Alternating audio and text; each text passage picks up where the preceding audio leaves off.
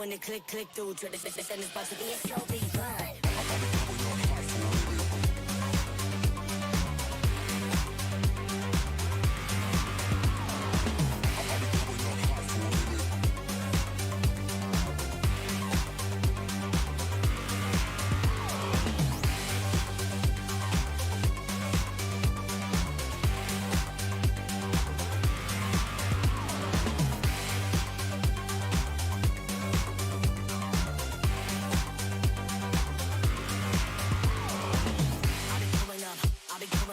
Everybody know the drop when I'm in it. Drop the top when I'm in it. Everybody drop when I'm in it. Yeah, I go so slow. Everybody know I'm on. You know when it click through. Try to send this to be a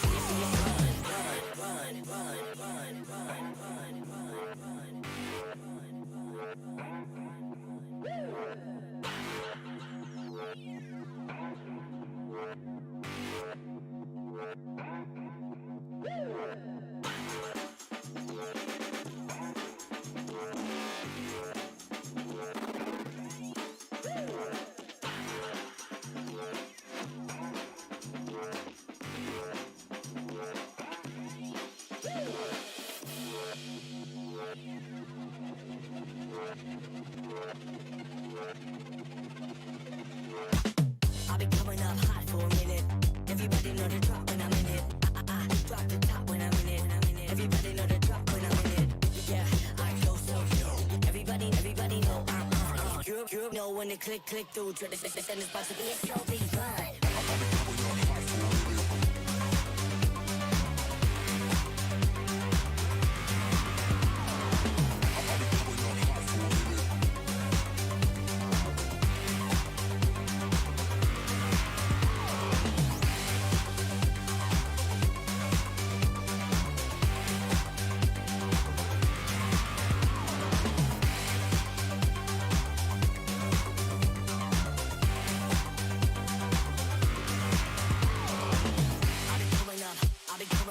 Everybody know the drop when I'm in it.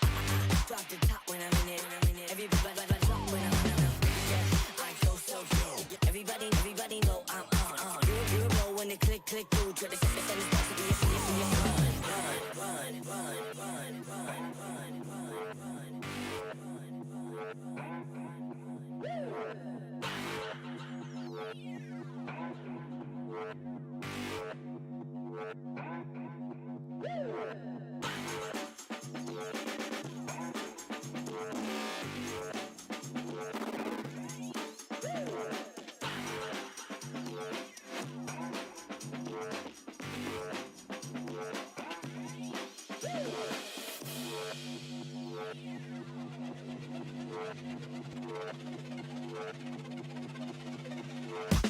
I'll be coming up hot for a minute. Everybody know the drop when I'm in it. I drop the top when I'm in it. Everybody know the drop when I'm in it. Yeah, I go so slow. Everybody know I'm on. You know when it click through. Try to send this about to be a slow beat run.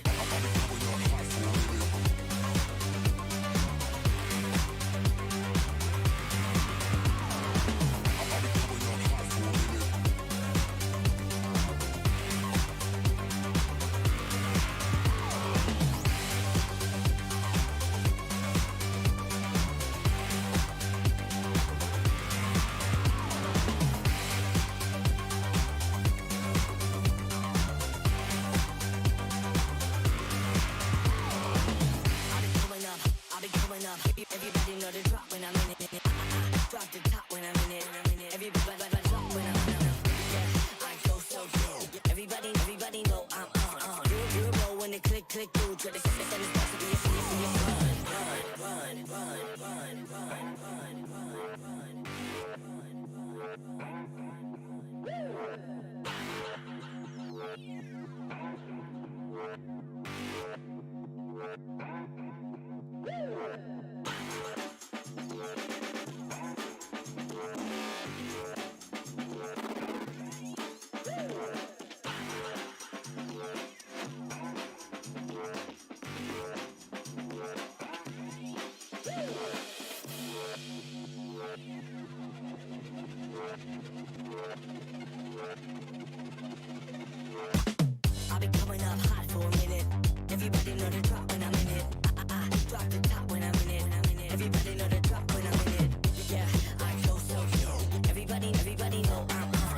You know when it click through, try to send it's about to be a slow beat run.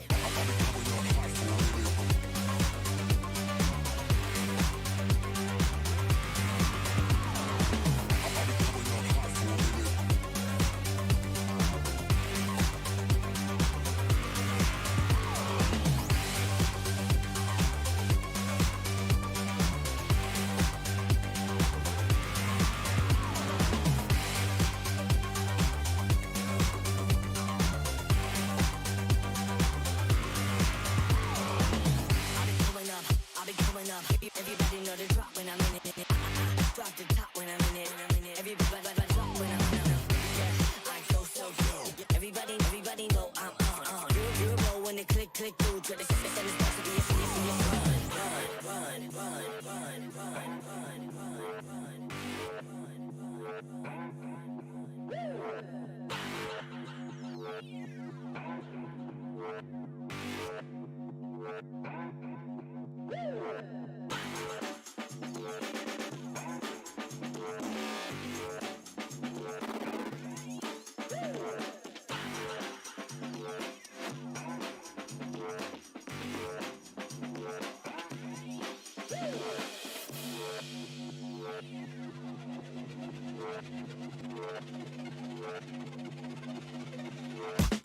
I've been coming up hot for a minute. Everybody know the drop when I'm in it. Drop the top when I'm in it. Everybody know the drop when I'm in it. Yeah, I go so good. Everybody know I'm on. You know when it click through. Try to send it's about to be a slow beat run.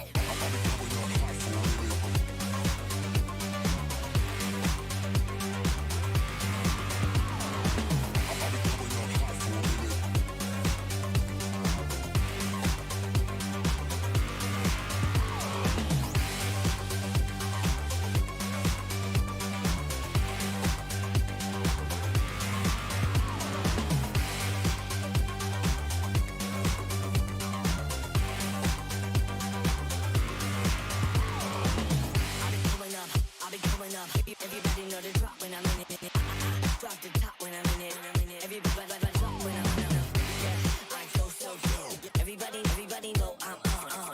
You know when it click through. Try to send it's about to be a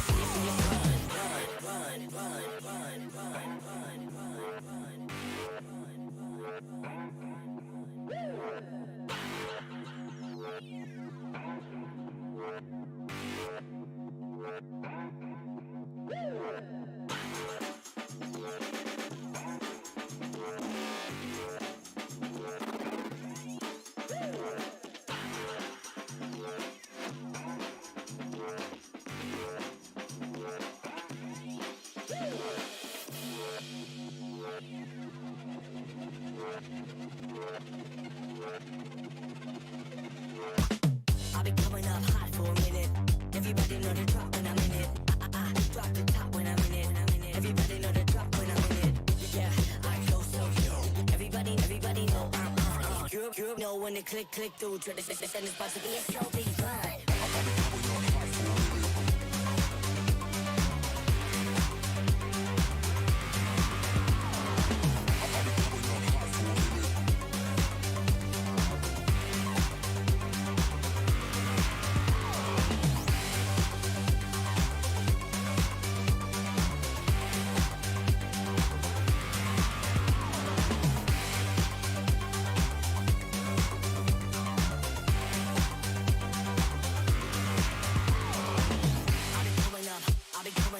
Everybody know the drop when I'm in it. Drop the top when I'm in it. Everybody drop when I'm in it.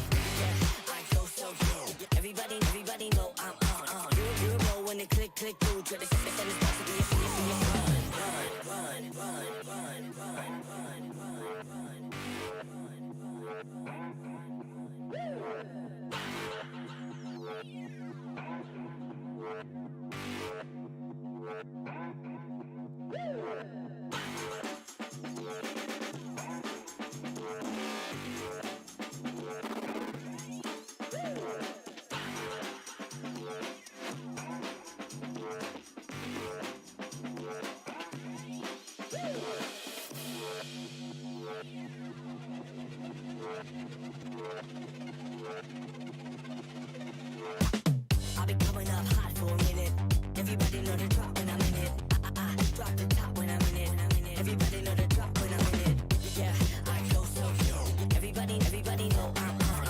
You know when it click through, try to send this box to be a so big fun.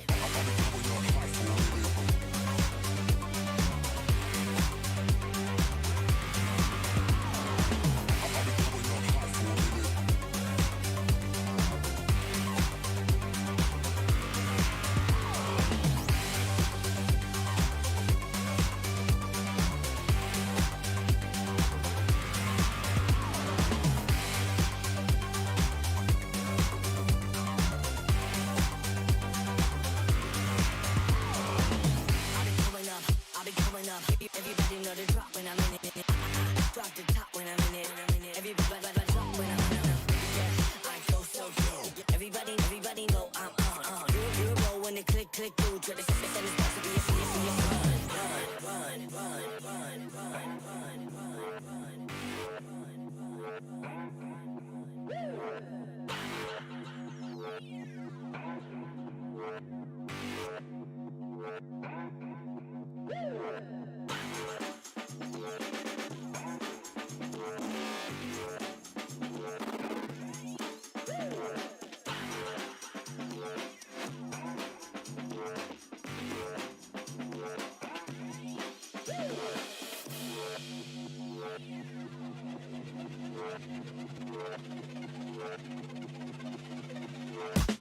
I'll be coming up hot for a minute. Everybody know the drop when I'm in it. Drop the top when I'm in it. Everybody know the drop when I'm in it. Yeah, I go so good. Everybody know I'm on. You know when it click through. Try to send this box to be a so big fun.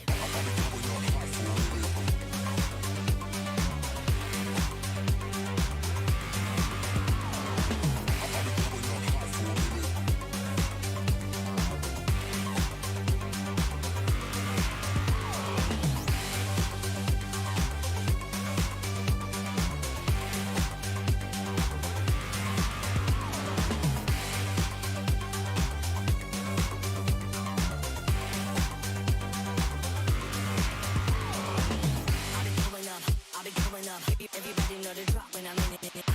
Drop the top when I'm in it. Everybody drop when I'm in it.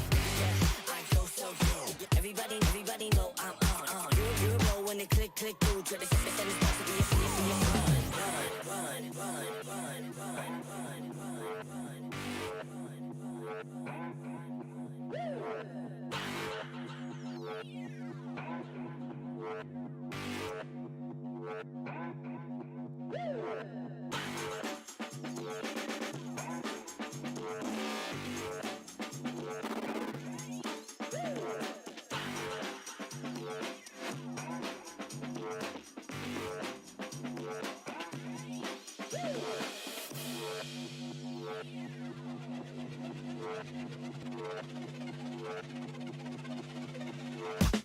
I'll be coming up hot for a minute.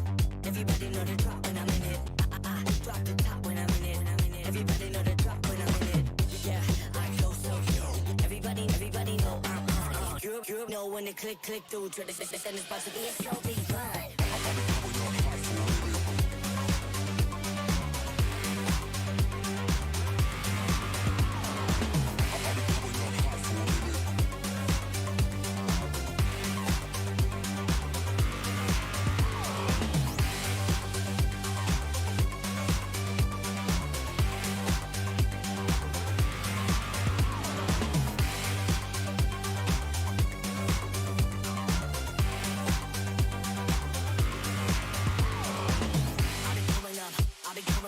Everybody know the drop when I'm in it. Drop the top when I'm in it. Everybody drop when I'm in it. Yeah, I go so good. Everybody know I'm on. You know when it click through. Try to send this box to be a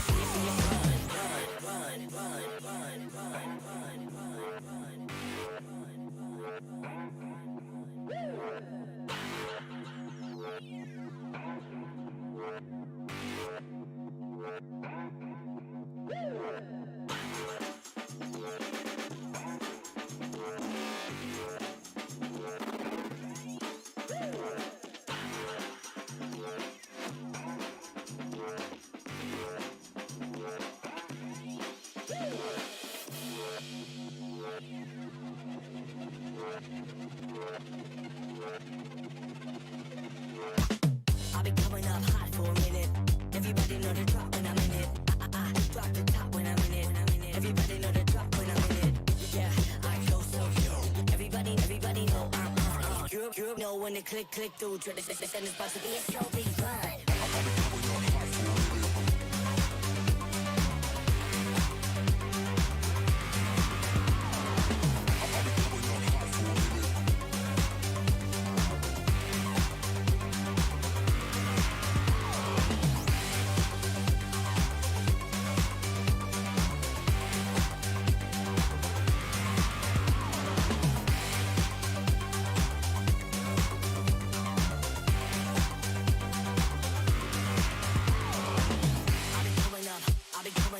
Everybody know the drop when I'm in it. Drop the top when I'm in it. Everybody drop when I'm in it. Yeah, I go so yo. Everybody know I'm on. You know when it click through. Tradition is about to be a serious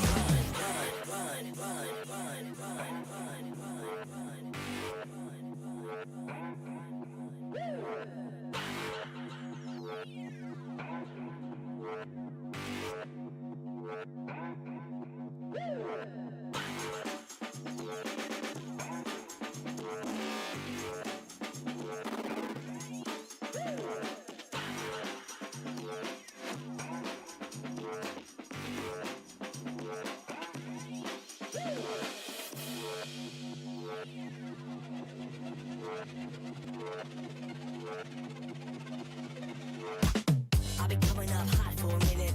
Everybody know the drop when I'm in it. I drop the top when I'm in it. Everybody know the drop when I'm in it. Yeah, I go so yo. Everybody know I'm on. You know when it click through. Tradition is about to be a show, be fun.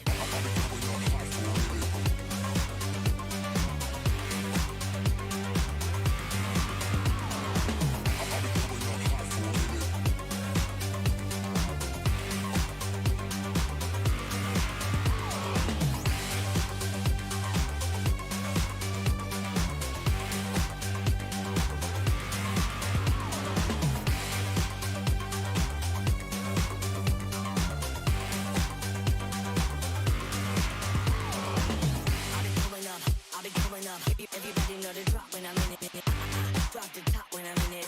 Everybody drop when I'm in it. Yeah, I go so yo. Everybody know I'm on. You know when it click through. Tradition is about to be a serious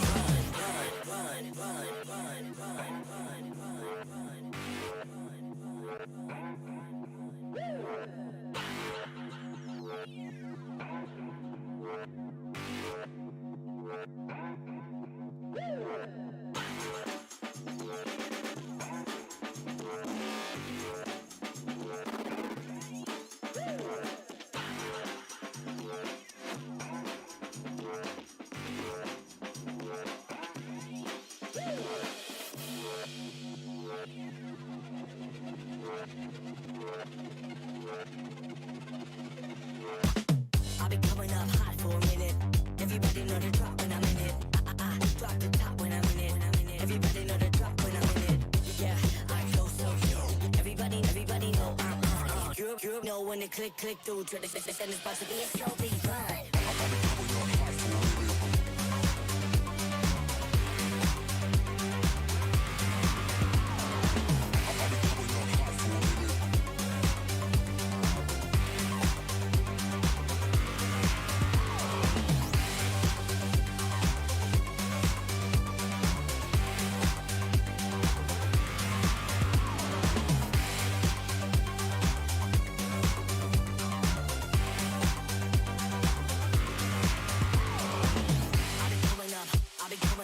Everybody know the drop when I'm in it.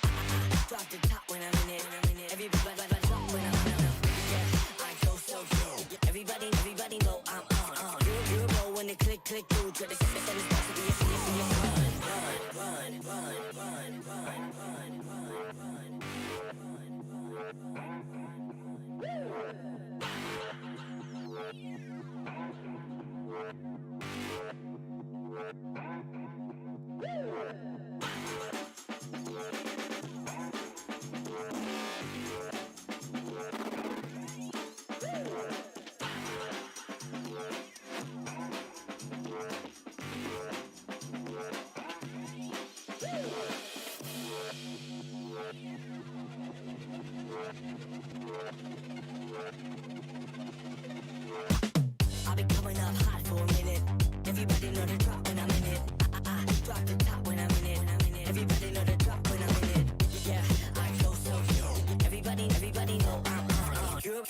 when it click through. Try to send this about to be a slow beat run.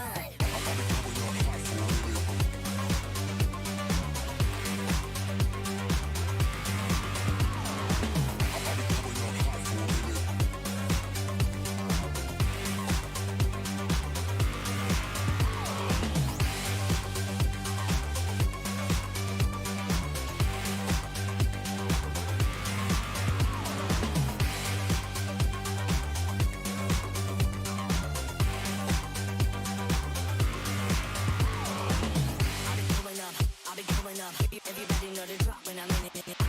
Drop the top when I'm in it. Everybody drop when I'm in it. Yeah, I go so good. Everybody know I'm on.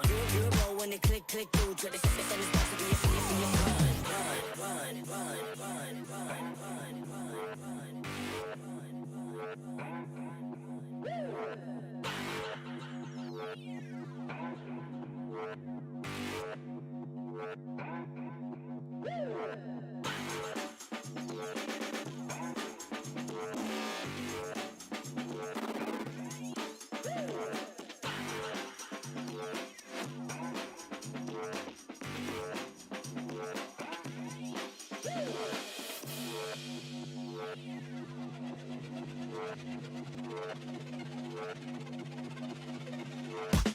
I've been coming up hot for a minute. Everybody know the drop when I'm in it. I drop the top when I'm in it. Everybody know the drop when I'm in it. Yeah, I go so good. Everybody know I'm on. You know when it click through. Try to send this about to be a slow beat run.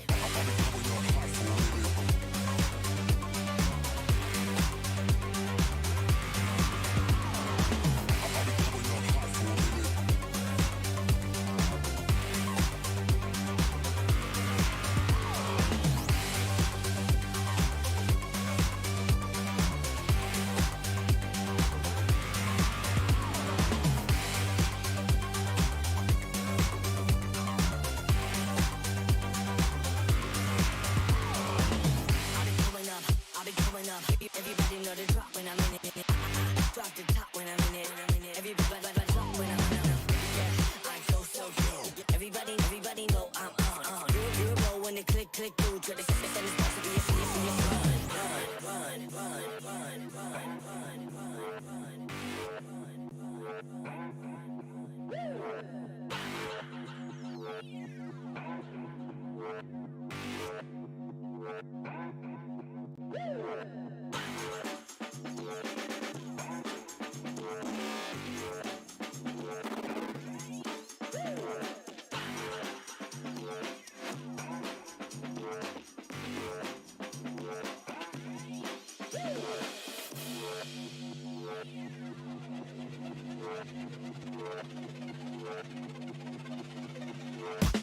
I've been coming up hot for a minute. Everybody know the drop when I'm in it. I drop the top when I'm in it. Everybody know the drop when I'm in it. Yeah, I go so good. Everybody know I'm on. You know when it click through. Try to send this about to be a slow beat run.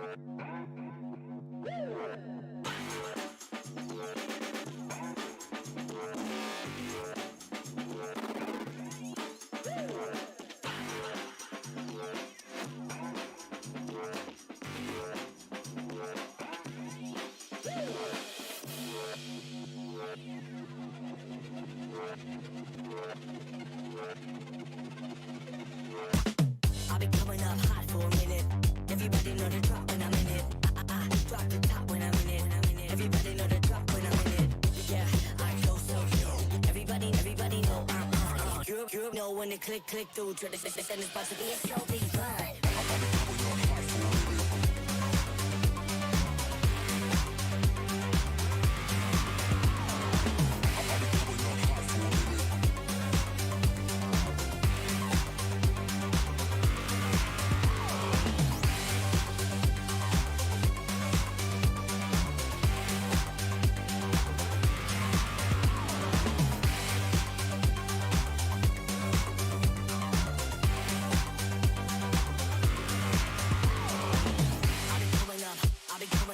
Everybody know the drop when I'm in it.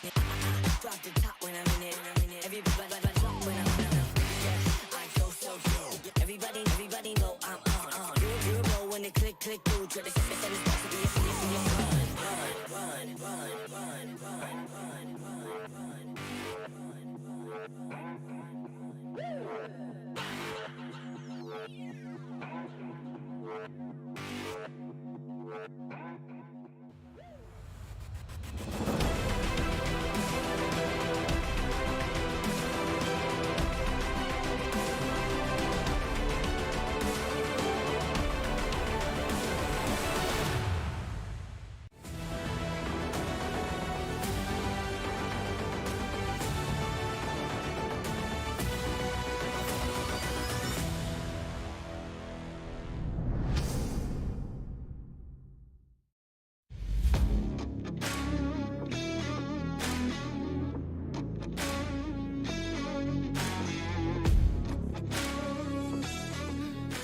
Top of the morning, ladies and gentlemen, and welcome to the Samsung Odyssey Cup Campus League Playoffs. I'm Leonard, also known as Yoli, and gives me great honor as an opportunity to introduce my fantastic co-partner today. As he'll be gracing us at the caster test, it's going to be Blue Scale. Blue Scale, buddy, how are you feeling this morning? I'm feeling ready for some Dota 2. I've been up for a few hours now. You know, it was quite an early start for me, but it doesn't matter. I'm here. I'm ready to see some Dota 2 coming on through. And in this Campus League tournament, it's going to be some funny games, or so I've been hearing. It's going to be a lot of just nuts plays happening. I can't wait, mate. I can't wait. I mean, it's fantastic, right? Because it is the Campus League, so there is basically we're literally casting the next generation of aces, like I say, from our respective region here, and this is the playoffs as well. So last 2 weeks, just to bring you up to speed here, Blue Sky and any of our viewers who actually just joined us here for day 2 of the playoffs, we actually have been going on for the past 2 weekends here, and during those weekends was pretty much the regional qualifiers, as we were finding the best talents in each of those specific regions. As we have our top 4 here, them being from the Philippines, Malaysia, Thailand, and Indonesia as well. So yesterday was day 1. We pretty much gone through the first round, the upper brackets, and somewhat concluded which team was currently in the lower bracket and in our upper bracket finals. But let's quickly go through the tournament format, shall we, Blue Scale? Yeah, well, I was just saying, you were mentioning on the open qualifiers, all from the different countries coming on through into this one, and it's nice to get a good mix coming in from the Southeast Asian region. You know, SEA has always been a region which has had a lot of easy plays and all sorts of wacky picks coming on into it, so it always leads to exciting games of Dota 2, especially when, like as you're mentioning, kind of unknown teams. These could be the rising stars coming out in Dota 2, so looking forward to what they're all going to be able to bring to the table here for sure. But yeah, they've gone through all of those qualifying stages to the part we are now, and obviously, is it only one team getting eliminated today? Because it's upper bracket and lower bracket, isn't it? So it's only one team dropping out. Yeah, it's pretty much the double elimination for our players, which is relatively different from our regional qualifiers or country finals, I guess you could say here, where we didn't have a double elimination format. It was just mainly you only got one chance and one chance only kind of situation. So at least, you know, that somewhat gives some reassurance to the teams who made it to the playoffs, some breathing room as well, or an additional lifeline, just in case if they couldn't really make it through all the way to the grand final spot. But regardless, this is going to be our total prize for the entire tournament, which of course has been fantastic by Samsung. The total prize was going to be 10,000 USD. Champion will be walking away with 4,500 USD. Second place is going to be 3,000 USD. Third place is 1,500 USD. And fourth place is 1,000 USD. So can you see how cool is this, Blue Scale? Is the fact that at least, even though yes, you may not be the team that will be securing the grand champion spot, but everyone will be able to walk away with something. You know, grocery funds is not so cheap nowadays, you know? Oh, 100%. Especially when there's probably a lot of people that might watch and they say, oh, what, 10,000 USD prize pool when you consider in like Dota 2, there's several 100,000. But for these teams, players that are obviously just coming out onto the scene now, this is a lot right now to play for. This is a big old stepping stone for themselves. And as you mentioned, you can buy a lot of groceries, mate. It's a lot of carrots you could get for $4,500. I'll tell you that, mate. You have a whole entire little garden. Oh man, I'm not a carrot person. I'm more of a potato kind of guy, or bread. But you know what? That's fine. This is gonna be our top 4 teams currently in the playoffs here. We have Victory Pals from Indonesia, Rage Havens from the Philippines, Team Tsunami from Thailand, and Team Shutter from Malaysia. So far, just to update you as well, Blue Scale. Currently, we have both Victory Pals and Rage Haven currently sitting in the upper bracket finals. As we're going to be covering for one of our broadcasts today. Actually, it's going to be our last broadcast for our upper bracket finals. As we start things off with one of the lower bracket side, which is going to be a battle between Team Shutter from Malaysia versus Tsunami from Thailand. And I can't stress this enough, where I just don't like the idea where there's going to be winners and losers. But it's the nature of the competition, right? Like someone has to go and someone has to be crowned champion, Yeah, in order for someone to be at the top, you have to have people at the bottom. It's it's the sad reality of competitive gaming in general. But hey, it's why we all love it right now. And also we can see on the brackets, obviously the winner of Victory Pals and Regis Havens will secure themselves in the grand finals to at least guarantee $3,000 for second place. Meanwhile, as you're mentioning, Shutter versus Tsunami coming up first will be the elimination game. We'll see which one of these teams is going to come out last place, just get the $1,000, and who can hopefully keep the dream alive and maybe get the second spot in the grand finals. This is actually going to be a very interesting one. I'm particularly very curious to see the matchup that we'll be having towards the end of the day between Victory Pals and Rage Haven, mainly because of the fact that as any of the viewers and fans have seen in the past few weekends, Rage Haven has been utilizing a very aggressive kind of composition as well. Like really fast paced. They love to end the game as fast as possible. Pretty sure they're prepared for the long run, but if they can end it pretty fast, they'll actually try to opt to go for it. Victory Pals is someone in the similar category, as usually all of their drafting mainly derives around like winning those lanes, really getting those lane dominated composition to try to dominate the lane. And then, of course, our respective 2 teams, Tsunami and Shutter, those are the 2 competitions where it's a completely opposite or contrasting Rage Havens and even Victory Pals plays. I would love to play for the long game, love to go for that mid to late game transitioning. It's completely trusting. I guess it's that kind of, that traditional rivalry between which composition is better, the fast-paced one, the late or the long game one. But recent patches dictates how the quality of life, how the playstyle has been going. I remember at one point in the patch, it was like long games was like the way to go instead of shorter games. But we've been bouncing back and forth, Yeah, I mean, in the grand scheme of things, 7.36 is still relatively new. Like, it's been out for just about over a month now, I think. So, there's still a few little ins and outs teams can potentially figure out and determine whether if, long play style or faster does end up working out better. I myself always prefer fast games purely because I don't want to sit around for like half hour waiting for the action to start. Like, get in there, start killing people, get the win as fast as possible, just cause chaos and mayhem straight away. Because that's what we all want to watch in Dota 2, There's only so long you can watch a carry hit neutral creeps for like 50 minutes and like, all right, come on. You've got enough items, mate. Go win the game now. I totally agree. I am so on board with you with that. I remember I had a class 1 game. We went the full distance. We had like a 69 or 70 minutes games, and I was like solo casting for that one as well last weekend. I was just like, dude, this is. I mean, don't get me wrong. There's action. It's action packed. It's chaos all across the board, and you know how crazy it gets when it gets to the super late game where even losing one teammate can somewhat determine how the game is going to be like. It's pretty much like game ending or game changing. But it's like you said, long games is it is long. It's taxing. It's insane. Yeah, I like long games where both teams are super even and they're willing to fight. there's nothing worse than watching two teams which are like absolutely insanely farmed, but they're too afraid to fight each other. So it's literally like half an hour of people running around in circles hoping someone makes a mistake. But we shouldn't get any of that today. You know, it should just be people running at each other, looking for kills, looking for action, hopefully trying to get those wins and push themselves forwards in the lower bracket. It kind of brings you back to like the old days, right? Where you have an anti-mage in your team and everyone just says, "Okay, great, we're gonna be having that 40 to 50 minutes game of no anti-mage showing up. Always gonna be that constant 5v4."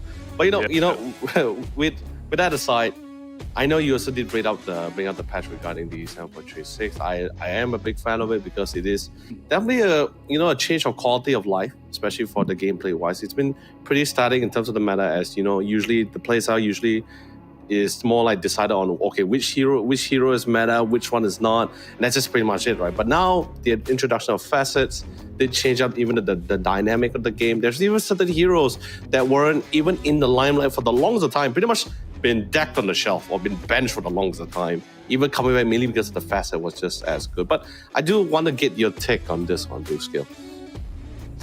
I think it's a very, very interesting change. I feel like it's a very bold change as well to go for, because it does change the dynamic of Dota 2 massively, in my opinion. So it was a big risk going for this update, but I think it's worked. It adds a lot of layers to the game. Each hero can be taken in completely different directions, just which facet you can go for. There are so many different avenues of approach right now. It's pretty crazy. It makes obviously our job a lot harder as well, as casters, being like, right, so what are they actually going to do right now? They're probably going to do this. Oh wait, no, never mind, they're doing something else entirely. So it keeps us guessing, but I think it's absolutely great. I love It's just sort of changes you need to make to keep the game fresh, keep it interesting, hopefully bring in new people into the scene as well, because there's nothing worse than a game which doesn't change for like 10 years and then people are like, okay, this game's boring, they'll go somewhere else. But, Ice Frog, he's keeping it fresh, keeping it current. I like it. Yeah, but the timing of the release couldn't be worse for our casters back in Dream League. I remember, was it season 23 where they dropped this patch during like the day 4 of the competition, and everyone was just like, great, new things, great, not sure what's happening. I remember Purge, he also made a comment saying like, I did not sleep. I just spent 16 hours just reading the whole thing, just trying to figure out what's happening. And sure, it's fun for the viewers. It's definitely fun for the viewers, but never fun for the casters or the players. Man. We just look at it, we're like, wow, this is a bomb you just dropped on us. Great. But that's the whole point of esports, isn't it? It's making the game for the people to watch. Valve doesn't give a crap about the actual players. They don't give a crap about the talent. They just want to let the viewers go, wow, this is insane. This is crazy. No one knows what's going on. I absolutely love it. So, I think it was a wise choice. And I kind of feel like, I was going to say, maybe they felt like they had to release it early because maybe they need to give teams time to prepare before TI, before the qualifiers. So maybe that's what they were thinking. Just... sacrifice Dream League, have this tournament where it's like, okay, whatever, but hey, at least everyone's gonna know what's happening for TI. Yeah, that's true. But I think even then, man, even right now we have the Road to International for the country qualifiers are happening at the same time with this as well. But although yes, I do agree with the fact that you actually pointed out where it's still relatively new. Even though we're 3 weeks into the patch, we had that recent 7.36B from last Thursday as well. But I do agree with that we're still pretty fresh because there are still certain facets where teams are still trying to get a rough idea on. Yes, there are certain heroes facet where it's a little bit more definite, right? It's like, for example, I guess you could say the Dark Willow facet, right? The Shadow Realm was cool, but the Bramble one is definitely more the obvious choice, the kind of situation. But there are times where we would get certain heroes facet where like, hey, this both facet is actually pretty viable, right? And we're still, some of the players are still trying to make things work. Even the Shadow Demon, initially people were using the Emulate facet before they switched to the Shadow Servant one, but it's still bouncing back and forth. And I love the fact that we're still learning as we go. Sure, the meta still is determining on which of the composition is being played, but we're still seeing certain heroes coming back into the scene. Tinker, for example, with his new inability alongside with his facet as well. Tinker, we haven't seen Tinker for like God knows how long in the scene, right? That kind of thing. So when he started coming back in the China scene, it's like everyone's like, wow, I don't know how this is gonna work. But when with the itemization pops up, everyone's like, okay, wait, this guy can't be stopped. Oh my god. Yeah, it's pretty nuts. I feel like he's in probably 3 out of 4 of my pubs as well. Like, there's always a damn tinker. If it's not banned, someone's picking it. It's just absolutely everywhere right now, and it is very strong. As long as it ends, it can be a very, very incredible hero. It's so annoying, dude. Yeah, annoying is obviously the way I go, sort of classic tinker of, oh look, there's a load of fucking robots in my lane. Okay, right? That's all right, whatever. Dude, honestly, I'm like, it's, you know, for memories, right? For down memory lane, it's great to see the March of the Machine back. But at the same time, you're reminded of how annoying it is, you know, the kind of thing where you have just 3 massive waves just in the middle of your fights, and you'd be like, and this is before the Sand King nerf as well. So with the epicenter, and it's a Sand Rush as well. So you got multiple stuns, you got March of the Machines. You'd be like, yeah, you know, I don't like my pub games anymore. This is not fun. This is not fun for me. Not at all. I bet, like, as soon as that patch was released, though, all the Tinker players were like, oh my god, I can play this hero. They probably, it was like a mini Christmas. They were just all picking it without a doubt.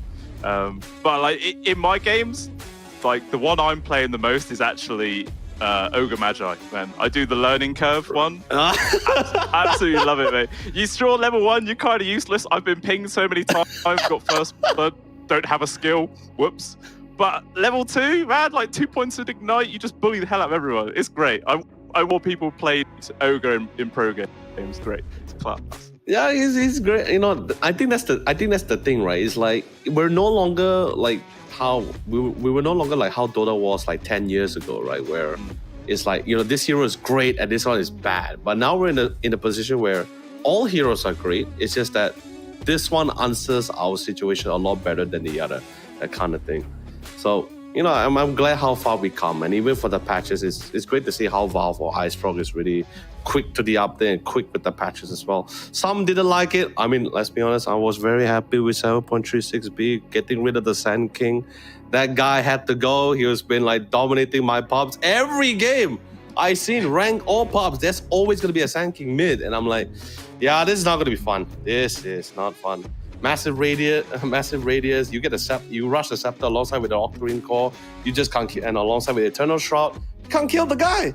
And speaking of Eternal Shroud, that item is constantly getting nerfed, and it's still just so good. Yeah, there's only so many ways you can change it before it has to be a new item entirely, and in which case it's like, all right, maybe people will stop buying it, but until then, it's still very, very strong.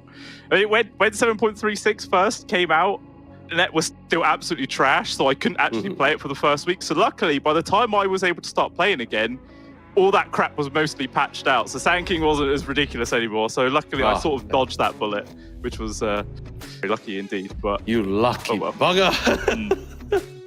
Very. I was having a big fun of it. But anyway, ladies and gentlemen, thank you for taking your time, and of course, hope you guys are enjoying the shenanigans and maybe going through the patches as well. But let's quickly bring up a quick video of yesterday.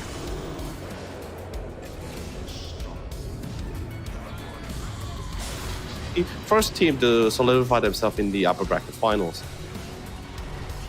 Yeah, see the action happen. I liked as well the fact that was 40 minutes in and there was only a 4K difference. Meant it was very even, quite close for the majority of it, which is what we always love to see. Until, of course, obviously, people just start bum rushing into the base, and then it's just chaos. Yeah.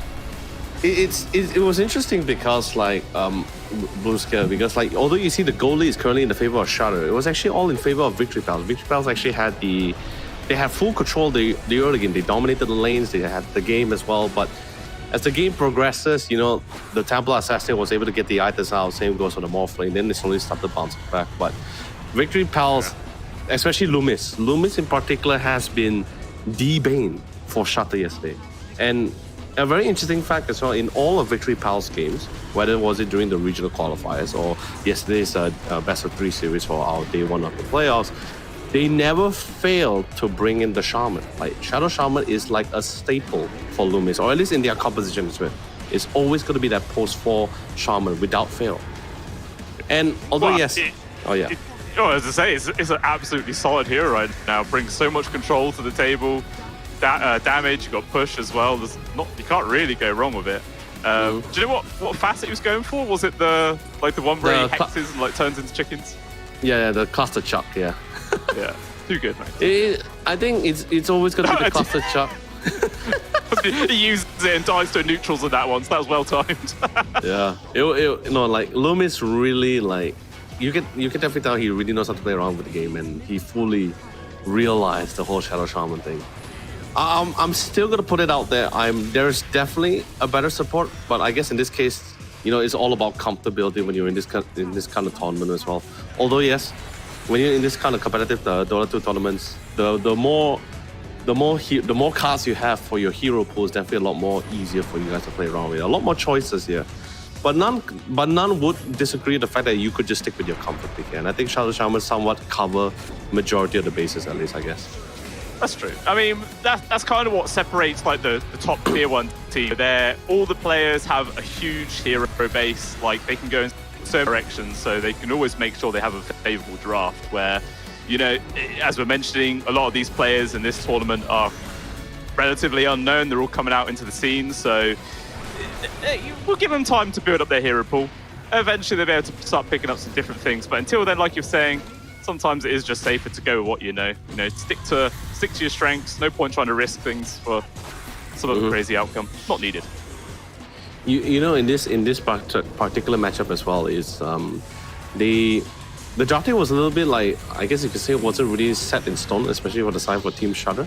Which Repels, of course, was definitely a little bit more obvious. You really can somewhat figure out their supports, their mid laners.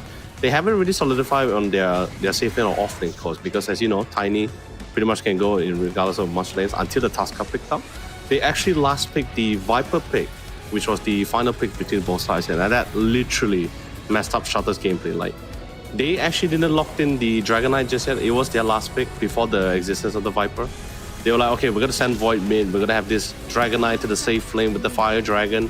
But when they brought in the Viper, they instantly swapped roles. So Void went to the safe lane, the DK went to the mid lane, and yeah, the Void did not have a good lane against the Viper. I think anyone would not have a good lane against the Viper. It's pretty much like a dumpster hero, right? Yeah, there's very, very few heroes which can have a fun time against Viper. Maybe like, I don't know, something, perhaps like a sniper, and you just max your attack's range and you just stay a mile away from him. There you go, that's how you have a fun time against Viper. Apart from that, it's always going to be kind of a cancerous one to come up against. So we'll see if he does appear.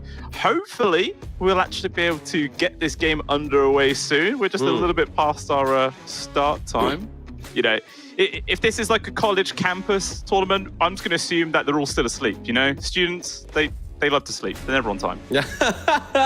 Who doesn't love to sleep? But of course, ladies and gentlemen, it is not time to sleep because we're finally here. Can't wait to get through this with you, Blue Scale, for our first stage of the drafting. All right. I already see all the bans coming out. Of course, Witch Doctor has to be removed. God damn, I hate that hero in my games. Just banning people. Get rid of him. He's so stupid. He just runs at you with his goddamn voodoo heal on. You're taking bajillion damage. He's healing at the same time. And you be right-clicked. There's nothing you can do. So dumb.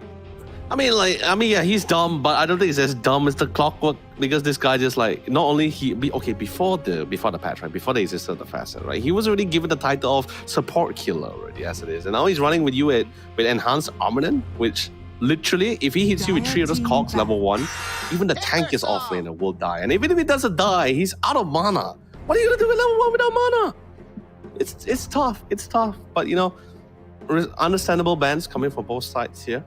Especially for Shudder, I think they pretty much get a really good glimpse of an idea, but a very strong opening with the Timber Saw here. Still quite flexible, you could go off lane and mid lane with it as well. But is it too early of a lock-in though? That's my concern for this one. I mean, maybe it's kind of depends what Tsunami's hero pool is to try and counter out the Timber Saw, whether if they're used to just, a lot of burst magic damage to just try and get rid of him as fast as possible, or maybe control it somehow. But if it's, again, as you mentioned, a comfort pick for Shutter, then 10 seconds remaining. Maybe it's fine, because like, if they're just saying, I want to play Timber Saw this game no matter what, fine, okay, just grab it at first pick. He might be sacrificed, but hey, at least he's got his hero. He can suffer in happiness. That's true. But I guess it also sends somewhat of a statement, right? It's in the sense like, hey, you just can't simply pick too many strength heroes against the Timber Saw. Tiny doesn't really have the fairest time against the Timber in the lane or in the game itself. There's also the problem of Centaur also is not a big fan of Timbersaw, so maybe we might not even see the Centaur coming in from Tsunami, or does it even need Shadow to ban out the Centaur? I mean, it does depends on how the game is being tackled out, but final ban for the side of Tsunami will be the elusive heroes. Storm Spirit has been one of the few most picked as well in the scene. Yeah, always been a great hit. You can't really go wrong with Storm. Back in my mid-playing days, which was quite a few years ago. That's like how many years ago, friend? 6 years ago. Dang, okay. I mean that's when I was last consistently mid, and then like I realized, hang about, I don't have time to be good at mid anymore, and then I swapped to support. I like being support now. It's fun. It's easy. All right, good. Cool ban of the Doom. Like, I don't think anyone likes the Doom, especially particularly like Timber Source as well. Like, you just lose your regen, you're pretty much muted as well. Yeah, no one likes the Doom. It's a safe ban. It's a great offlaner as well. This does also open up for certain heroes to really come back into the scene. We haven't been seeing a lot of faces for it for good reason, but his Chronosphere is still one of the best game-ending ultimates as well. I don't think you have any counter to the Chronosphere, especially if you last picked it, the kind of situation. But I'm sure there's Winter Wyvern and everything, but yeah. Dire team pick. It's always solid. I mean, I'm very glad that in all of my pub games, all the Faceless Voids haven't taken the stupid talent where it's like the square, which just slows the time down. field. the time field, like what ability that is. It just seems like such a waste. Like, why would you ruin this amazing ultimate with this dumb, slowy, speedy square? I get it, right? Like there is some cool application to it, but I think maybe just to answer for like, currently in this tournament scenario, or maybe not just in this tournament or in any tournament scenario, I guess it just doesn't fit the bill. Like it's cool, but I don't think it's a replacement to Chronosphere. I think Chronosphere is still the better one. 10 seconds Maybe the remaining. play is you need Void, you need Lifestealer, and you need 5 Batrider. seconds remaining. So you chuck down the time field, you open wound someone, and you flame and lasso, and you run around in circles super quick, and hopefully the person just dies. Maybe that is the whole play. Which I think is something that Shutter can also have an option to ban on the Batrider, just in case it could be the mid timber. Because I've seen the mid timber go up against a mid bat, right? And that mid bat totally dumpstered the Timso. Completely destroyed him. It was insane. I mean, with the new current Batrider as well, he's not only just viable for post-war, he can even, we've been seeing a lot more core bats. I also saw recently for the off-lane bat. I mean, it's like how people would say like, hey, you could have a range off-lane like Viper is still viable, and people are still trying to make the off-lane back. Well, like the theory is there, but the practicality, so far we haven't seen much success or anyone attempting to make it a success. Yeah, I mean, I feel like before 7.36 came out, Batrider was in a really bad place. Like, hardly anyone was picking him. His win rate was pretty damn atrocious as well. But yeah, I think since patch, he's a little bit better, but maybe some people are just a little bit apprehensive to still pick him up quite frequently. But yeah, we'll see if maybe Shutter go down that route. Instead, they do decide to grow up the Earth Spirit. Remaining. Great for finding the Pugner in the backlines, maybe even the Dark Willow as well. So I like it. It's a good hunting hero. Actually, I would love if Shadow actually goes in for the Shadow Demon right now, because not only do you have good saves, but the Demonic Purge actually is great for purging out the Decrepit Fire as well. So no additional saves coming in as well. It's always something great to have. And the Disruption, of course, great for setting up for big fights too. Yeah, for sure. See which way they're going to go. Dire team pick. Which Tusk passage do you think it would be? Do you think it'd be like the normal tag team or like the pairing one? Drinking Buddies, I think it's called, isn't it? Yeah. Yeah. Maybe it would depend what their off lane is going to be. Who knows? I weird think it sort of has to change. be the tag team one. I think the 10 tag team one's seconds remaining. the tag team one's a little bit better. I feel that one. You can actually get a lot of 5 kill potential out of that seconds lane remaining. for it. Yeah, for sure. But Techies was the choice there for sure. Always a solid pickup if you just need a bit of long range damage as well. Can't get wrong, really. Dire team ban. Does that mean this is going to be Timbersaw off lane, Earth Spirit mid? Yep. Or do you think it could still be other way around? I think there's a possibility of swapping between the round. I mean, this is the state of Dota right now, right? Like, there's a lot of flexibilities between the roles for certain heroes at the moment as well. Life Stealer against the Timber Saw. 10 seconds remaining.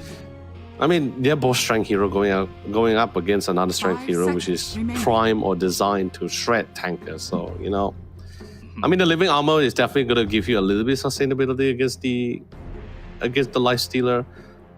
But I also believe, no, Radiant this is team going to be back. the post for Dark Widow, right? It can't be the post. It can't be the post, right? Because we have the partner now. Yeah. Well, yeah, what's so it like? I assume- Maybe I could be wrong. Like, what's it like for having the partner as opposed for the roaming post for here? I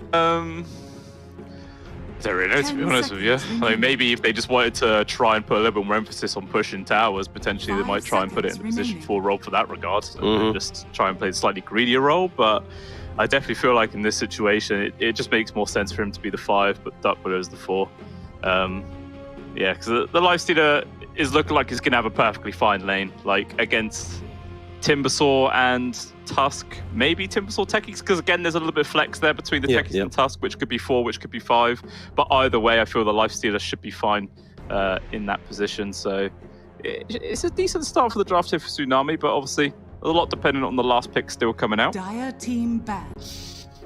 Coming to the base. Okay, you know, I get it, right? Because like even from the side from Tsunami's own lineup, right? There's no one that's like a really decent initiator. Don't get me wrong, Tiny with the Blink Dagger is great, but it will take him a while to get the Blink Dagger out. Like even the most, like I've seen the fastest Blink Dagger for Tiny is like 10 to 10 11 minutes game, but that's if remaining. he's having a good game, right? But Yeah. if you're not 5 playing off with that seconds kind of remaining. assumption, then most likely it will take. Well, you do need a little bit more.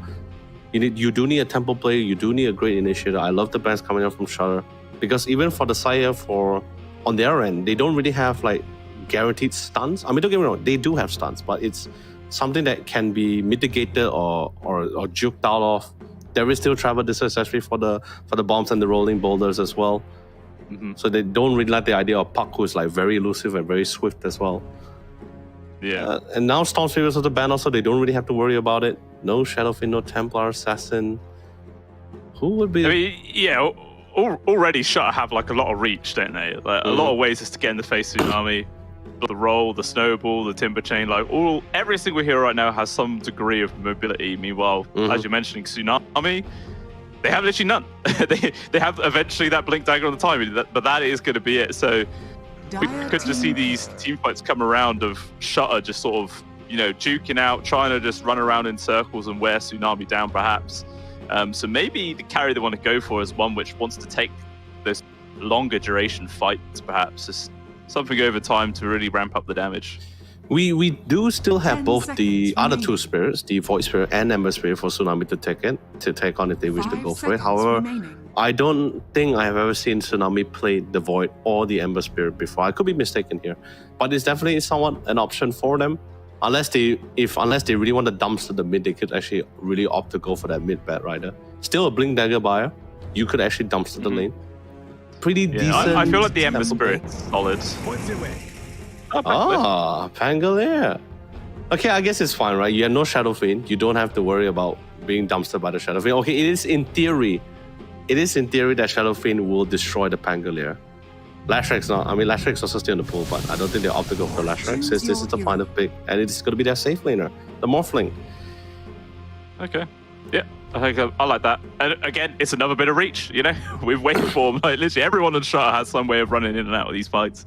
I think it's gonna be kind of hard for Tsunami to lock them down. Yeah. Unless of course the Pangolier just gets in an absolutely phenomenal positioning with the roll and the thunder, it could just chain stun people to the ends of the earth. But apart from that, maybe they might suffer in the actual controlling front here. We'll see if maybe their laning phase just goes well enough. They're able to get a nice dominating lead and then just snowball off that. But I don't know. Lineups, I'm liking Shutters here. Yep. And also great to see, especially Barry is their mid laner as well. So this is definitely going to be Yu Heng who is their off lane. It's going to be a Timsaw off lane. I'm actually pretty happy to see the return of the Pangolier, especially because we haven't seen a lot of Pangolier and his laning phase wasn't really the best. But with the new facet double jump, it actually allows him to be a better laner. And like I said, they do need a tempo player. He is a great tempo player. The timing, maybe of course, ideally, like if you're looking at traditional Pangolier, you would love to have the diffuser blade before you start really roaming around or at least trying to go for the assist. But hey, even without it, you're pretty out there. You got really good CC setups in most of the lanes, like Avalanche with the Brambles as well, in both the top lane and the bottom lane. So you got really good setups before you really initiate it. So maybe the diffuser blade timing may not be necessary for him. He can actually just really initiate the fight. You can actually get some really good pickups from it.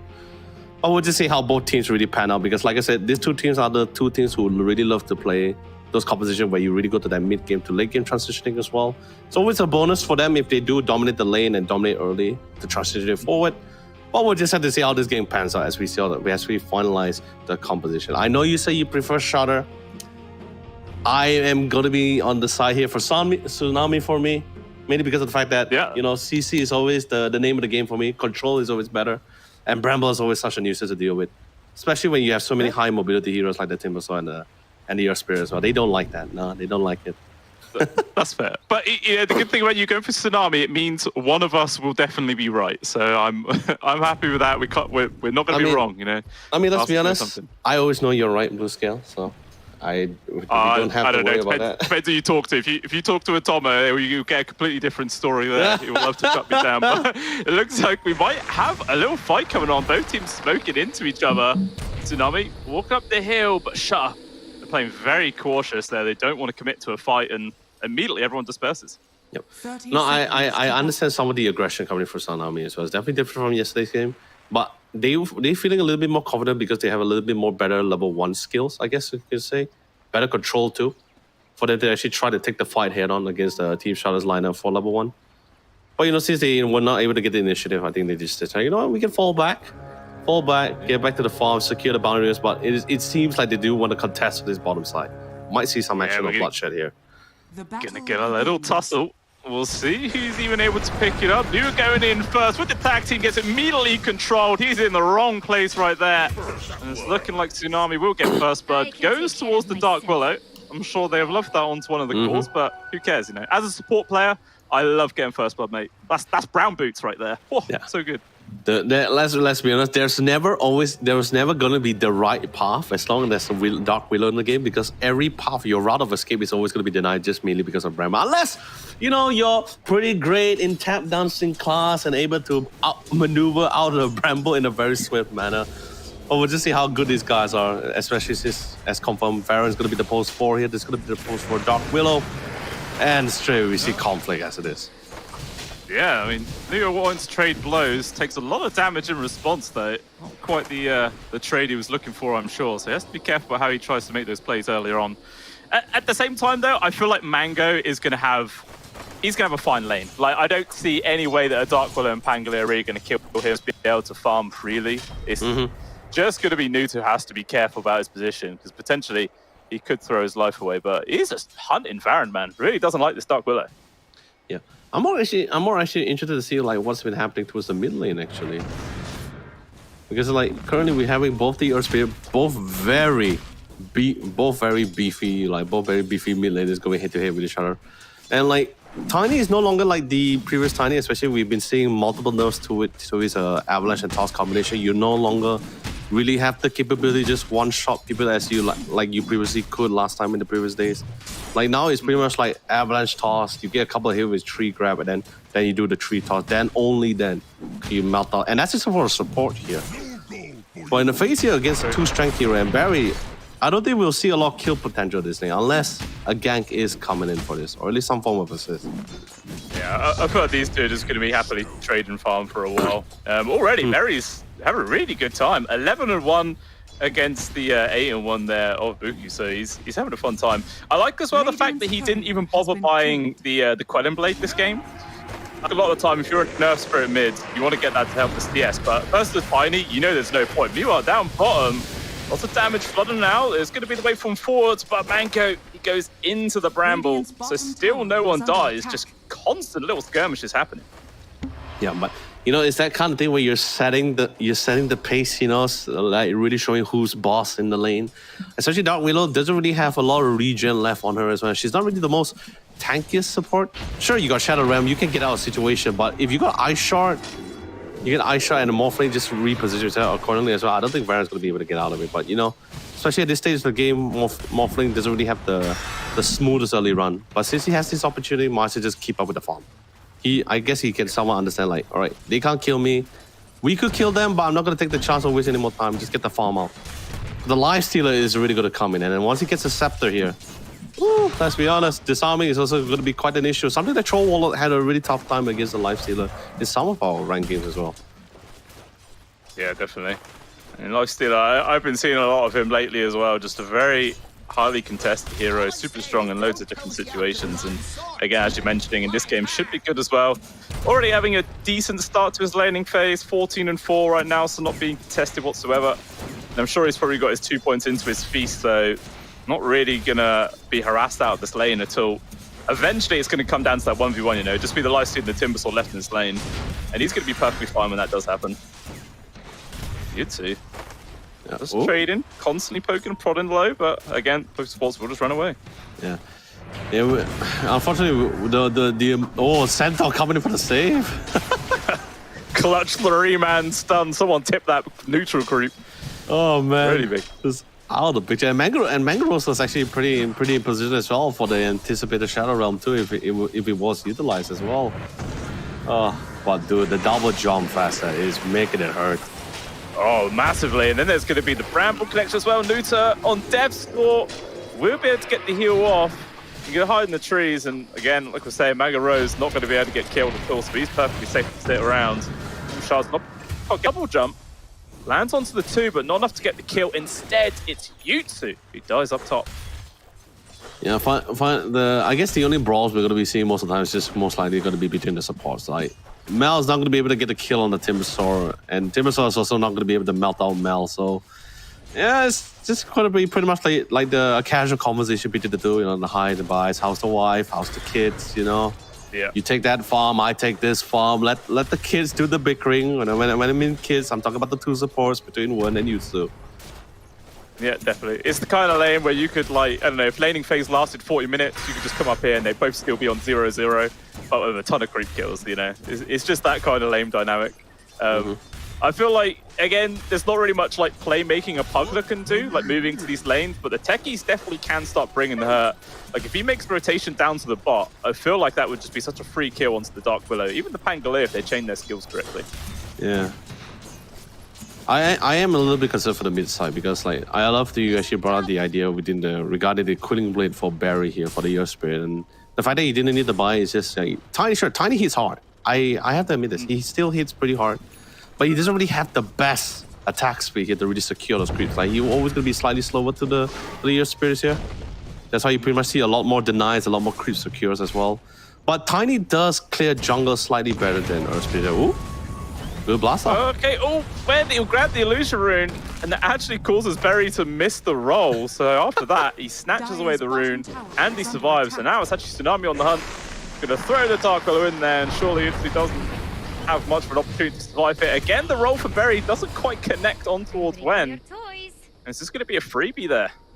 Yeah, this is my concern. Sure, they can definitely close the distance. There's a lot of abilities for them to really close the gap between them and their opposing targets here, but they don't really have like really good control unless it's connected though, like this one. This is perfect. Yeah, that's a big kill to find as well. Making sure Mangaros does secure it. At the same time, Hank will survive. No problem at all. But yeah, these are the sort of plays that Shah need to make. Just pick up 3 kills onto the offlane, make more space for the Morphling, and they're going to try and steal the 7-minute with the rune. Buku's here though. Good push. Should be able to secure this with an avalanche. Actually, it must have been on cooldown, but even still, he able just to right-click, pick it up, and actually, is getting very low. There will be the avalanche to secure the kill, and now Berry going to try and run away. There is a Pangolier just TP'd in, wants to cut off any sort of roll exits. He's holding the skill. He's trying to find an angle, but he just can't make it. And that surely will secure him. Oh, but the kickback actually mid-air pushes him. And Berry must be close to the roll being off cooldown. Just any second now and he can survive. He's out. Middle tower is under attack. I can't believe this. I mean, it was, let's be honest, it was so well done coming from Tsunami, just really body blocking at every angles of exits as well with the rolling boulder, trying to anticipate the output here. It's unfortunate that in the end, in between the battle of attrition here, especially in terms of mana usage, the Earth Spirit has a little bit more mana capacity compared to the Tiny. I believe if Tiny had a little bit more mana to get that avalanche off, I think we might have seen probably a dead Berry. Yeah, but then top side, Yeah, that is unfortunate. Radiant's Yeah, and middle tower I don't get me is wrong. under I did attack. miss. Oh, that hurts even more. You need that mana. You just don't have it. Ah, it's so sad. Only one bounty rune. Damn those supports picking up the bounty runes. Buku's cursed him, mate. You will love that. Oh well. Oh man, it's tough. And it's a little bit scary, especially with the Dark Widow being the boss. So you have so much control, so much potential. Just, do you have enough mana? Okay, just enough for the toss damage. Yeah, no, with the tree toss, doesn't matter. Baron still gets the kill before Buku can secure himself. But they get the kill and the D-ward to boot. So a nice little cash injection. Still pretty even though. 1k gold advantage right now for Tsunami. Very on the hunt. Spots a couple of stacks, but they look like they want to try and find some more kills to bump up Mango Rose's farm even more. But it's not so simple as well. Like as much aggression that Shutter plans to do with the liner that they have, they do need to ensure that like at least a lot of this engagement actually is going to be aligning. Like so far, it's going to be neuter. There's going to be someone going to be able to get that guaranteed stun with the snowball if he's within range, and the ice shot is definitely helpful for to deny routes of escape. But the rolling boulder, he's so dependent on at least getting that ice shot setups at least. Yeah, unless he could really predict the route. Oh, okay. What happened there? You just solo dies to the lifestealer up top.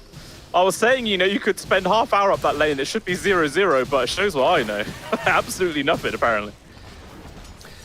I mean, I guess we could have somewhat have agreed that Lifestealer is really great at shredding tankers because of his passive here, but like, I'm just as surprised at you. I didn't expect it to be this early for the pickoff. Maybe later when we get a couple of more items. Does he definitely have Chimber Chain leveled? Just want to clarify just to make sure. Yeah, no, he has it. Even 2 points into. Yeah, I don't know. Must have just been caught completely out by surprise. Maybe connected onto the wrong tree or something. You know, it happens sometimes, you know? It happens. Mm-hmm. It does. It does. hurts. Happens to the best of us. You know, I know I've been talking to Otomo about this in the past. I feel like, you know, offlaner support needs to get a little bit more love. You know, there's of course the flashy moves, the flashy plays. The natural MVP always is entitled to the mid lane course and the safe lane. It's like, you know, sometimes I feel the supports and the offlaner needs to get a little bit love. What's your take on this one? Well, I am a support player. Supports are the real reason that you win games, ladies and gentlemen. Make sure you always commend your supports, even if you lose. You know, they are the backbone of every single team. They're the least cancerous ones as well, just so you know. It's always the cores who do the raging, and the poor supports just take it up, you know, just endless abuse. Meanwhile, talking of abuse, when has been caught there from the roll. That's going to be a dead bug. That actually takes a long time to die. He's actually going to survive for a bit longer. Okay, eventually he does die there. 4 heroes, there's too many to deal with. But yeah, it's been a free kill. And again, you know, it's the support taking the abuse. It's just a hard life, man. It's a hard life. It is, and I think it's the same. The same goes to the offlaner, right? Especially when your opponent starts roaming around, then you're literally a lot susceptible to getting picked off easily. Yeah, so. But hey, you know, Lifesteal got relatively down low. But I don't think we saw the aggression because they existed of the Dark Widow. I mean, like I said, mobile heroes like the Timbersaw, the Spirit Breakers, the Centaurs, they just don't like to play around the Bramble. It's just too much to deal with. Yeah, it is very, very frustrating. I mean, if like the Brambles didn't Timber Chain or something, then it wouldn't be as bad, but it literally stops you in your tracks. It's right? Extremely frustrating, so it makes sense. And Nelson snatches all the big creeps. Gonna get the infesting towards Ren, trying to run away there with the Dark Realm. There could be any other TPs from Tsunami. Maybe they don't even need it. They're fine. Easy peasy. No, the initial Cursed Crown actually really did play a factor as well, because that stun really didn't allow him to actually get the ice shot off before the snowball connected too. So that really did help out a little bit as well. Bottoms. Seems like Tsunami making some pretty solid moves right now. 2k gold ahead, close on the score front. Yep. Mid, not gonna land. Buku just saying, "Have to go for the top back." But actually, he's going to get picked instead. Master, he's coming through. Still, everyone's quite healthy though. It looks like instead it's going to be Neuter goes down, just charging on through with the raid. Jutsu just flying. Classic case of save your buddy syndrome right there. Yeah. I think this is definitely going to be the more common scenery for the next few minutes, especially because just the Bramble and Avalanche alone, you have so much great counter initiation here, like or counter team fight here. If you were to be gunned by Shudder, but that's of course in the idea where Tsunami is somewhat prepared for the fight here. So counter fight is, or I guess you could say initiative fights for Shudder is going to be a little bit difficult. At least until maybe the team just starts joining into the fights here, but I don't think that's going to be happening. He didn't really have the best lane. He had an opportunity of a breeding room now. So he is slowly going to try to break down that top tier 1 tower. However, we did see our first smoke coming in from the bottom side. Yeah, on top of Mango, good Bramble connection with the blink dagger forward. Absolute perfect execution. And that's a big target to kill. That's top net worth hero on the game, taken out. Big chunk for the Tiny. Maybe they can try and apply some pressure to tier 1 themselves now. Oh, man, it's so difficult for them to fight into this one as well. Rolling Boulder not going to be able to connect for this one. Going on towards Gwen, but again, there is a lifesteal here. He's going to turn around and start right-clicking people. There's the snowball to delay this, and yeah, the call for Shutter is just to run away. Very wise call indeed. Get out of there. Yeah. Rolling Boulder not Although, never mind. no. He jumps and gets a free kill. Mango's actually TPing in for this one, so it looks like they want to try and fight. Barry takes the damage again. Now, standing there, nice terrorize, connects on towards the 3 of them. Barry's getting low. There's going to be the snowball save, but it actually cancels the rolling boulder. So Barry's stuck and will get killed. That was a very unfortunate turn of events there for the side of Shutter. It cost him big. It's so hard. At least maybe if we see a couple of BKBs maybe bringing into the mix as well, maybe there is going to be some line because there's, at this current state, at this current phase of the game, majority of the damage coming out for Tsunami is literally just magic abilities right now. I mean, sure, lifesteal is whacking away, but a lot of the control, a lot of the initial burst is just magic damage, and BKB is going to help mitigate a lot of this situation, or even able to walk around all this CCs as well. And the terrorize, you couldn't ask for more better terrorize. Oh, terrorize into the Bramble. There's just no solution for it. Good snowball save though, but it is delaying the inevitable. Yeah, there's nothing they could do, mate. No matter what play they made, they were just surrounded by too many here. No chance to escape whatsoever. Oh, the stack. And yeah, Tsunami really kicking up some speed right Oh no, how? What? He steals a lot of them. It looked like the Timbersaw was able to get the big creeps at the very least, but even still, it's a nice little snatch of gold there. Wait, didn't the timber chain connected? Wait, what? Okay, wait, maybe I might be mistaken there because I thought he got hit by something. Was it the wording there for the timber chain? Because I was wondering, like, if he got hit by it, shouldn't he be able to blink out of it? But I guess I might have mixed it up with the animation here, alongside with the avalanche. I could be mistaken. I could be wrong. So maybe it was a neutral creep like zapped him or something in the particle effects. I don't know. We just say no. But even still, yeah, it's nice little move. 7k gold ahead now, 12-3. Definitely feels like Tsunami are in the driving seat right now. And Went's going to run into a little neuter. Goes for the snowball. Over towards the neutral creeps, but unfortunately, Hong Hong just knew exactly where he was going. Finds the kill. Oh, they even get the Bramble connection onto right now. Timbersaw in danger. He's a tanky boy, but there's still so much damage coming on through. Berry there getting involved with Magnetize. They've taken down one. They're going to try for more. That's Hong Hong dead as well. And now they've also got a tiny out position. Buku's going to fall. This is exactly what Shutter needed to start turning this game around. Can they get the bonus kill of Wen? Juking left and right.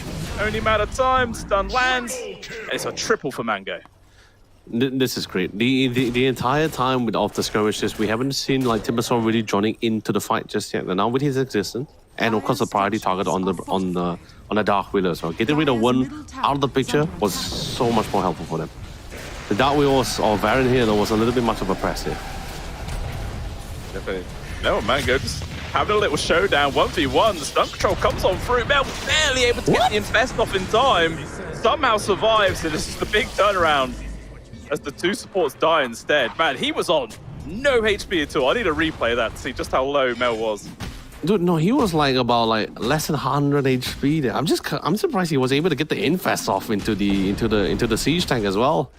But I mean, then again, he was in rage form as well. So the only thing that was like able to stun him was probably just a Warren's punch. But hey, good attempt though. But Barry on the other hand, don't think our buddy's gonna be able to walk out of this one. Definitely not. I feel like every single time they've gone to kill Berry, they've been so conscious about their positioning to block the boulder. Like, they've really been thinking about Tsunami. I love it. And yeah, we'll see just how low Mel got. 500 for Oh! 130. Okay, 130. Not too bad. Oh, that was close. That was close. 30 HP short, but close. Yeah, very. Yeah, okay. It just when it looked like Shutter was starting to recover this game, they took the net worth lead down by like 4,000 or 5,000 gold, and Tsunami just find 3 kills in a row, started to bring the lead back up into their favor. So it's definitely still them ahead. A lot for Shutter to do here to recover. Yeah. And the thing is this, right? We're not seeing, we're seeing a couple of skirmishes, but we're not seeing like massive waves, right? Like we're not seeing like more tier 2 towers or more objectives being secured from either side. We're just seeing a lot of small victory fights here. I mean, sure, it is great in the long run. Sadly the rolling ball was not able to connect on that one. Was been able to get the D-Ward. Nice 3-man avalanche. Supports again, just evaporate. Very trying to juke. It does get clipped by one of the brambles there. Yules to avoid some of the damage. Instead, we'll be able to get the roll up, but never mind, a flying Dark Willow trying to get the finish. Hong Kong will die in the backline as Mangle Rose turns up. And it looks like Tsunami just going to run away, and Baron wasn't actually able to finish the Earth Spirit either, so not terrible. It's still 2 for 1 though.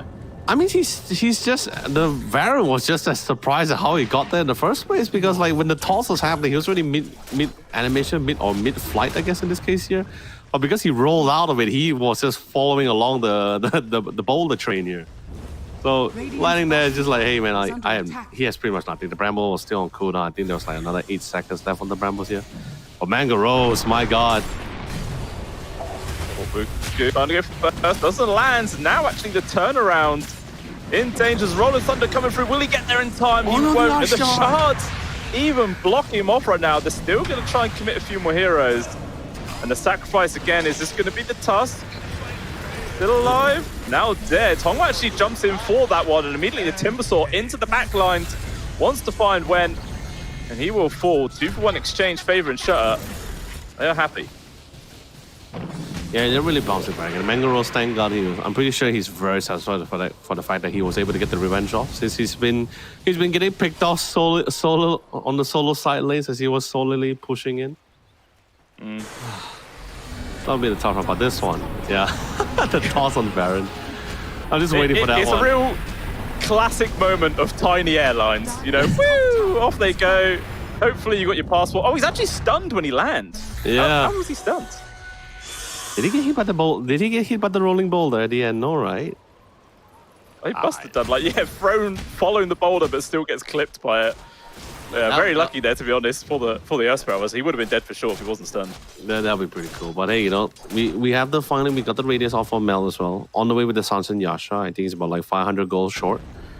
500 gold short. But Morphling, on the other hand, he's been able to significantly increase his net worth by a huge margin. Like, I think, like, if we're looking back like 5 minutes before this, he was like 2nd or 3rd place in the network, but now he's just completely overwhelmed it. And in this case, I don't think it's enough for the Tiny to just solely burst him down. I think he needs at least an additional person to really get their hands on the Morphling. Might even need the 3rd person just in case. Yeah, I suppose that's the thing on the side of Tsunami. The only burst damage they have really is Buku. That's about it in terms of just trying to 100 to 0 someone in a short space of time. Apart from that, the Mel takes quite a few hits to do something. Pangolier as well, not a huge amount of burst for himself. So eventually, I feel like as long as if the Morphling's wise with how much strength they're morphed into, should be very, very hard for Mango Rose to go down. And yeah, he's been playing very well, to be fair. 5-1 and 3 so far on this Morphling. As you're mentioning, top farmed core as well, 1,000 gold ahead of Mel. He's very happy with how this game is progressing. Happy D. Oh, almost on the way with the Scardy as well. You know, I'm looking like, just want to confirm, right? That's 485 stacks on the lifestealer, right? Because I think I saw like 480 plus at least. That's like 2 HP additional per unit kill with this new current facet. Wait, I didn't see. This is funky camera angles. Yeah, yeah, I mean, it's 360, cinematic, you know. It's cinematic, you know. Oh yeah. You get a different point. Everyone loves to see a little gangbang in the Roche pit 360 mode. We love it.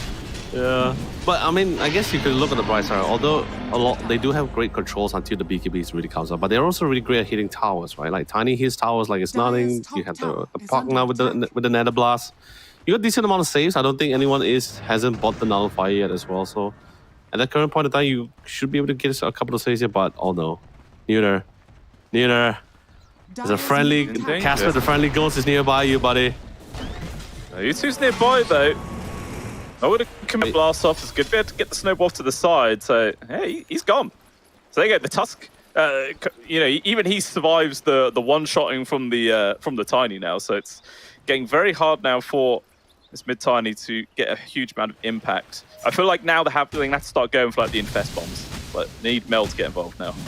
Yeah, that's what I was saying initially, right, where Tiny just can't burst anyone like how he could burst someone in the back in the day now. I'm sure he's still hitting like a truck. He's still a fantastic right clicker. Don't get me wrong, but the avalanche toss combination, I think at most, even for a tanky core, you can at most bring them down to maybe just half HP. Like supports, of course, they won't last against you. That's a fact for sure. But like Takis will be the prime target here. I think he is going to walk into the Takis here. Actually, no, they are smoked up for it. Smoked it. Like ships in the night, they're going to try and forward it. Now they're going for the infest bomb. Obviously, Techie's just there. No vision on him, though. So should be fine. Now it gets broken. Does anyone spot him? Yes, they do. And that's a very sad death indeed. Unfortunate thing. I think this is the... Yeah, this is going to be the current state of most supports here. But, oh no, Pangada. Oh. That's going to be a big trade-off. They get the kill, and they will. That's a massive freebie. There's even a Wisdom Rune still over there. And it looks like, yeah, Mango's going to be able to snatch that one away. There's 2 Wisdom Runes over there. What? Yeah, I mean, they've been roaming around the map. Was hoping for a little bit more aggression, you know. I mean, thank God they hit. Yeah, I mean, let's be honest. Yeah, I thank God they started hitting the tier 2 towers. Like the bottom one, now the mid one. I mean, yeah, like I said, you know, you have really great. You already have a decent lineup to really start breaking towers, or at least forcing Shuttle or at least forcing Shuttle into a fight, which they are not going to be a big fan of. Well, so far we haven't been seeing that much happening lately. Definitely not. But yeah, I mean, yeah, they are applying the map pressure, especially like saying they have the Aegis still for another 2.5 minutes. They're doing what they should, but yeah, just Mango grabbing those 2 Wisdom Runes. He's nearly level 20, like already. He's basically 3 levels ahead of Mel at 25 minutes in. It's quite big, you know, when it comes down to 1v1 core matchup showdowns. It's going to be a big advantage there for the Morphling. Yeah, we'll see. And the net worth advantage has been cut down significantly. It's only 2k gold minutes. It's basically nothing. Like this game's even. Yeah, but I think they're eventually going to be having a solution for the Morphling as well. I believe there's already a vessel on the Pugna. There's also going to be a Scarlet going to be picked up by the Lifesteal, and he already has the radius as well. So not a lot. I guess you could say a great amount of control. So no BKB on the Morph just yet. So they should be able to melt out the Morphling, but of course they want to try to figure out more priority targets here. Yeah, they go for Berry. Again, not enough burst to get the kill. They will bring him down. Mel's actually turned up though. Good put him on the opposite side. So a lot of that rage duration kind of wasted. You even goes for BKB himself right now. Everyone just duking left and right. They will find Baron into the back lines. Trade off onto YouTube for 3 versus 4. Lua trying to find extra grab. They delete them right now. Now Mel's forced into this situation. Hong Kong's getting super low, able to swashbuckle out to the side, and he's trying to run away. Mel will now pop out, trying to focus on towards Mango Rose. The duck below, he just TP's in to die. That's a dieback. Looking for a rampage here on towards Mango Rose. Barry gonna be able to roll away. Can he get the rampage? You not gonna steal it. Obviously does still have the Aegis. Mango just healing up onto neutrals. Time.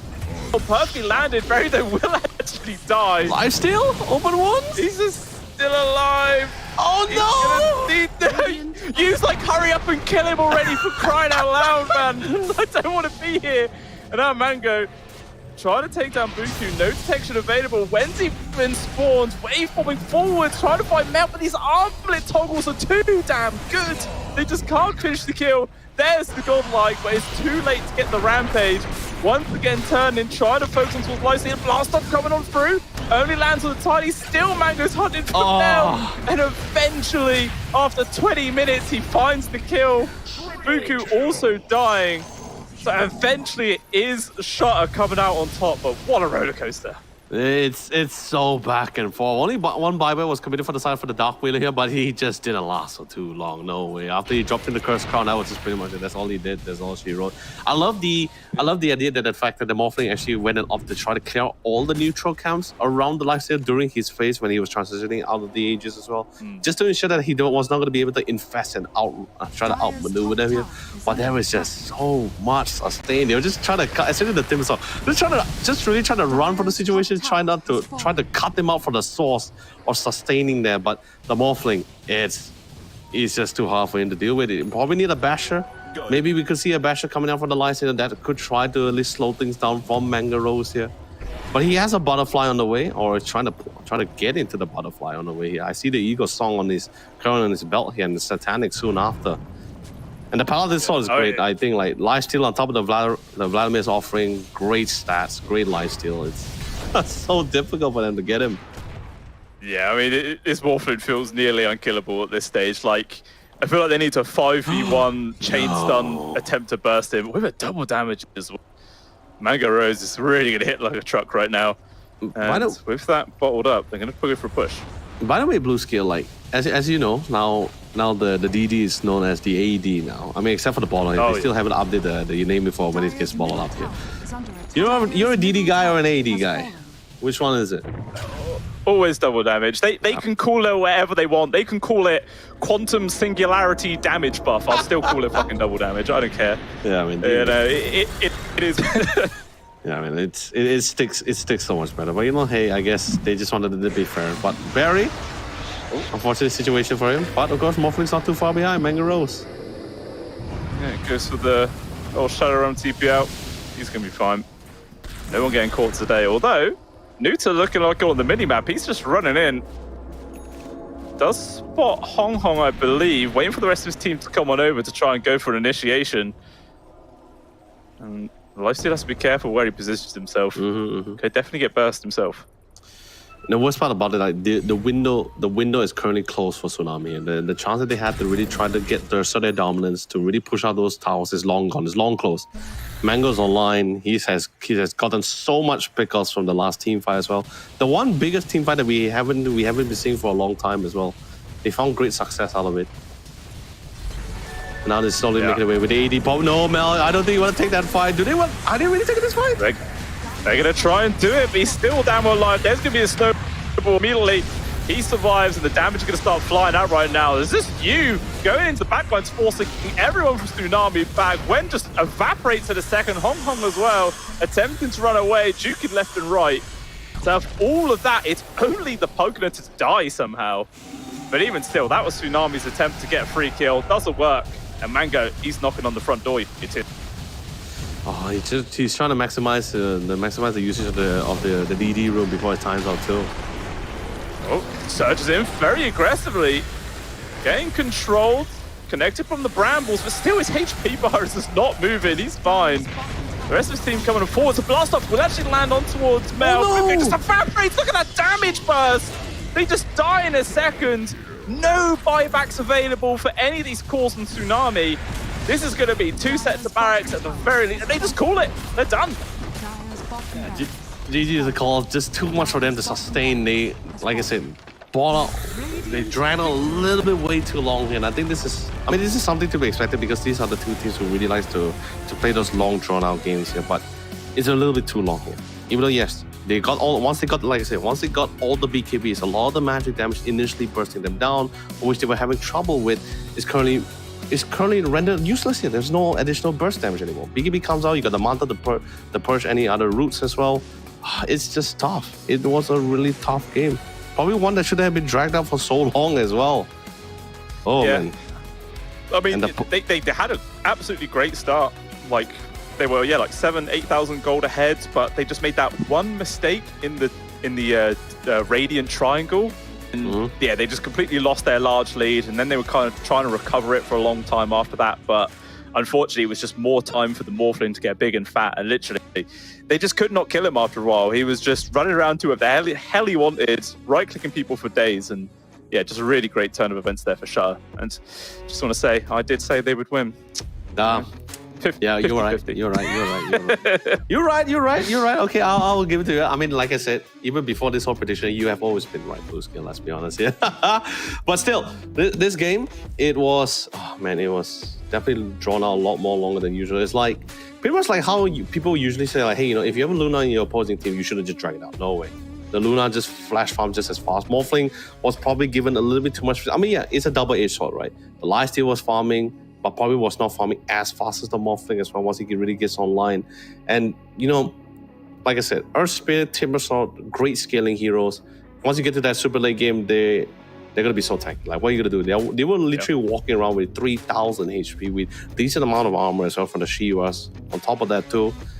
Pagna, I mean, hey, I won't say Pagna was a cool support. I feel like there was definitely a better support to fit the scenario here. But, probably at the time, Tsunami had a grand idea. They definitely had a vision of how they really wanted to play out the game here. But sadly, it just didn't pan out as well as they hoped for, especially when you're dealing with so many walls. A lot of walls. Wow. Yeah. The Pagna and the it was a lot. I saw one waveform into the Kanda, and the Pagna and the Dark Widow were just gone. Yeah, it's absolutely silly damage. It's really bad times to be supports, but we'll see at the start of these highlights. This was the time where Tsunami was just wrecking shot left, right, and center, man. They were just getting kill after kill, constantly taking down these cores. Like, it was going so well, but I think it was this. Yeah, this is the fight where they kind of got baited. They killed Nuta, attempted to go for a greedy +1 on towards the Timbersaw and get punished hard. I think they lose 4 members in this fight. It is an unlucky decision to make, and it cost them big. Yeah. This is also the first time the Timbersaw, Yu Heng in this case, actually joined in the fight as well.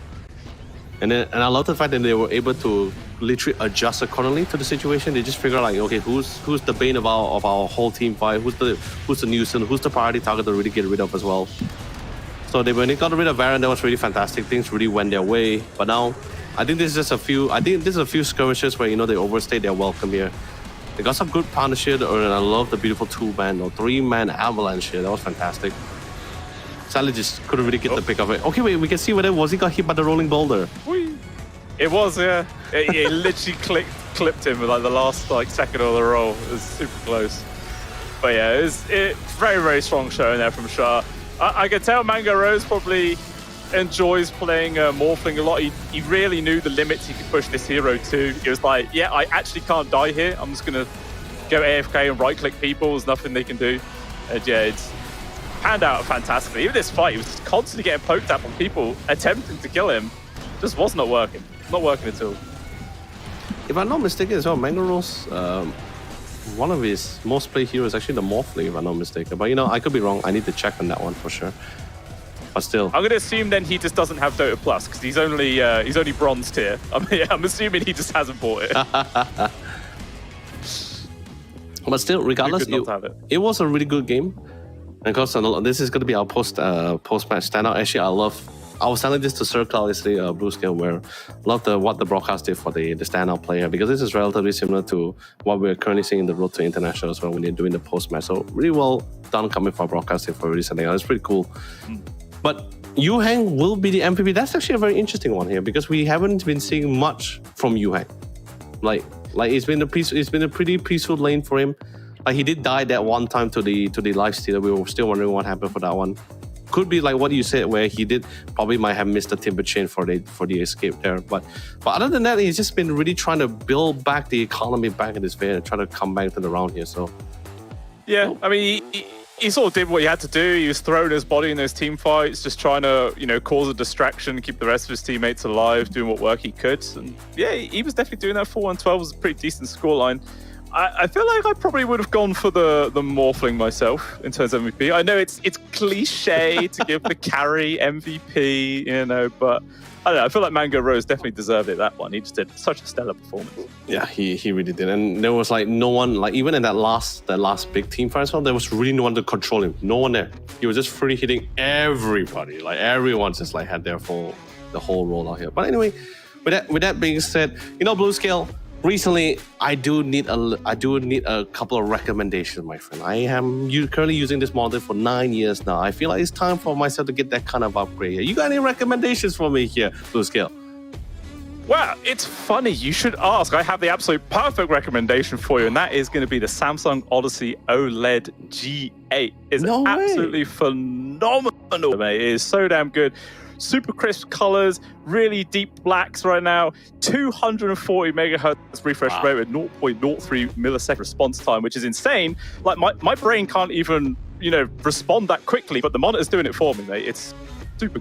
Yeah, and I heard about it as well. It has a response time of 0.03 ms, and currently, as we know, the fastest response time is literally 1 ms. So 0.03 ms is a very massive leap, and it's also utilizing the OLED anti-glare technology. So you're definitely going to be, like you mentioned, you're going to be getting more stunning colors, more immersive gameplay because it's utilizing OLED technology, which is massively contrasting compared to our LED monitors as well in the scene. And it's also 32-inch, a very massive monitor if you really like it. And if you think about 32-inch, very bulky, it's probably going to be very bulky, it's very going to be large in size. No need to worry. It has a very beautiful, thin, slick design. It's a flat screen monitor as well, as just like its predecessors for the Odyssey series. It's definitely something great for you guys to have. And it also comes with smart TV technology. So if you guys like that smart TV functionality, it's also something that the G8 can provide with you. But ladies and gentlemen, while you take this time to not only look up this newly released Samsung 2024 monitors, I want you guys also to take this moment to take a quick break here, because we, the casters and the players, also need to take a little bit of a quick tea break as we prepare, as we move to the next one here. So don't go away for too long. More Dota 2 action coming to you guys right after this.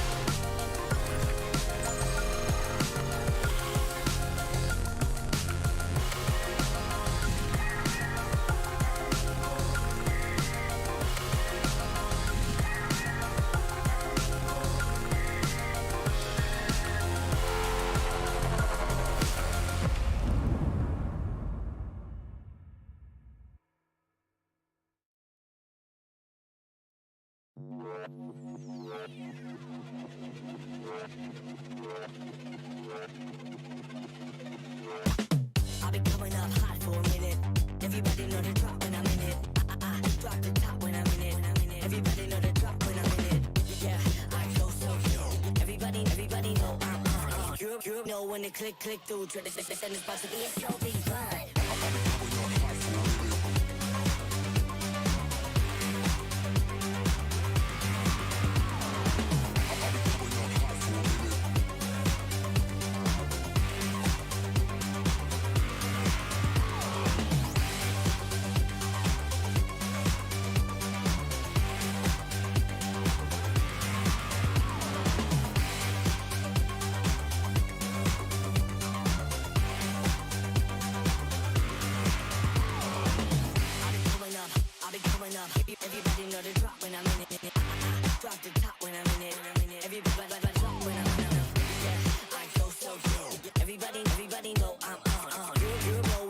click through to the system is about to be a serious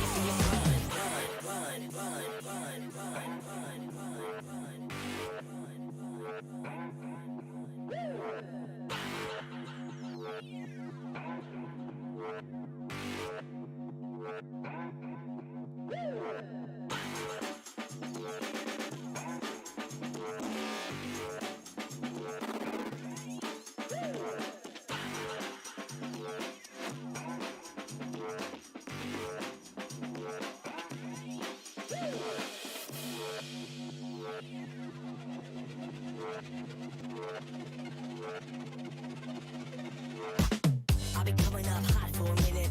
Everybody know the drop when I'm in it. I drop the top when I'm in it. Everybody know the drop when I'm in it. Yeah, I flow so cute. Everybody know I'm on it. You know when the click through to the system is about to be a so big fun.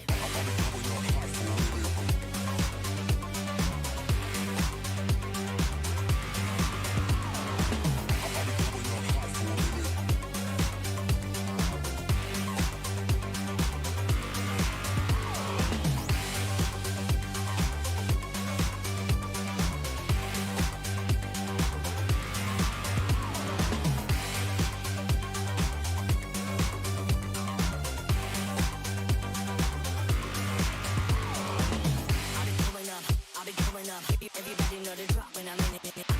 Drop the top when I'm in it. Everybody drop when I'm in it. Yeah, I flow so cute. Everybody know I'm on. You know when the click through to the system is about to be a serious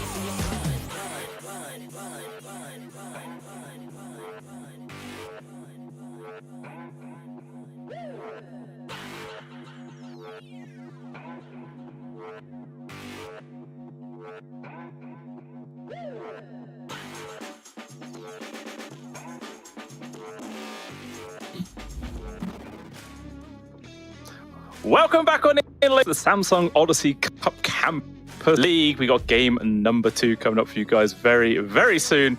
And game number 1, it was quite back and forth to the start there. You know, we had one team in the lead, came for the bounce back, pushed on. So it wasn't just one team completely stomping the other 20-minute GG, which is good. It was a 30-minute GG, which is fine. Yeah, and it's I guess you could say it's somewhat to be expected as well, because we did see these two, like the play style for these teams in the regional qualifiers as well. They do like this long drawn out games as well. So I guess it does really somewhat pans out to, it's not really about which team is going to be able to pressure the other, more the fact on which hero that they have in their competition is able to scale better, I guess, in this case. Yeah. But of course, ladies and gentlemen, this is the updated brackets here. We are currently broadcasting our first series of today, which is the lower bracket round 1 between Shudder from Malaysia and Tsunami from Thailand. And Shudder is currently, I guess you could say, Blue Scale. They have their 1 feet out the door, you know, just getting ready to secure the next one before moving forward to the lower bracket finals. Yeah. Unless Tsunami has something to say about it and someone bring the game to game 3. Depending on the team, sometimes players really thrive under pressure. They're like, right, our back's up against the wall right now, 1 more loss and we are completely knocked out. So this is the time to bring up game and absolutely smash Shutter. That kind of team. And they can give us a really exciting number 2, potentially even push it to a 3rd one. We'll have to wait and see. But yeah, as you're mentioning, Shutter with 1 game up, only 1 game away now to push themselves into the lower bracket finals. And that does also guarantee 3rd place, which is a nice little pay bump on the prize pool. You know, here's a fun fact, Blue Scale, right? Hit me.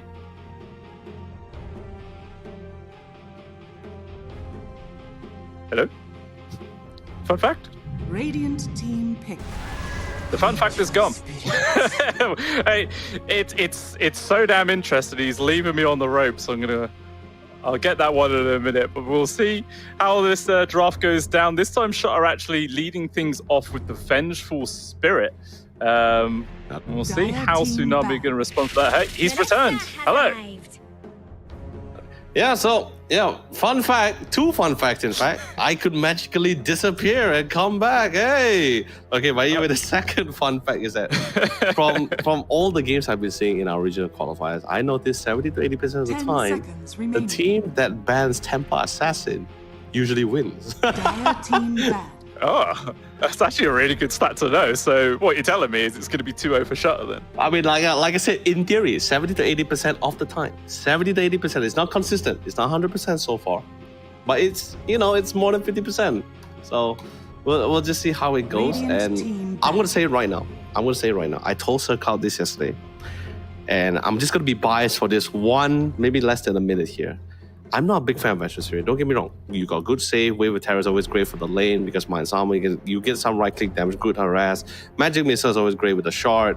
And Scepter is fantastic with Vengeful, but I'm just not a big fan of this hero for some reason. I just don't know why. I just can't click with it for some reason. But okay, fine.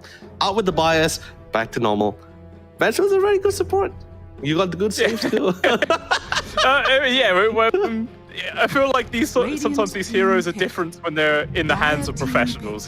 For us, maybe we venge swap, we might save somebody, but then we die. But for other people, they make it look a little bit more flashy, a little bit more impactful. But we'll see what Shut have in store for it.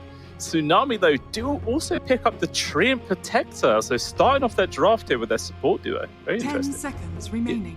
Here's a interesting thing, right? Where if we had a Monkey King, if Monkey King was a ban, I feel like Monkey King could play off the Treant, really because of the fact that, now Treant protected with the facet, you can actually plant the tree. Yeah. You can plant the tree. That's you very can true. work on the tree, yeah. That kind of thing. You don't have to like slowly, hopefully bait out your opponents to near a tree so you can get the tree jump up. No, now you can actually tree jump in the lane. But sadly we can't see that. The monkey is banned. And it's banned for a good reason. It's a little bit too flexible, too mobile as well. Mm-hmm. But Treant, we haven't seen Treant for a very long time actually. We're maybe about 2 patches, probably like 2 or 3 patches ago. Treant used to be one of the few go-to support mainly because of the fact that he's vision information gathering, right? Like once you get the shard, you just pretty much roam across the whole map. Get a lot of intel out of it, got a lot of initial vision pickup as well. You're also forcing out your opponent team to utilize more financial, to buy more sentries here, mainly because of the fact that the Treant is just constantly roaming around and pushing those lanes here. So, and Overgrowth is a BKB piercing ability and a massive team fight ability as well. So it's always something nice to have. Something very similar to It's been so long since I've seen Treant. I absolutely have no idea how he was even changed in 7.36. Like, is he at all different, or is he still pretty much the same? He's still the same. Just the facet. Okay, he has one facet called the Primal Power, where he gains added 5 additional attack damage per hero level. So as he scales, he hits a lot more harder. 5 seconds And then he has another facet, which is the sapling one, which is the one which I just told you, which is his lead seed is no longer just targetable. You could also target the ground, and it's basically like a Hoodwing. It's basically like the Hoodwing's first skill, where you can target the hero or target the ground to plant a tree, and you can actually lead seed out of that. It's interesting. Yeah, it's interesting. So not really a big crazy change to him whatsoever. Yeah, he's like you say, he's basically the same now. So well, we'll see what Tsunami have in store for this here. They do actually go for the Ember Spirit this time round, though. I know you were saying in game number 1, it's a hero that they've generally favored, but no, they're Sentient this time. I think it's good, right? You need someone to really fast pace. Sleight of Fist and Searing Chains is always great for catching as well. It's a great initiator, good tempo player, and even in the lane itself, you can actually get some really good harass off the Storm Spirit, and that's something that Storm Spirit is not really a big fan of. But Darkseer is going to be the picked up here. And so far, like we've been seeing a rise in Darkseer picks. Like even in the Dota buff, if you notice as well, he had a 2% increase in win rate recently as well. I wouldn't say he's an off pick, but he's definitely been showing some light, especially in the recent esports scene as well. 5 seconds remaining. Definitely. I feel like as well, a lot of people probably hear like, oh wait, it changed by 2%. That's not really that big, but when you consider the thousands upon thousands of games that get played every day, like that actually adds up to be a huge amount of extra wins. So it is a big old difference. He does just seem very strong indeed. So we'll see what they're going to be able to do at Tsunami. But Shut, they're going to go in for the old faithful, picking up Morphling for the second time right now here for Mango, which, again, from this sort of setup right now, I feel like it's fine. Morphing into the Ember is always super strong, get this extra sleight of fist going on. I like it. It's good. solid. I am a little bit concerned for the lane here because usually when traditional wise, when you 10 go up against the seconds Darkseer, you remaining. usually pick like ranged carries like the Jaw Rangers or the Wind Rangers to try 5 to, seconds especially killing the creeps with the Iron Shells, right? So you're not only forcing the Darkseer to expend a lot of mana, you're also like denying him his force of financial because he's usually farming a lot through the Iron Shell here. So, and now you're going up against not just a ranged carry, but you're also going up against a ranged support as well here. Which with Wave of Terror is also going to be minusing even more armor here. So, yeah, I'm not sure how Darkseer is going to fare in the lane. There's going to be a lot of responsibility in the hands of Dark Widow to really help set things up for you, or at least get some harassing, to at least get some farm. Yeah.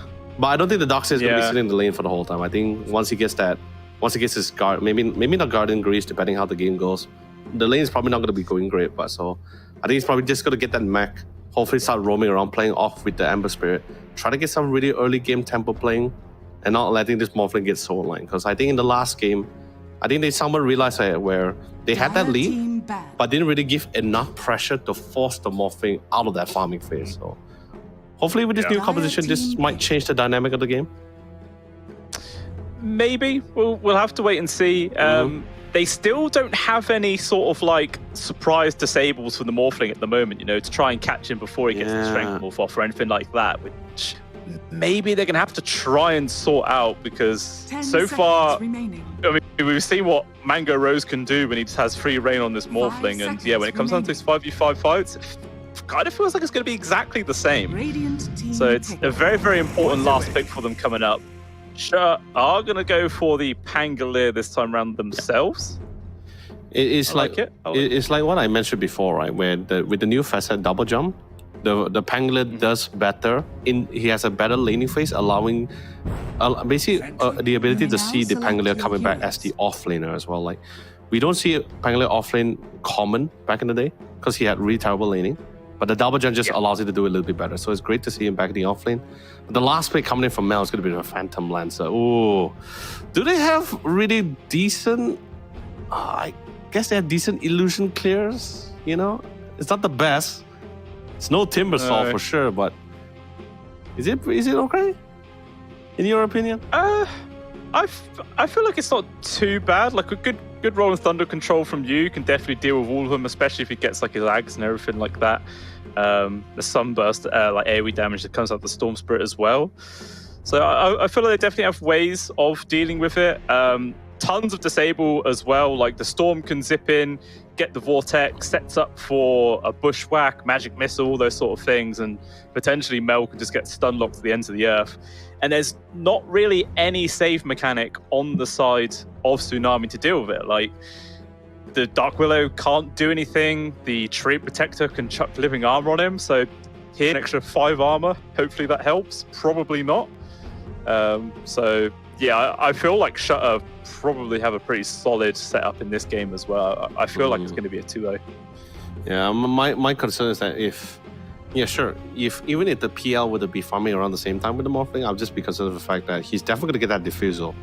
Should be able to play off with alongside with the team if he choose to be not the farming Phantom Lancer. But even if they were to drag out the game, I'm just concerned with the fact that a Morphling with no mana, will he be able to continue on the fight like how he did in the previous round where he's just pretty much free hitting because there was just no one there to stop him or control him, or at least try to force him or restrict him in any way here. So, but like I said, Dota has always been this game where we can always theory craft, sure. In theory, a particular hero would always be the natural counter, but depending how the game is played and how he's been utilized, we might see actually a different output or outcome. Yeah, might do. I mean, just like Game No. 1, both teams went for 5-on-5 smokes right now. Different side of the map, but they're still going to run into each other. Looks like leading up first. Nice 3-man Bushwhack. Tons of control. Hongong's also getting low. He's going to try and run away, but not fast enough. It's the Nuta. They're looking for the +1 on towards Buku as well. Do they have any other control? Nuta's trying to get close enough for Magic Missile. Nice Light Fist dodge. Keeps him alive. And he gets to the safety of the tier 1 tower, but even still, damage is done. Shutter clear 2 kills, and still another 20 seconds before the bounties even spawn. Yeah. Could see another 5v5 happen. Yeah, dude. Like, and just on the update, right, during Rage Haven's game from last week, they had a 5v5 and got a Rampage way before the game started. The Battle of the Runes, yeah, it's The crazy. Yeah. battle begins. Yeah, I think it's a little bit unfortunate for Tsunami. I think they overestimated the amount of damage they can output. Like, don't get me wrong, Iron Shell is decent damage. Leech Seed is there for sustain, but it's more damage over time than nuking damage here. Compared to the side here for Shadow, you got Magic Missile, Bushwhack. It's a lot of instant burst damage here at a very low cost and low cooldowns as well. So they really underestimated damage. So really great stuff from Shadow. Able to get that some form of lead. They did manage to get one. They did. At least Tsunami was able to get one pick off here. But it's definitely a little bit favor for Shadow. Took down U2 after error that already happened, so not a big trade. Maybe they were expecting just to find 1 or 2 heroes, not quite ready for the entirety of Shadow to just be sat up on the high ground. They're definitely caught with their pants down, as it were. One thing I actually mentioned about the Hoodwink, they went for the Go Nuts talent, or facet, whatever the hell it's called, which, I don't know, I don't really like. I definitely prefer the other one, because in situations like this, if you had an Acorn shot, you can get a double hit on towards the Treant Protector, and that's a lot of extra damage. Like, if you can get 2 bounces from the Acorn, like, it really does it to out-harass the enemy support very efficiently, especially if you get Acorn shot level 2, like when you hit the level 3 mark. It's really, really strong in the laning phase, so I'm kind of surprised he went for that facet instead. Yeah, I think he just wanted to play off with the massive attack range that Hoodwink already initially have before the facet. I think that's pretty much why we see like Hoodwink being like one of the few go-to post-flop even before the 7.36 patch came out. It's one of the few go-tos. Great harass, insane cast range and attack range as well. No real answer for it. Yeah. I suppose when you try and set up like ganks on towards the Ember, like maybe you can get a Bushwhack from afar and just catch him by surprise. We're also gonna drop down bottom. Already, man, lots of kills happening in both of these side lanes right now. 3 for 2 gold lines, still shutting the lead by 1,000 gold. Yeah. So happy for now, but it's tough. I think like sometimes people like somewhat underestimate the amount of damage that Hoodwink can actually output in the lane as a support. Like you would think like, okay, you know, I can tank like 54 hits per every single time, but the range, the cast range especially as well. And don't forget that it is also a bonus to have an agility support. That just means your right click damage is just also just gonna hurt as much compared when you're an in hero. So that is also somewhat of a bonus kind of thing. It definitely is. Yeah, I've always loved playing the Squirrel. Like, I think it's one of my most played heroes actually in my pubs. Like, love it, mate. Gotta go Squirrel. Go nuts, mate. Proper scuts. I mean, hence the name, right? yeah. It's great. I mean, there's a couple of changes which made the hero feel really rough, but I don't know. I feel like she's in an okay spot right now. I'm happy with her. Yeah.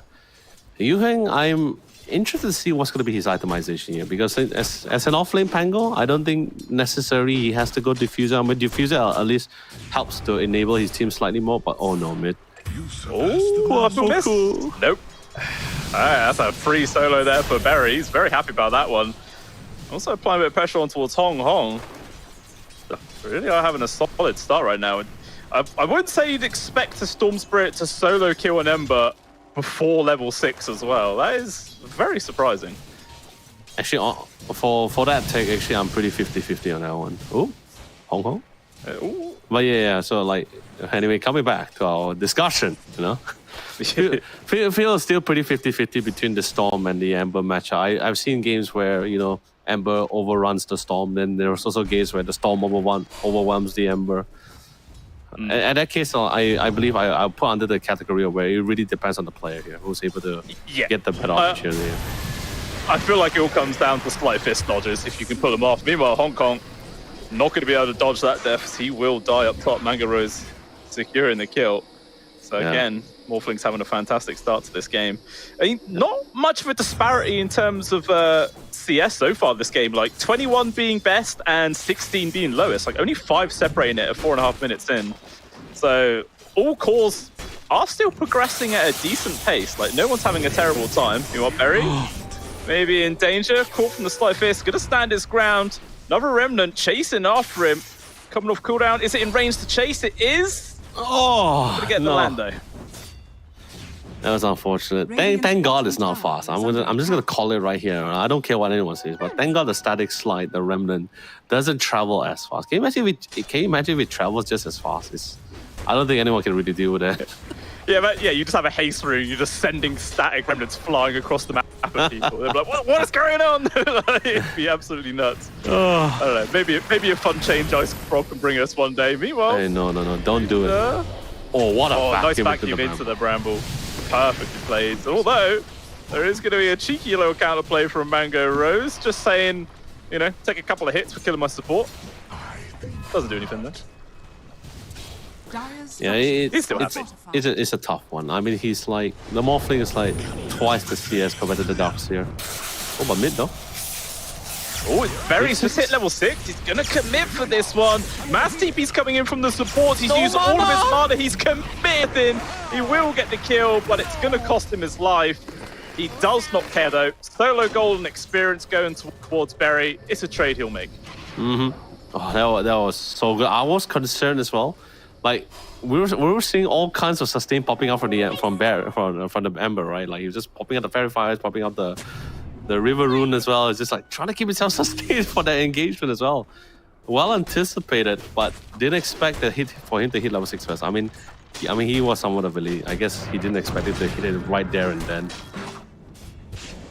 Yeah, it was. Those all things do catch you by surprise, like very, very often. You have to be a real hardcore pro to consciously watch the enemy to see how close they are and stuff to leveling. It's like, wait, are they 6? Are they 6? Are they 6? No, they're not. Oh crap, I'm dead. It's very hard. But Berry dipping in, making some space there for Yutsu to survive. Oh, Bushwhack doesn't land. Yeah, but not gonna go for it. Nope. Gotta play safe. But you see, here's the cool thing when you have this kind of composition for the bottom lanes, right? Is that the fact that, like, hey, Yutsu doesn't really have to worry about Yu Heng, who's playing the Pangalia.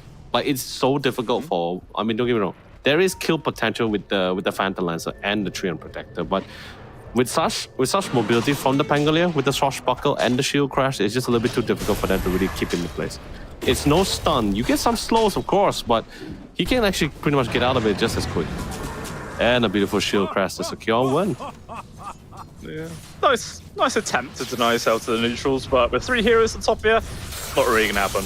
I feel like they have to make a mistake more than anything else to get that one. Very standing his ground. All the control coming on through. Able to get the zip away, so just really trading constant blows there against Buku. Even dodges the crown. Yeah, that was nice. That was pretty nice. Yutsu has the comfortability of choice of whenever he wants to roam because I guess it's the same goes for the post 5 as well. The Darks here can't really pick up the Morphling that easily, nor can they really pick up the Pangalia. So a lot more free roaming potential for both the Hoodwink and also the Vengeful Spirit here. So that just means there's going to be a lot more pressure for Buku here. As it is already, it's pretty a close lane, and now with the additional pressure from the two roaming supports, yeah, this is not going to be any easier. Definitely not. I actually think I just saw the Hoodwink as well go for first item Atos, so a form of catch there for Shutter, which is going to be quite annoying for Tsunami to play with. As I mentioned, they've already tons of catch and reach, and just a little bit more. You can never have too much reach. I mean, hey man, like you said, it's never too much, but the Maelstrom is also going to be nice to at least help clear out some of the Phantom Lancer's illusion as well. It's always something nice to have. Yeah.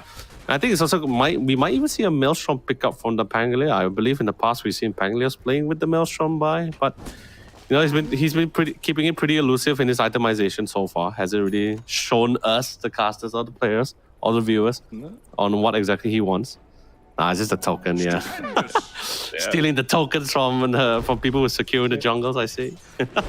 I don't know how some people play with queuing up their next 3 items. I always have it. Like my quick buy is just filled with random crap. Good old. Trying to go for a play on towards Gwen, holding them back for now. Oh, even the second roll connection keeps him alive. Maybe we're going to try and go for a counterplay. Constant root grabs on towards you. Yutsu will die. Just the trade-off on towards the Dark. Let's force a couple of TP rotations. That was good. A much needed rotation. I mean, it's somewhat to be expected as well, but a good rotation, especially since your mid has been pretty stagnant and bottom needs a punishment. definitely needed the punishment. If no one came for the TPs for the punishment, then I think that's actually going to be quite a problem here. Although yes, it's not the Pangolier, it's not the core, but support pickup is still fine. Something. Oh, trying to go for the rune. Nice dodge again there from Buku. Going to be able to kill up the Vengeful Spottle up the Arcane Rune. So he's definitely having his game is recovering, but he is still bottom farm core. Only 3.6k right now. He's a long way behind, but he's definitely on the road to recovery. But the person at the top, still Mango Rose, 5.5 worth on the Morphling. 1,200 gold ahead of his counterpart carry off the Phantom Lancer. So he's in a tremendous position right now. Just happy to carry on AFK farming. Yeah, let his team make space. Why not? Yeah, especially with the Treant and the Dark Wheeler positioning behind him as well. Buku got a little bit more confident to spam a lot more of the Sleight of Fist as well. Get a couple of harassing, getting a little bit more, I won't say overconfidence, I would say a little bit more like bold in his positioning as well, because he's like, you know, my team's nearby, they're here to support. I think we can try to take a fight head on with an opportunity. Just gonna need to willow them down a little bit lower here. Barry sees an opportunity, but of course he's gonna be able to steer it away. Yeah, trying to. TP comes in from the Pangolier, but they got the stun connection actually on the Spirit. Nice terrorize. He's actually going to stick around, trying to get the +1, maybe a little bit too long. He will be able to get the escape. Jumping up to the high ground, but good chase forwards. They're still able to find the kill, maybe even get the +1 on towards Wen. Everyone on the side of Shutter, kind of low on resources, but got enough to get the job done. 2 people dead, not losing anybody, and protecting their tier 1 tower. It's a big win. Oh man, that was long drawn out. I mean, like, don't get me. I actually think the bushwhack landed on Buku, but I think they swapped the save, right? Broke the tree. Yeah, I feel like it was a little bit of a miscommunication there, but it doesn't matter. They still kill the Ember. Just made it take a little bit longer. Meanwhile, Mango Rose trying to go for the TP. Is there any cancel? Yes, there is. And it looks like he will be dying eventually. No strength left to morph into. And here you go, he's dead.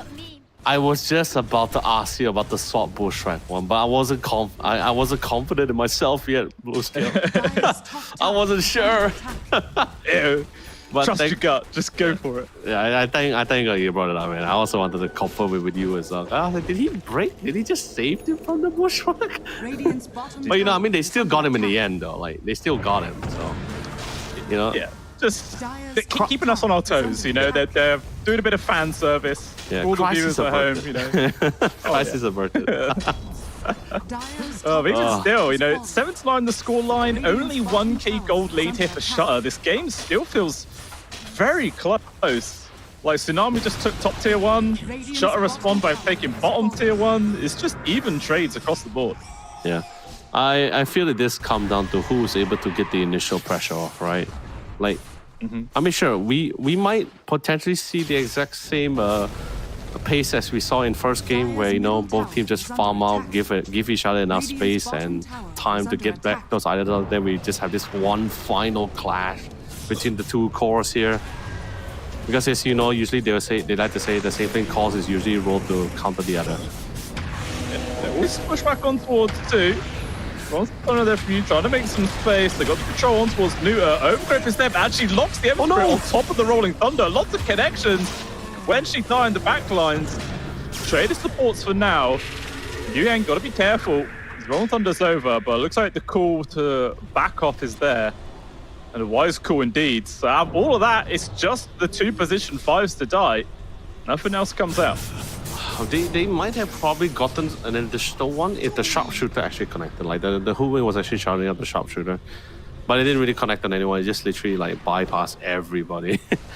So that was a little bit of an unfortunate one. But a DD pickup, that's fantastic. Oh, root control. Yeah, perfect. Taking down that Storm Spirit.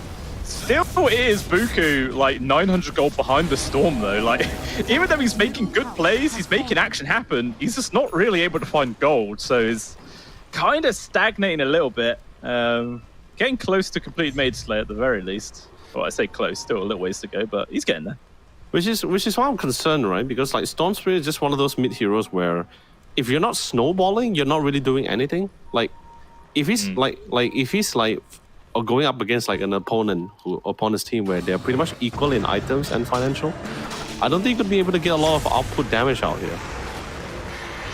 I don't think so. It looks like they're going to try and go for the Dark Willow. Very on the case. So many heals coming through though because of the Leech Seed that warrant Avara take a long time to die, but eventually does fall. That's a 4 kill streak as well, actually. That's a decent amount of gold. Oh, yeah. Leech Seed on top of Living Armor. Yeah, that's a lot of heals. And I think might actually go up for the Talent Tree to get more Living Armor heals.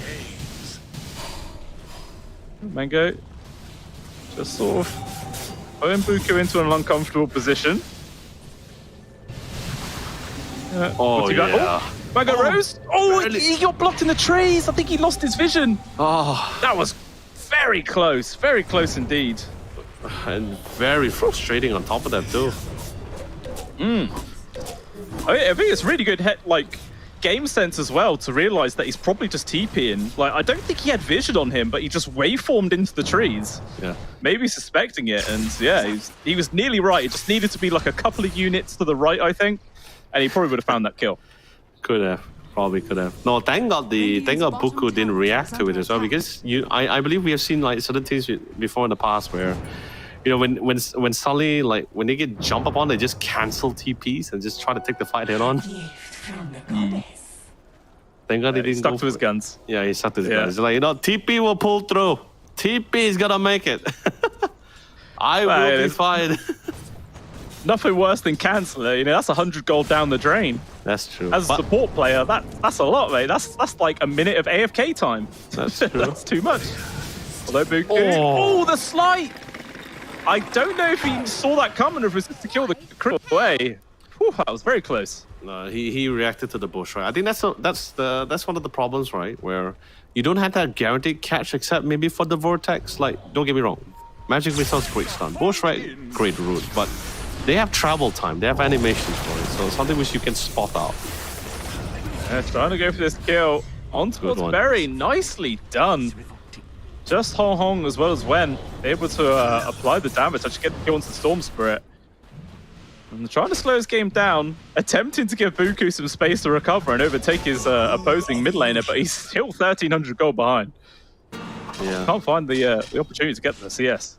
But the thing is this, right? Buku was slowly, like in terms of itemization, he was slowly out damage the Storm here, because like I said, Storm needs to snowball to really try to make a very massive impact. But now he's currently at the state where his opposing team is currently equal to him, so he can't just simply just fly in and burst someone down. No, he just doesn't have the damage. Maybe Dark Willow, that could be an opportunity, but if he can get the Shadow Realm off, then I think all your attempt is just pretty much futile here. So he's just pretty much there to just secure kills at least. Oh no, wait, the bush didn't connect. Oh, that's a little mistake right there. Although the sharpshooter will actually connect onto the real PL, so they're able to find the kill. This makes it a little more clunky, and Nuta's going to have to be the sacrifice here. Just going to swap himself deeper in to cause a distraction. But actually, Buku's able to find the +1 there on towards Jutsu. So it turns into a 2-for-1 exchange, but I don't think Shutter mind all too much. You know, taking down the enemy carry, it's a big ticket to find, and it's just further in the rift between these two carries. 2,000 gold ahead here for Mango Rose. Yeah. But they need to pile on the pressure here. They can't just like disengage after winning out a small fight. They need to get a couple of pressure here. Get a couple of pressure here. Oh, let's see the sharpshooter, right? Oh, you know, it connected a long time ago. Actually, sorry, we didn't get that scene.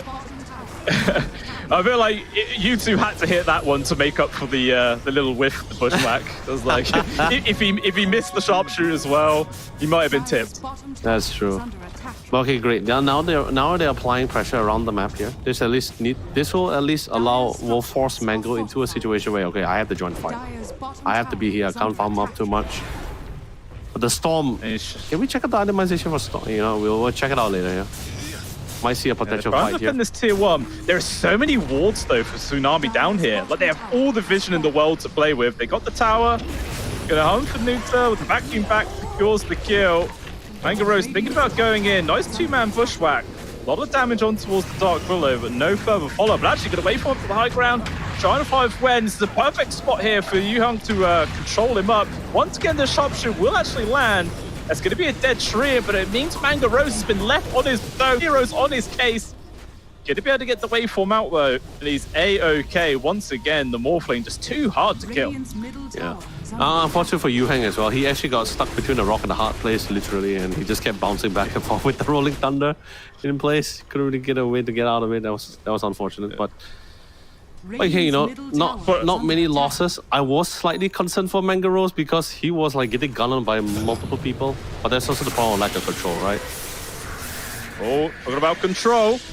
Trying to go for this kill towards Barry. The fear will run out, but he just runs straight into another Bramble, and there we go. It's another kill on towards this Storm Spirit. And like you said, it's a hero which relies on snowballing, and it just kind of feels like Barry's died a few times in a row now. He's really struggling this game. Yeah. The fact that if you as the Storm ended up having to go to defensive itemization, that's just pretty much not looking so good at all.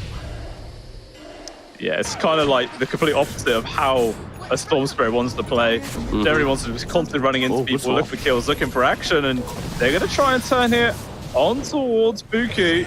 Mangaro's getting involved. Will be the Remnant off towards the left side. He's running out of resources though. It doesn't matter. He's able to find the avenue of escape, or has he? The Atos will connect. He's next to trees as well, with the Rolling Thunder coming on through. And it will actually be Shah finding the kill, not before he gets the grab on towards Nuta though. Oh my god, it took so long just to get him off too. But yeah, like you say, Rolling Thunder is great, but it has to hit. Magic Missile is great, but it has to connect. It's a lot of things that it's not like your typical Lion or Shaman, right, with the hacks. But oh, what a beautiful three-man vacuum. They're going to try and go for this kill. Once again, Barry's stuck. Has to use his mana to run away. Does mean Manga Rose completely abandoned. I don't think to get Morph going. Just dies way too quick. And now this is free reign for Tsunami to hunt for some extra kills. Yu Hung with the roll-up. Able to get a decent distance away. TP here from Nuo. Doesn't have swap available, or he does. Didn't want to use it. Instead, walks in. Actually goes for now a very awkward swap. Doesn't make any difference. Dire's middle tower And that is under Tsunami getting a good few kills together. Once again, bringing this back down to an even standing. Yeah, now this is the concern, right? Because now Mel has decided to join the fight. He said, you know, I'm not going to drag out the game. I'm going to join alongside with him. It was definitely something that we spotted for the last game. Dire's middle Him tower being is present in this falling. situation, it just makes it a lot more harder. Dire's top Like sure, tower the is slow under attack. from his first skill, it's not a lot, but it is somewhat of an assistance. And the amount of illusion he's getting from his ultimate is also becoming a little bit slightly of a nuisance as well. Well, of course, they spotted Barry again. Oh, perfect. Root into the overgrowth, controlled there with the brambles, vacuumed into the side with a terrorize. Why not? Everything in the kitchen sink. They just really want to shut this guy's game down. Yeah, They are doing so once again. He's just gone. It's all part of the plan, you know. Especially since they're utilizing all these big skills, just indicates the fact that they're not looking for any big fights after this here. Moko is trying to see an opportunity, but you know he's just doing what Ember does, right? Like just push out the lanes, split push the lanes, and just come into the fight when necessary as well. I think he has the travels, already has his travels, so that's not going to be quite the problem for him. And now finally our first Roshan into the round. It doesn't look like there's any indication here from Shutter that this is going on, so this will be a free Aegis. Question is, do they give it to Mel or do they give it to Buki? I feel like Mel's probably at a stage where he can start getting involved a lot more, like you were saying, so maybe they just give it to him and send him in there, constantly looking at him now. And that is going to be the decision, so we'll see what pressure they're able to apply over towards Shah, whether they want to start shutting down all these tier 2s, Radiant's middle maybe tower just start is under spiraling out of attack. control. Yeah, and the ultimate cooldowns for the overgrowth should be getting off cooldown shortly as well. So I think once that's done, probably they will try to attempt to go for the smoke or just push out the lanes. I think so far we're seeing Pango and Mangaros trying to get those lanes pushed out as much as possible. At least ensures that not all the lanes are being pressured to hit those objectives here. Give some bit of leeway for the boys to bring this back, but you know, like I said, when you give a little bit of a breathing room, it's a double-edged sword. Both sides benefits from this. It's just a matter of who actually scales better during this kind of situation here. That's true. Morphling is slowly In game coming number one, online. it was definitely, it was Mango Rose on the Morph, but this time round versus the PL, not quite as powerful. And we can already see Mel's having a bit of a Dire's bottom tower is stronger impact at this stage. Also getting very close to the heart of Tarask, in which case it's going to be so damn hard to kill him. It's like you were mentioning earlier on, there's not really many tools to deal with the illusions. and it's only going to get harder for Shutter as this game continues.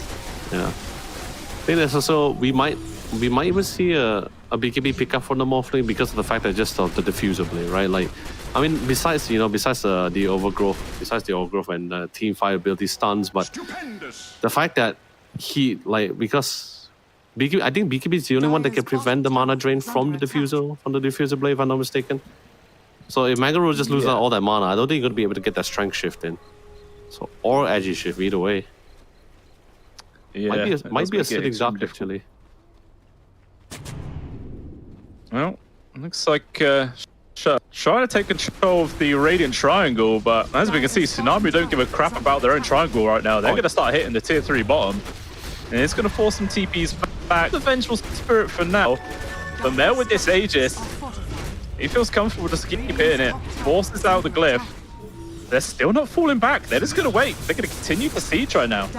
No fear. No glyph as well. So they're going to see if they can try to force it back, but I don't think that's going to be possible. But we do see the Ember Spirit actually TP back here. But he does have, I believe he has a remnant set there. So if anything happens, he can still always rejoin back with the team for the fight. He's going to be able to get involved at a moment's notice. Still, that is tier 3 gone. Melt now actually working on towards the melee barracks.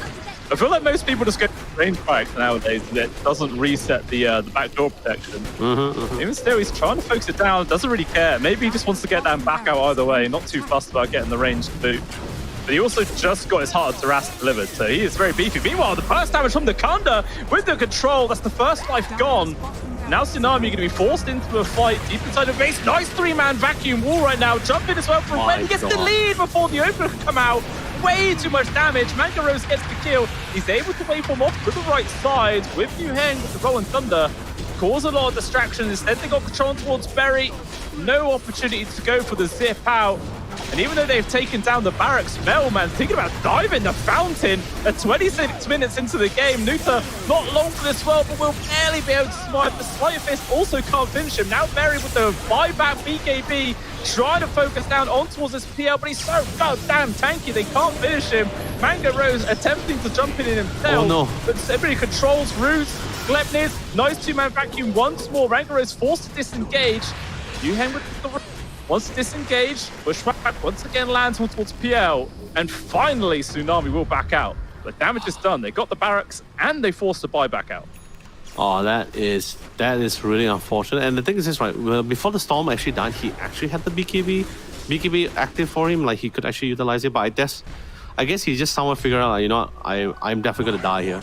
Not gonna use it to try to get out of it. I think he just was saving it for the buyback, which he did actually. Bought back, committed the BKB, but just couldn't get a pickup on either one of them. I mean, sure, you did break the Aegis. That's cool. That's fine. You did lose your racks in the process here, but you know what they say, right? As long as it's not megas, there's still ways to really come back, bring it back into the game. But that just means right now they're bottom lane without the racks here. Oh wait, speaking of which, big conflict. Yeah. Okay, for grab here. Oh no! The swap up once again. The overgrowth it is on towards the 2 and Terrorize as well. Also connects on towards Mango Rose. Eric will die. Even the Morphling can't survive. Actually, still alive for now. Passing towards the Ember Spirit. Gonna try and stand his ground there with the BKB, the Rolling Thunder doing work, but nobody's taking any damage on the side of Tsunami. They just outlast it all. They take out Mango Rose. No buyback from him. This could be another set of barracks going down.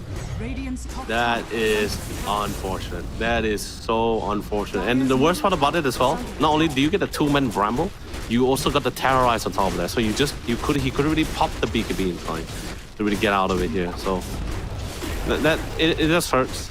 Then there's also the diffuser on top of that. There's like ways to really control a lot of these heroes, especially since now they have this substantial lead, 10,000 gold of a lead here. They do have the glyph, they can buy sometimes. Most likely will lose the second racks. Yeah, there's no way they can defend this without their 2 main cores available. Fortunately for them, Tsunami's sieging capabilities are quite slow. Like, this is taking a fair amount of time to go down, but yeah, distance is key more than anything else. It will still fall. Yeah, but while yes, their sieging ability is slow, Shadow doesn't really have any good wave clear abilities either, you know? A wave of terror, you know, that's cute. You know, that's cute. A bushwhack, sure, decent amount of damage, but you're not really. It's no Zeus Arc Lightning or Carlos Illuminate or anything. Yeah, they can't do anything. Sure, maybe static slide, but it travels so slow and there's also the fear that you actually might get caught off while trying to do it as well. So yeah, it's definitely Shadow has a problem with not just the fights at the moment. He's also having a problem with just high ground defenses as well. It is not easy. There's a lot of grab and catch now inside of Tsunami. Like both the supports now have blink daggers, which just makes it that much easier. Nuta has also been grabbed. As soon as Shutter take any sort of steps outside their base, they get forced into another engagement. Mango Rose going to be able to get the disengage there. Try to focus on towards Hong Hong. It's good damage on towards the target, but even still is able to retreat. No. Terrorize lands on towards two. There is going to be the swap there, bringing Mango Rose to safety right now. Unfortunately, he will still die as well as Wu Heng. And now Mango Rose desperately trying to retreat. BKB's about to run out, and so is his life. He can't do a single thing. Dip in from the Storm Spirit, but it's just cute at this stage. Can't really achieve anything. Even a buyback from the Pangolier, just rolling around in circles. As the Storm Spirit is forced to disengage, roll runs out, so does Ranghu's life. Too much to deal with. Godlike's free there from Mel, and there it is. GG is called, and we're going to a game number 3. Yeah. This is exactly what Tsunami was trying to look for as well. Like they found a way to break the code here, and they finally brought it back into this game. I will say that, of course, while every member of Tsunami actually did their part, did their role, but I think the one that really hurt is the last pick Phantom Lancer. I think this is something that they definitely didn't expect here. Even with the drafting that they had, there was no real way. Like, okay, probably in most drafting, PL probably would never happen, most likely because of the fact that the opposing team's drafting usually have at least 1 or 2 heroes that's really good at clearing the illusion. But in this case, in this scenario, where there's no really decent wave clears, a lot more single target abilities, they're just like, hey, this is a perfect opportunity where if you want to scale, he's also Phantom Lancer, decent scaling. They have a lot of targeted, single target skills, not a lot of AoE, so not really good wave clears and illusion. It was a very threatening last pick, something like how you were locked in, like previously, like how you would lock in the last pick Brood Mother. And of course, I'm talking about the old Brood Mother blue scale, where when you last pick Brood Mother, you're just like, oh great, we have nothing against the Brood, we're all dead, the game's over, GG, 100% win rate. Very similar scenario when they lock in the Phantom Lancer, but I feel this is the stars really aligned for the drafting. It just somewhat felt right for the PL last week. So really great job here for Tsunami. Yeah, I agree. It was just the perfect pickup for this game. It really ticked all the boxes for him. Mm-hmm. We saw what Mango Rose could do in game number 1 on his Dwarfling, when all he had to deal was 1 hero, but PL was like 50 heroes, so it's very hard to bring him down. There's a lot of chaos happening, especially when there was all the control from the rest of Tsunami's side, just to make sure that the Morphling had no mobility whatsoever. Just really fantastic gameplay. We can see as well, like, Shutter put a lot of emphasis on shutting down Buku this game. Like, they really tried to kill the Ember Spirit as much as possible, which they did do. Like, he was bottom farm core for the longest time, but it didn't really seem to have that much impact on the outcome of the game. Like, he was still able to perform really well. He was able to get grabs, able to pump out the damage. Meanwhile, the Storms just ran out of gas way too early on in this game. Yeah, which brings back to what I was saying just now, right? Like, Ember could be on the receiving end of things, right? But he still has ways to be impactful compared to the Storm here. So this is just something that Buku was just able to play off with the team, and just an added bonus. They have no real way to clear out the Phantom Lancer as well. So, like, I'm pretty sure we might not have seen the Phantom Lancer if we had seen the last pick offlaner as the Timber Saw. Then most likely we won't see the Phantom Lancer. Might actually see something else here, but like I said, the stars really aligned here for Tsunami, and it just really made it work here. But it's great. Tsunami was able to find the chick in the armor here and really bring it back to that 3rd game here. So still alive, I guess you could say in this matter. Shadow is no longer 1 feet out the door. It feels like Tsunami slammed the door back in their face, and they're like, nope, it ain't over till the fat ladies sing. We're still here. And yes, I finally be doing it safely. Kudos to the offlaner, really well done. I think the Darkseer really, like, sure, not the easiest lane because going up against range cores and range supports, able to clear out his Iron Shell, really slow down the farm. but because of how the pace of the game was going, right, like really dragging things out, really bought enough time for the Darkseer to really get out all those aura items, especially he got the Guardian Greaves, he got the pipe. Suddenly out the pictures, it's like, hey guys, great, I'm back online. It's fantastic for me. You want to drag out the game? It works for us as well. So yeah, it's been a pretty great game so far for Tsunami. Oh, 100%. I feel like it was like a solid combination where with either of the supports we saw multiple times. It was either the Darkseer and Trio Protector was able to like chain stun up the Storm Spirit and get the kill. Even when it was Darkseer and Dark Willow, you know, you land the multiple brambles, you vacuum into another one. Like it was just a really great symphony of skills coming out for them in this game. Really, really well deserved. And this one definitely makes more sense than game number 1's Timbersaw MVP. But, you know, this time they were offlane a 100%, right? Definitely. Yeah, definitely for sure. But you know, with that being said, ladies and gentlemen, I think you guys had some time to look through one of the Samsung newly released models for 2024, which was the Samsung Odyssey OLED G8. And if you guys, once you did the research, you feel like, hey, you know, guys, I'm not a big fan of the 32-inch. It's a little bit too large for my settings or the kind of gaming setup that I have. We'll have definitely like a more smaller size. You don't have to worry. Guess what? Blue scale. Samsung has come in with another model, which is the Samsung Odyssey OLED G6. It's of a smaller scale here. It's actually a 27-inch, but the difference is that its refresh rate is packing with a lot more power.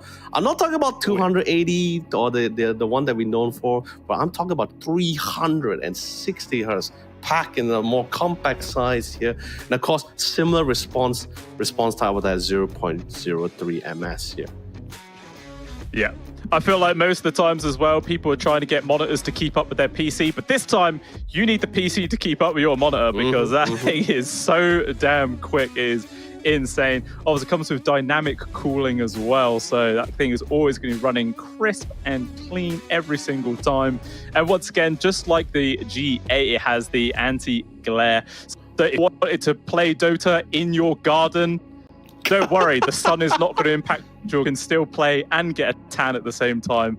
What more could we want? Like, it is a perfect combination. I mean, like they say, right? Sometimes, you know, us gamers need to touch grass. So I guess you could touch grass while playing Dota at the same time. Hey, that's something to think about. You like this, and then you're like, oh, some grass, you know, there, give that a stroke. There you go. I'm going to get back to playing. That's real gamer's life right there. Yeah, that's the true one, the healthier one, right? You know, experiencing the great outdoors. But speaking of experiencing the great outdoors, it's also times for us casters and the players to experience a quick break as we are somewhat preparing to go into our third game of our first series here of day 2 of the players here. So don't go away for too long. The conclusion for our lower bracket round here will be coming to you guys right after this.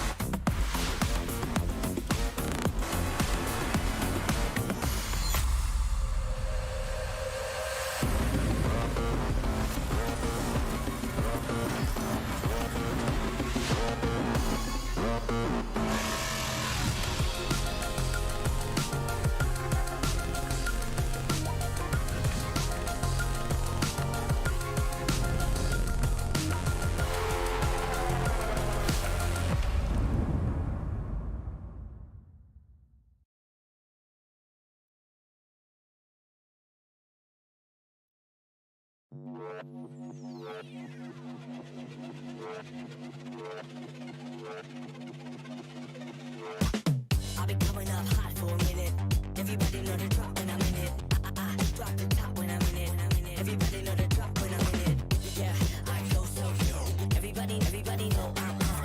You know when it click through, try to send it's about to be a show, be fun.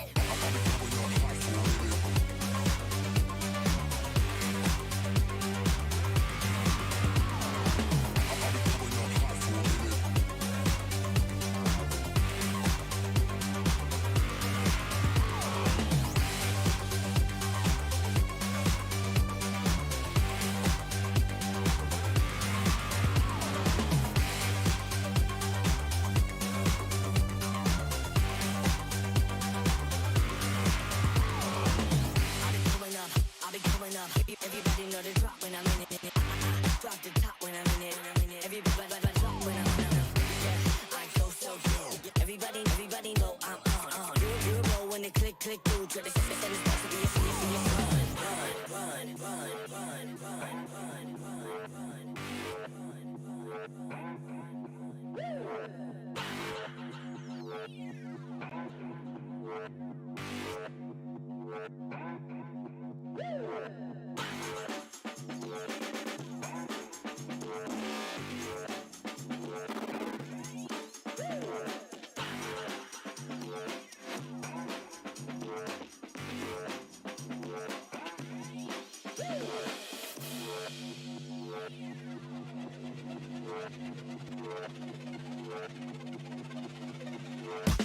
I've been coming up hot for a minute.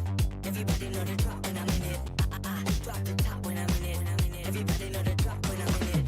Yeah, I go so good. Everybody know I'm on. You know when it click through. Try to send it's about to be a show, be fun.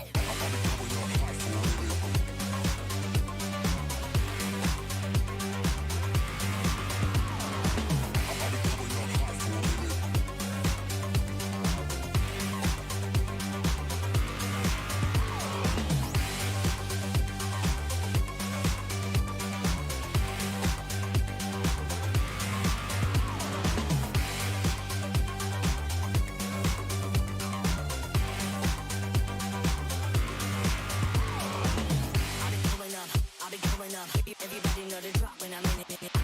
Drop the top when I'm in it. Everybody drop when I'm in it. Yeah, I go so good. Everybody know I'm on. You know when it click through. Try to send it's about to be a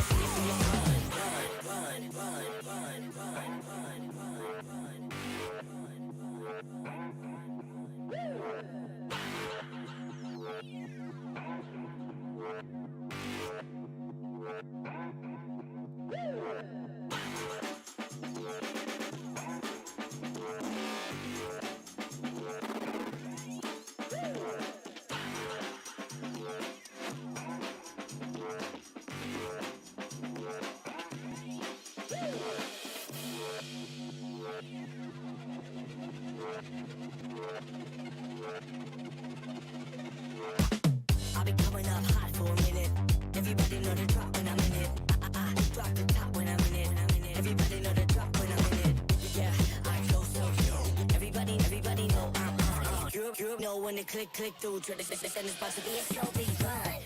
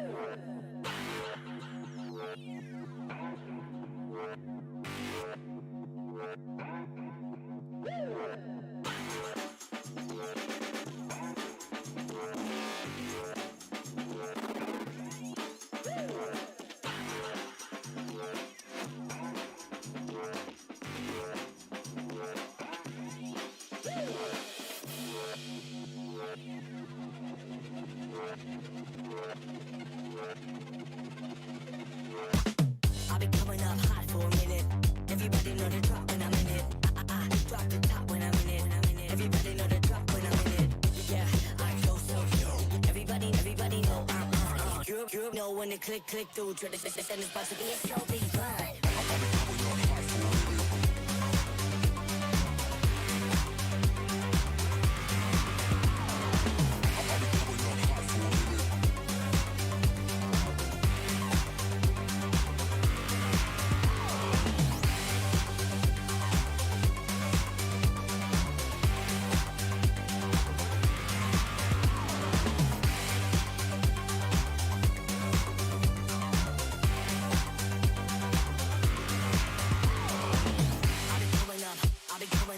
Everybody know the drop when I'm in it. Drop the top when I'm in it. Everybody drop when I'm in it. Yeah, I go so good. Everybody know I'm on. You know when it click through. Try to send this back to be a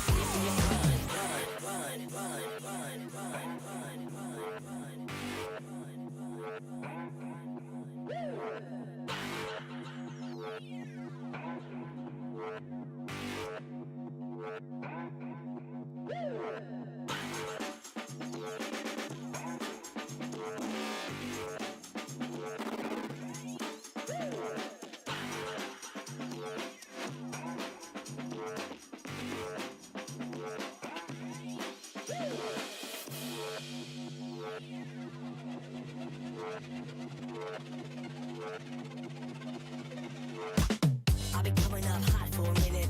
Everybody know the drop when I'm in it. I drop the top when I'm in it. Everybody know the drop when I'm in it. Yeah, I go so good. Everybody know I'm on. You know when it click through. Try to send this about to be a slow beat run.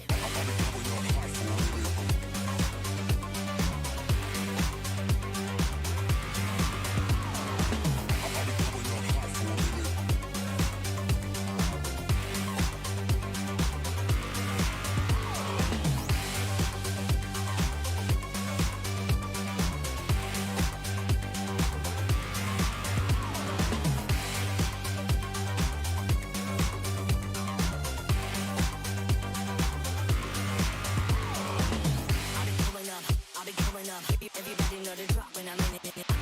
Drop the top when I'm in it. Everybody drop when I'm in it. Yeah, I go so good. Everybody know I'm on.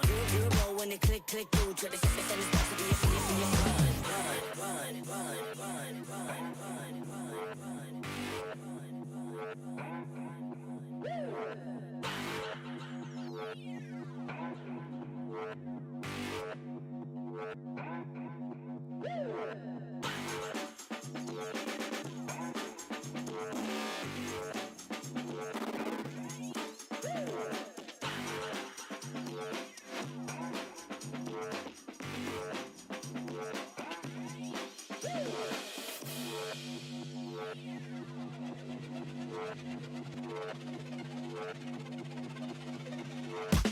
I've been coming up hot for a minute.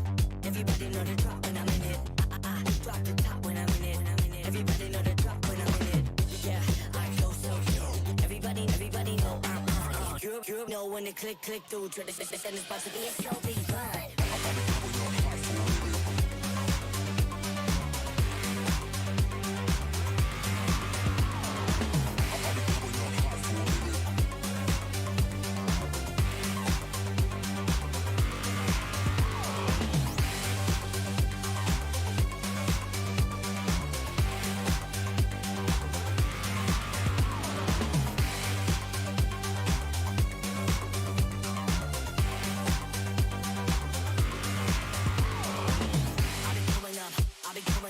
Everybody know the drop when I'm in it. Drop the top when I'm in it. Everybody drop when I'm in it. Yeah, I go so good. Everybody know I'm on. You know when it click through. Try to send this back to be a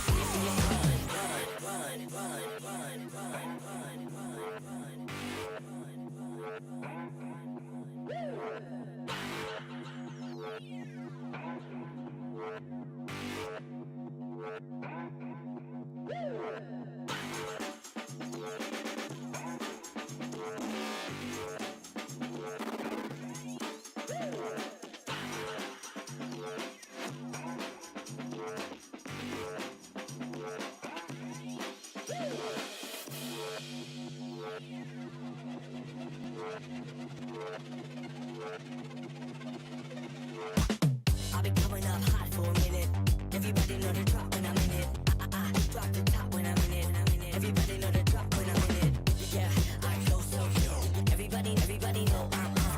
You know when they click through, try to send this box to be a slow beat run.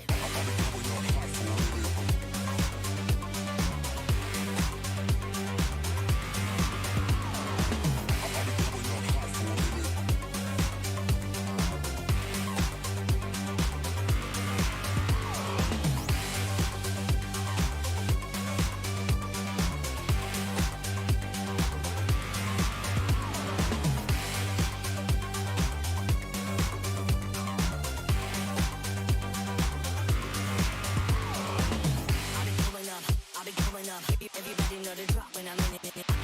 Drop the top when I'm in it. Everybody drop when I'm in it. Yeah, I go so good. Everybody know I'm on. You know when they click through, try to send this box to be a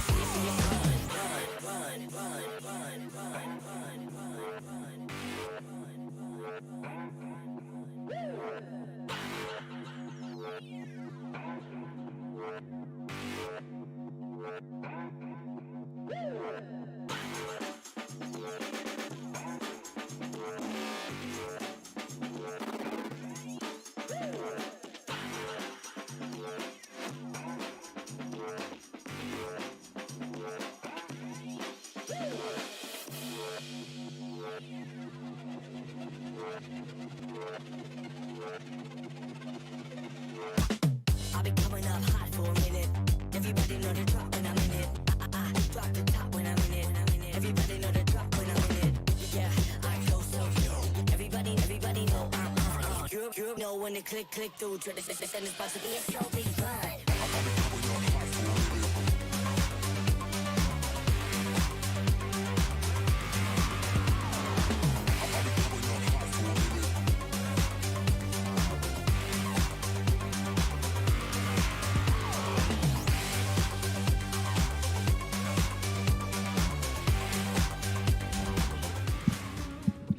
The break's been long, but we're back again for the Samsung Odyssey Cup Campus League players for day number 2. I'm Leonard, also known as your lead, gracing me at the caster desk once again. It's going to be Blue Scales here. Blue Scale, we're currently in our, we're really going the distance here for our first series today as we go to game 3 for our first, literally our first series of the day of our lower bracket round here between both Team Shadow from Malaysia and also Tsunami from Thailand here. So really back and forth so far. We are seeing we're really going the distance when it comes to the mid-game to late-game transitioning and the hero scaling. But I think that last round, the last pick with the PL was really could have been the final nail in the coffin. But what do you think about the whole drafting or how the game went?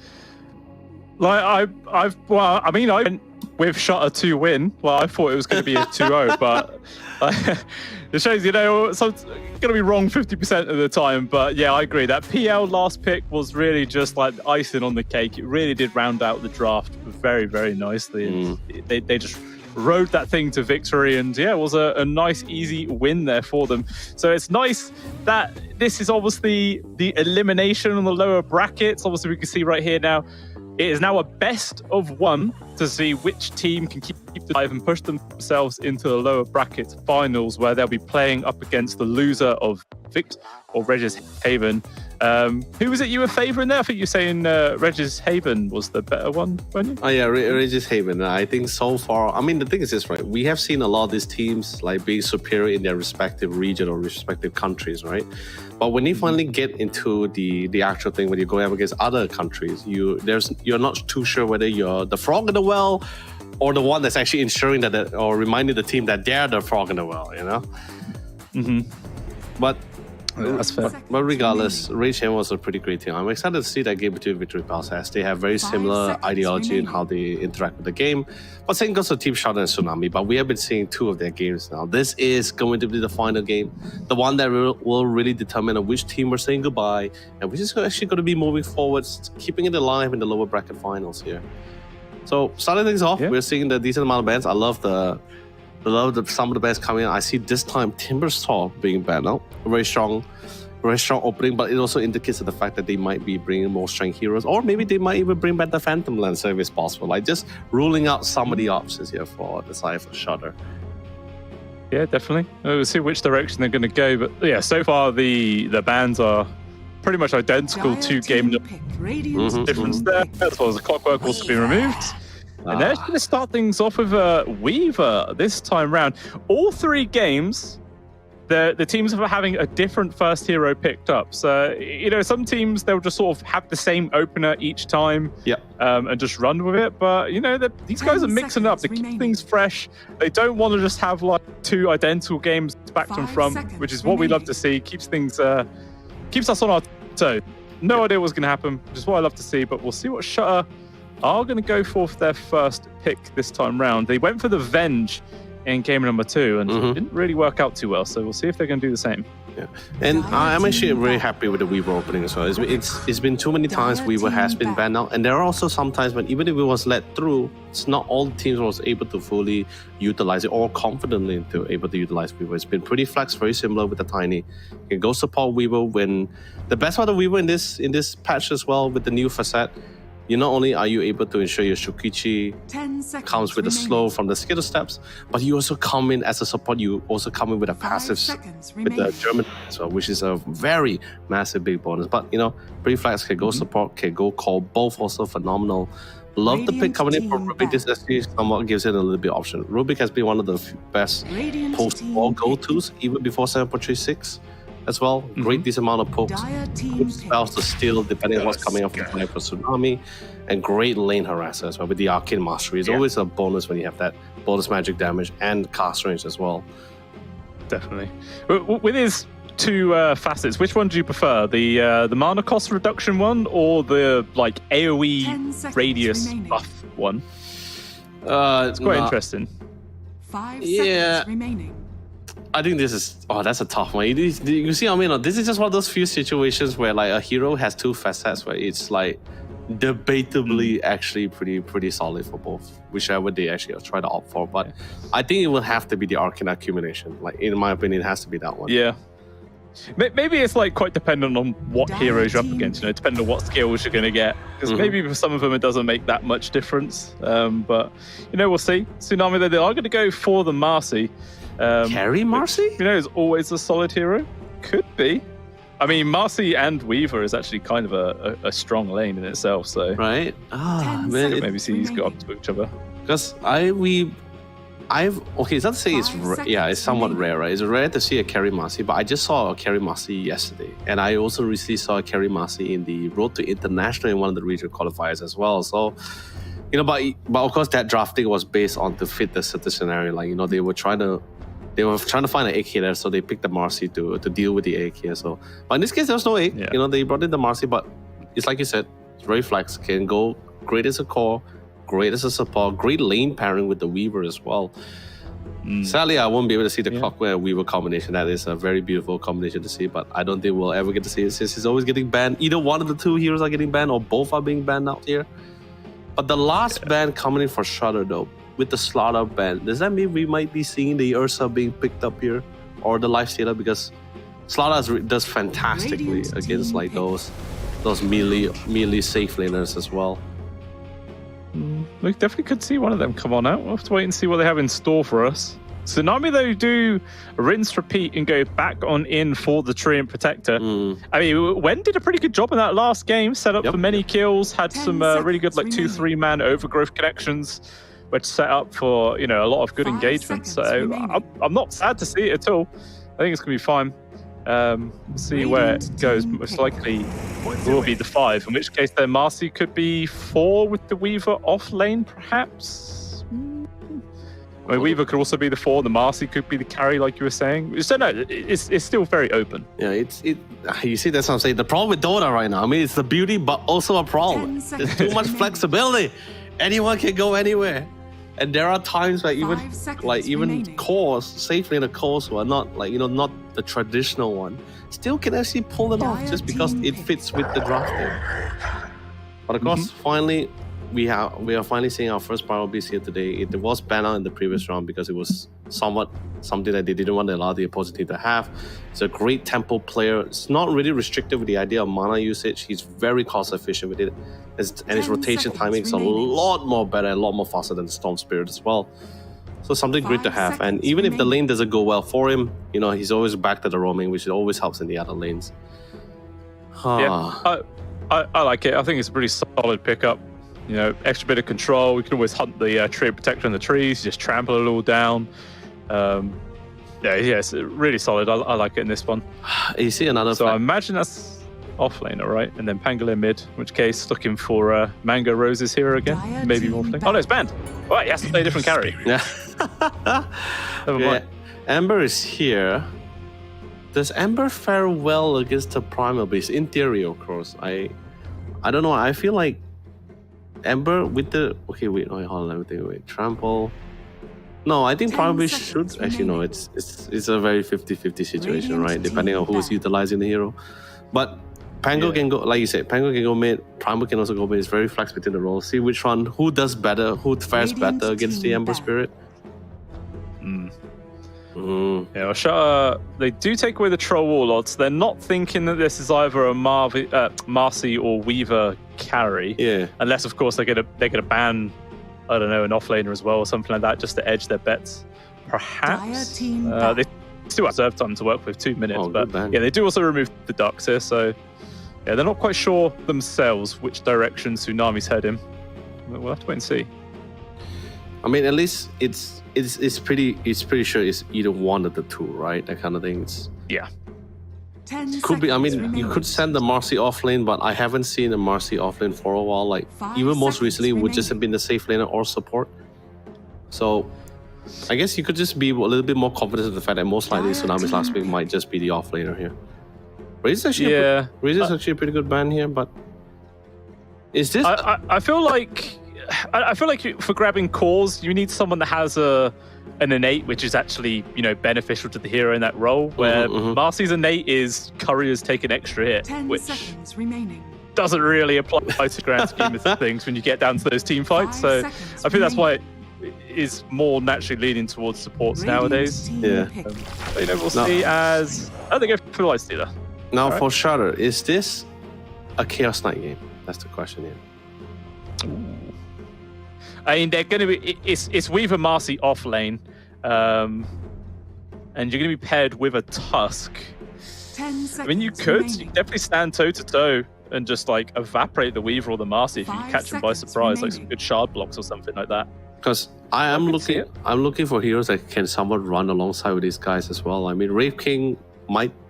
I mean, okay, let's just list like all the safe laners that we still have here, right? We still have the Rave King, we still have the Chaos Knight. We do not have the Ursa. Ursa is being banned out. Lysin has already been secured.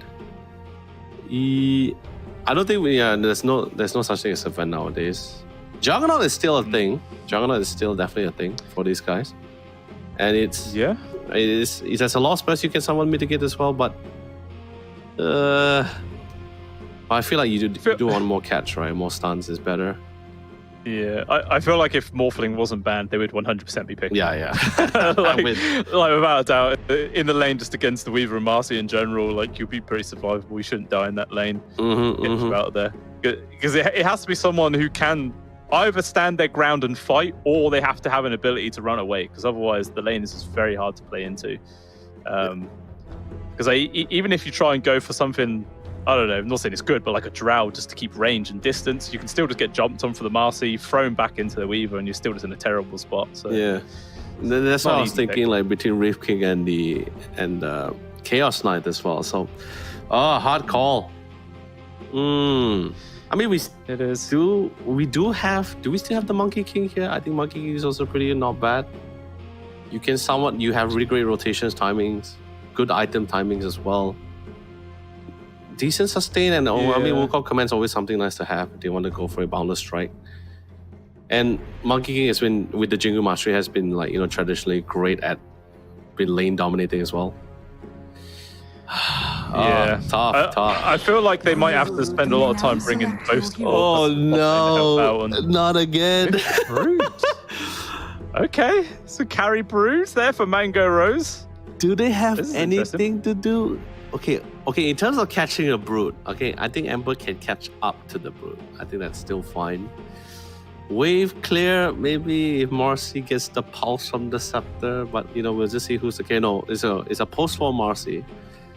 Offlane Weaver, Mel the Lifestealer, and Buku mid. Alright, okay, it's interesting. Oh, I oh, don't know which way I'm leaning this game. It feels like it could go either direction, to be honest. I feel like it's very lane dependent on like just how people are able to play these ones, because I don't know. It literally feels like 50-50 to me, and this is a best of one as well to determine which team keeps the dream alive here in the Odyssey Cup Campus League. that's true. It's a crazy game. But I'm concerned because I mean, it's not the old Brood. It's not the traditional Brood where you last pick Brood and no one has anything to counter or catch her or handle her. Then it's like a GG kind of situation. It's like you said, you can still play around it. But then again, it's a very good Orchid game. And Orchid is also like one of the meta items that we have in the scene. It's being picked up by almost most of the heroes, like even offlaners, Night Stalkers, Chaos Knight. Everyone is picking up the Orchid because it's just that good. It's also great mana regen, which is something Brewmasters also, not to say doesn't really suffer from small mana pools, but it's definitely something nice to have. And the Orchid is always great for catching on top of the Weaver or the Marcy. It just makes things a lot more difficult. Hard to get in, hard to get out. Treon, not the best movement speed, but at least you can walk through the tree, so at least you can get some vision on her. I mean, for as far as you can go. Yeah. I'm only... yeah. I was gonna say, the living armor is actually quite helpful against the Brood. Like, it mitigates the vast majority of the damage that comes in from the Spiderlings as well, which is kind of nice. But it's not exactly like it's a big counter or anything. But I know it's just like a little way of helping people stay alive just that little bit longer. Okay. Once again, we do have everyone smoked up. Will we get another fight? I mean, that's the whole way. Here's the interesting thing, right? The new facet for Broodmother, the necrotic webs, right? So basically what it does is actually reduce like 15% health regen. Wait, hold on, is it 15%?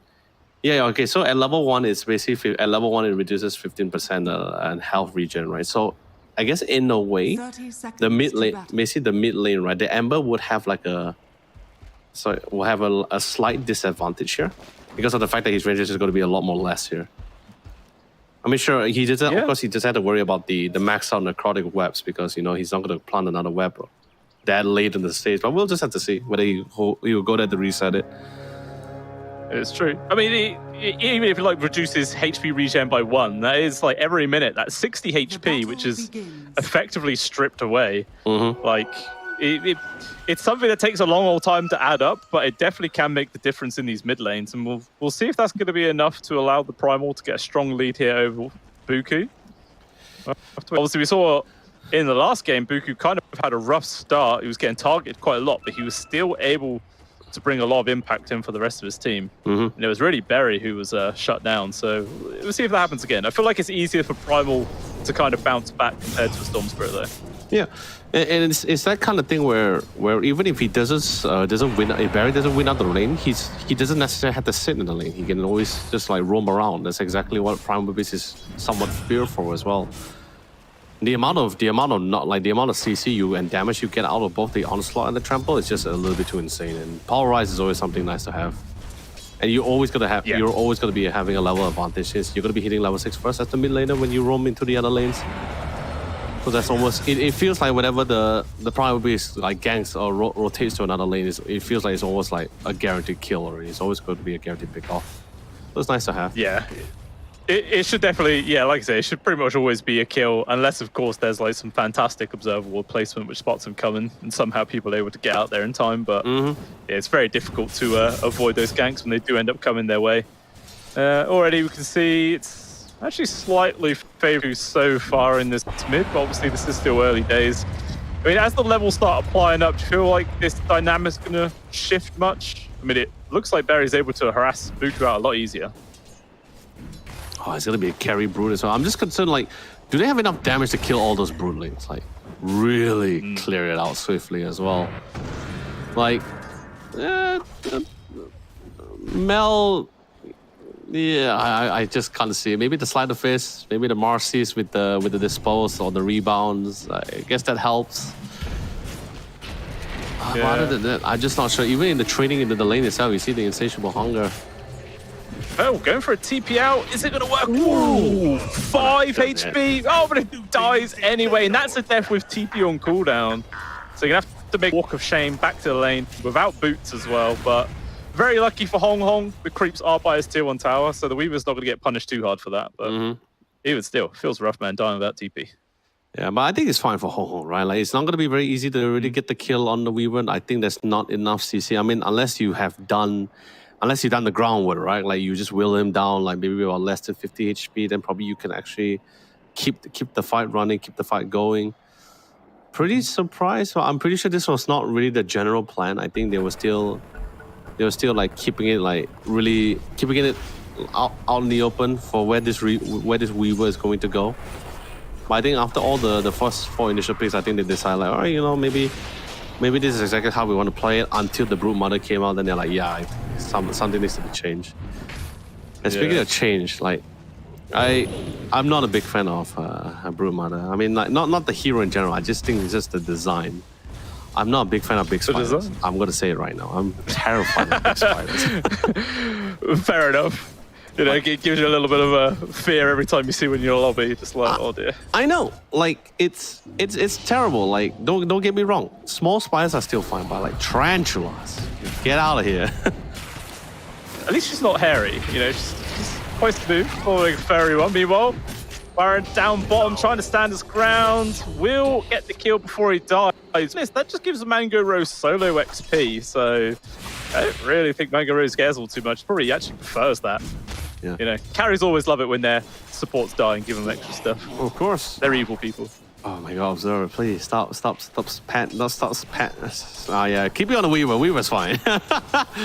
No, stop it, man. Stop it. But there's a whole lot of legs in this lane, man. There's a lot of them. It's like box on box, you know. Just which box fears you more. The spider always gets me, man.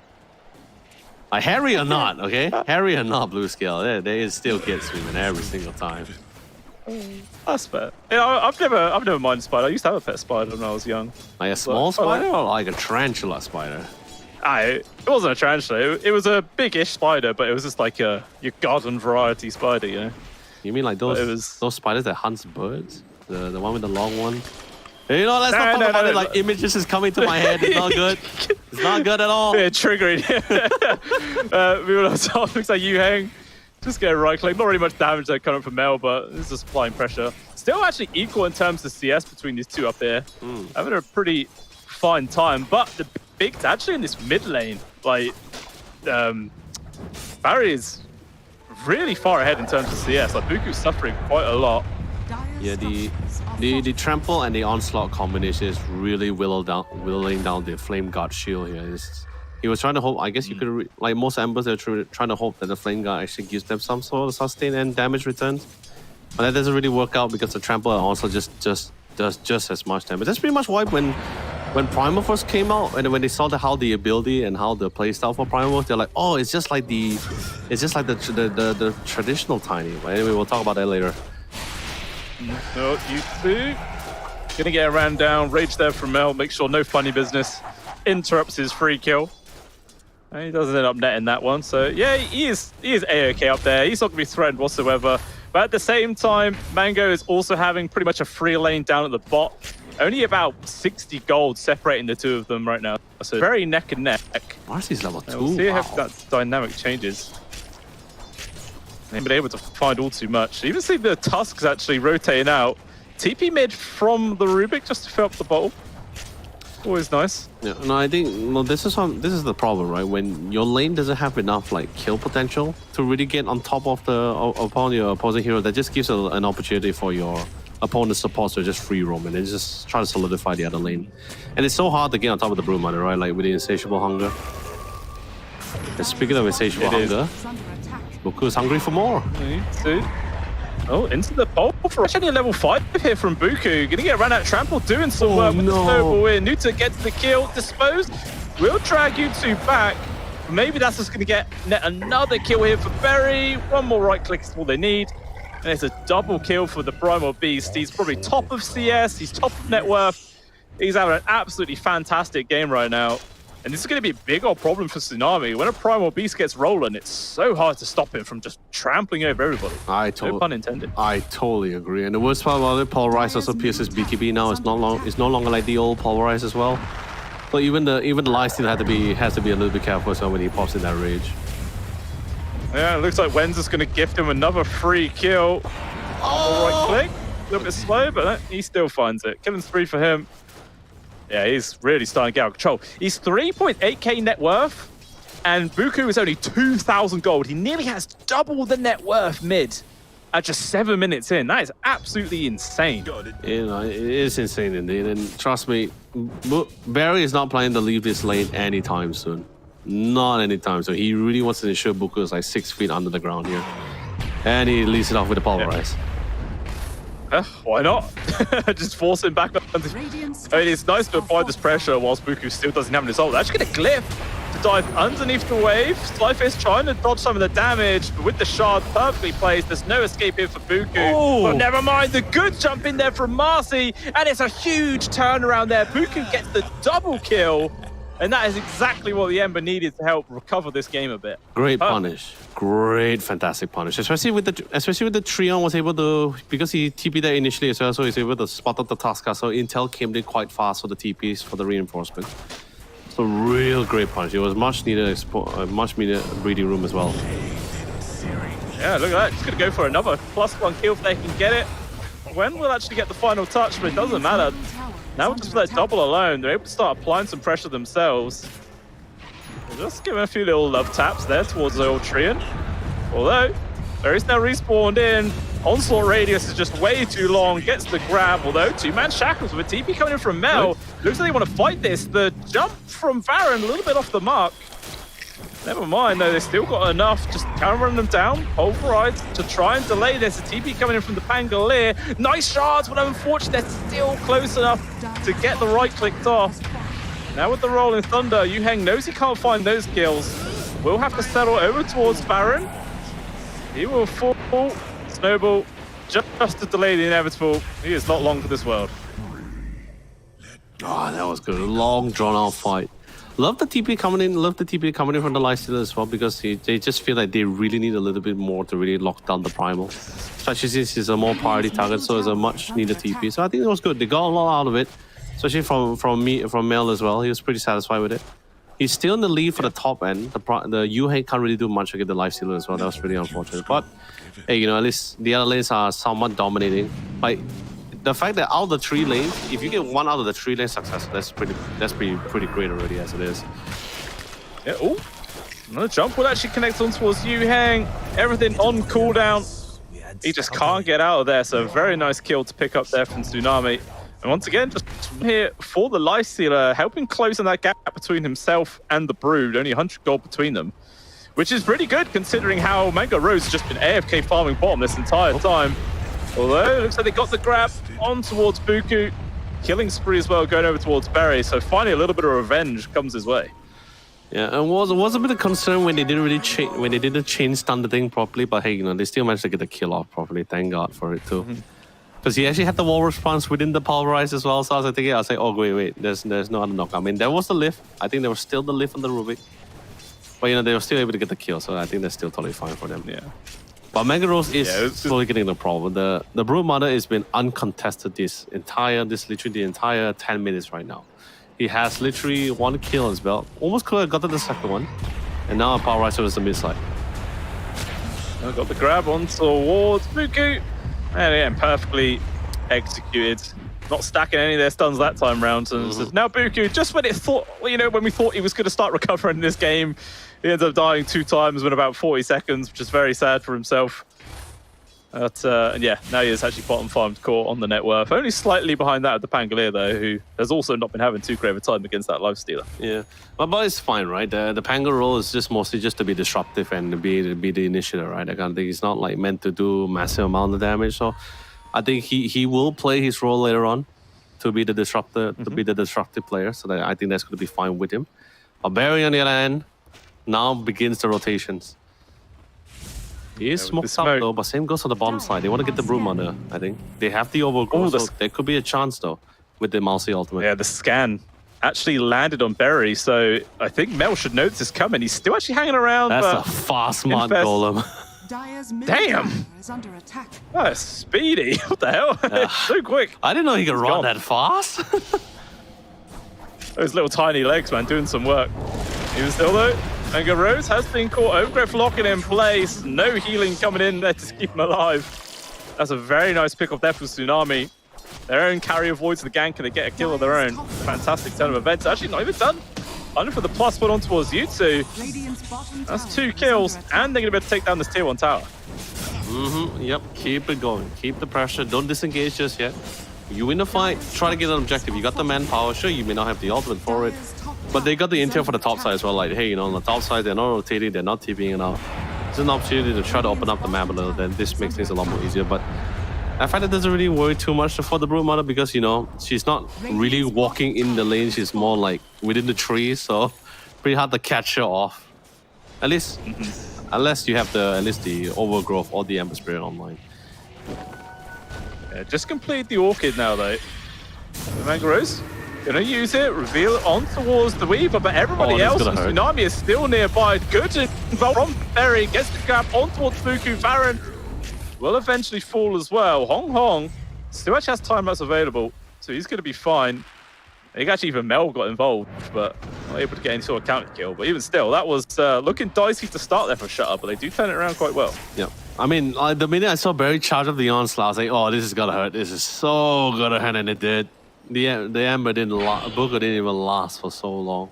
And I'm not too worried about Mango Rose. All he needs is just 1 second of a breathing room just for him to pop out the insatiable hunger. Then he can pretty much just re-sustain back again. Oh no, top side? Oh no, he got a TP off. Yeah, it's fine. Wise decision. Yeah. Even still, this is a very even game. Literally, like 10 goal difference the way it was just jumping between the two there at the top, and 11 and 12 on the scoreline. One heck of a roller coaster ride there for the old net worth chart. Yep. Especially once Mel gets the Radiance, I think that should help to clear out some of the Brute Links. It won't be instant, but at least it does help. For this situation. That with the Sleight of Fist can be a way of getting rid of it. Is Buku, I imagine he's going for a Maelstrom. I don't know if he's actually got any components to it yet, but kind of feels it's essential. Right. Poking on towards Berry. Overgrowth even committed for this one. His tail's already been used. Good toss back. Nowhere to go. Pulverize doesn't change a single thing. Dire's top tower is under attack. Yeah, just keep the skirmishes going. It's not a big win, but you know it slowly adds up. It slowly builds up towards it. Yeah, Mel has to walk out of it. He's not ready for this fight. Not yet. He will be ready. He will be prepared. And Bruman is like, yeah, he's like, let's just see. Recipe wise, he took the javelin. Yeah, he's about like 1,000+ gold before he gets the Bloodthorn. You hang. Just getting dived underneath his tier 1 tower. He was actually pinging out for someone to TP, but it just came in way too late. Just like, help me, like, someone please. Where is my team? No one wants to get involved. Meanwhile, trying to go on towards Haki right now. Good stun control, probably scare his spell off. Instead, Snowball can't land either. Baku, oh no! The actual connection with the Spiderlings lands. Spooky will still die, but Mel's now turned up. Focus on towards Duo, goes for the punch TP, not going to work at all, very ambitious. Stolen Sakuchi actually, going to be a nice spell. Mango Rose getting re-involved, focusing on towards the Weaver, got no mana left for the armor, and they will just die, kill to be found. And now, going to try and stand their ground once again. Mel hitting on towards Mango Rose, but it's not really doing that much damage at all. It looks like the sacrifice will be when it's 4 heroes on top of him, will get the kill. Is under attack. Very trying to hunt for Farron, but yeah, he's too far. Yeah, Mango Rose, the entire fight was just uncontested. And even if he was, like I said, the insatiable hunger, the bonus lifesteal, the bonus damage, just too much for him at his current stage. And he doesn't really have the Radiance yet. I mean, they did manage to clear out the majority of the Brutalists. I mean, that's just from the Shukichi and the Dispose alone, right? But we definitely a nice finish once Mel gets the Radiance out. That definitely will aid them out here. The Skitter Sub is definitely working for Tsunami in their favor for some of this clash.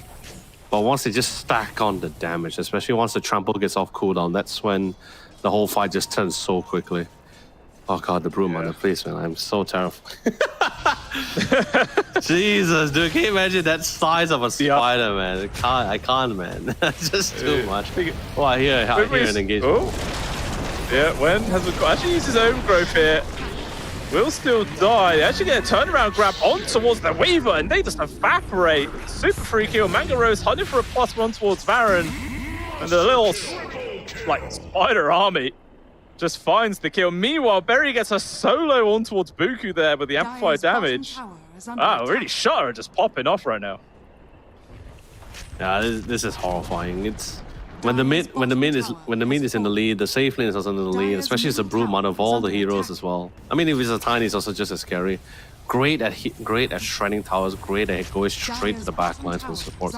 Now with the Bloodthorn at hand, even the Weaver, if the Weaver has no way to purge out the silence, or at least the Bloodthorn, at least that is gonna hurt. It's gonna do so much damage. And I love the map control as well, because it's just like denying them any source of income as well. So all additional items which they want to buy, the Yules, the Mantas, the BKBs, all are getting slowed down here. They're just trying to find some way to farm here, but everyone's just getting shut out. Yeah, they're having to move outside of their base as a 4-man unit just for protection right now.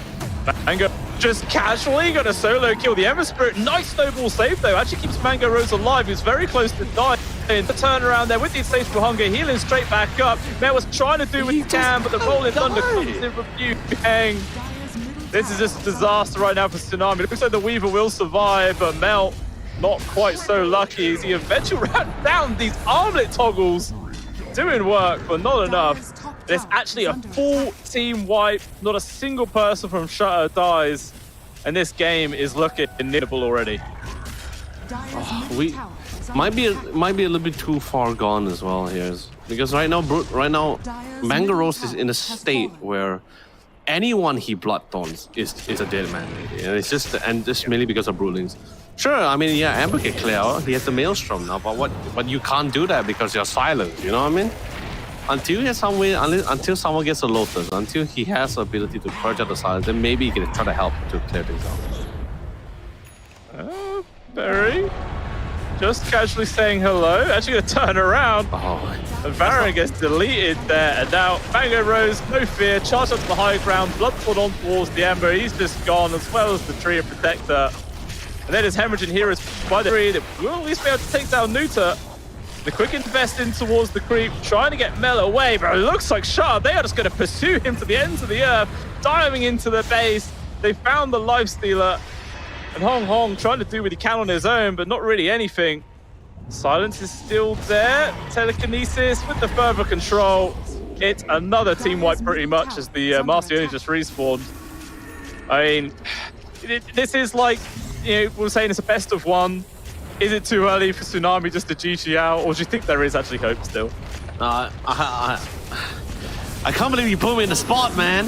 Yeah. I can't believe you put me in the spot, Blue Scale, but I think it's a little bit too difficult. Look at that. He's just 5 hitting. And that was just with 3 Broodlings. Oh, if they killed the Broodman, if they killed Mango, that would have been a lot of gold, but he didn't have the overgrowth. Now the rest of the squad is here. Another Bloodthorn on top of the Lifestealer.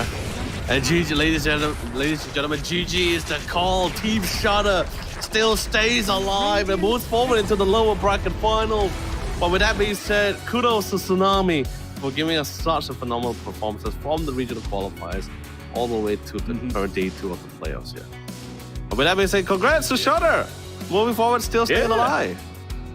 Yeah, guaranteeing 3rd place and upgrading the pay bracket there for the prize pool. I think that's like an extra $500 or something like that they've just secured up. So they are very, very happy about that one. But at the same time, Tsunami does secure, was it 1,000, I think? So it's not too bad. They still get a decent amount. Like we were saying, that's a lot of carrots. You can buy a lot of that. Very useful. You love carrots, do you? You really I love to be able to see in the dark. You know, they're very useful.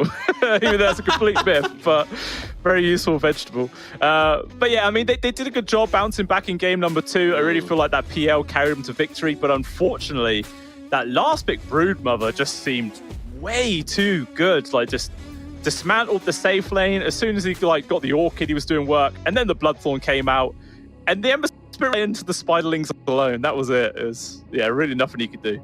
It really did feel that Shutter did the Uno reverse card when they brought out the last pick Broodmother, something that what Tsunami did with the last pick Phantom Lancer as well. But you know, there's some really good punish here, good timing with the rotation, but that just means you're giving a lot, garnering more space for Mango Rose here. Look, like even if he was gunned by 3 people, he was still just sustaining way before the Barry came in for the support. So I was really interested to see was he going to be able to get a lot out of that situation, out of that fight here. But dude, It was close. I feel like insatiable hunger lasts way too long. It's like what, 10 seconds or something like that, as you just like basically unkillable with the amount you life steal. yeah, It's nuts. Yeah, even the lanes. I mean, that's pretty much why you can't lane. But there are many ways to really play around the Brood, or at least try to control the Brood with the heroes that we have in the pool. But like I said, it's all about the drafting, right? That kind of thing.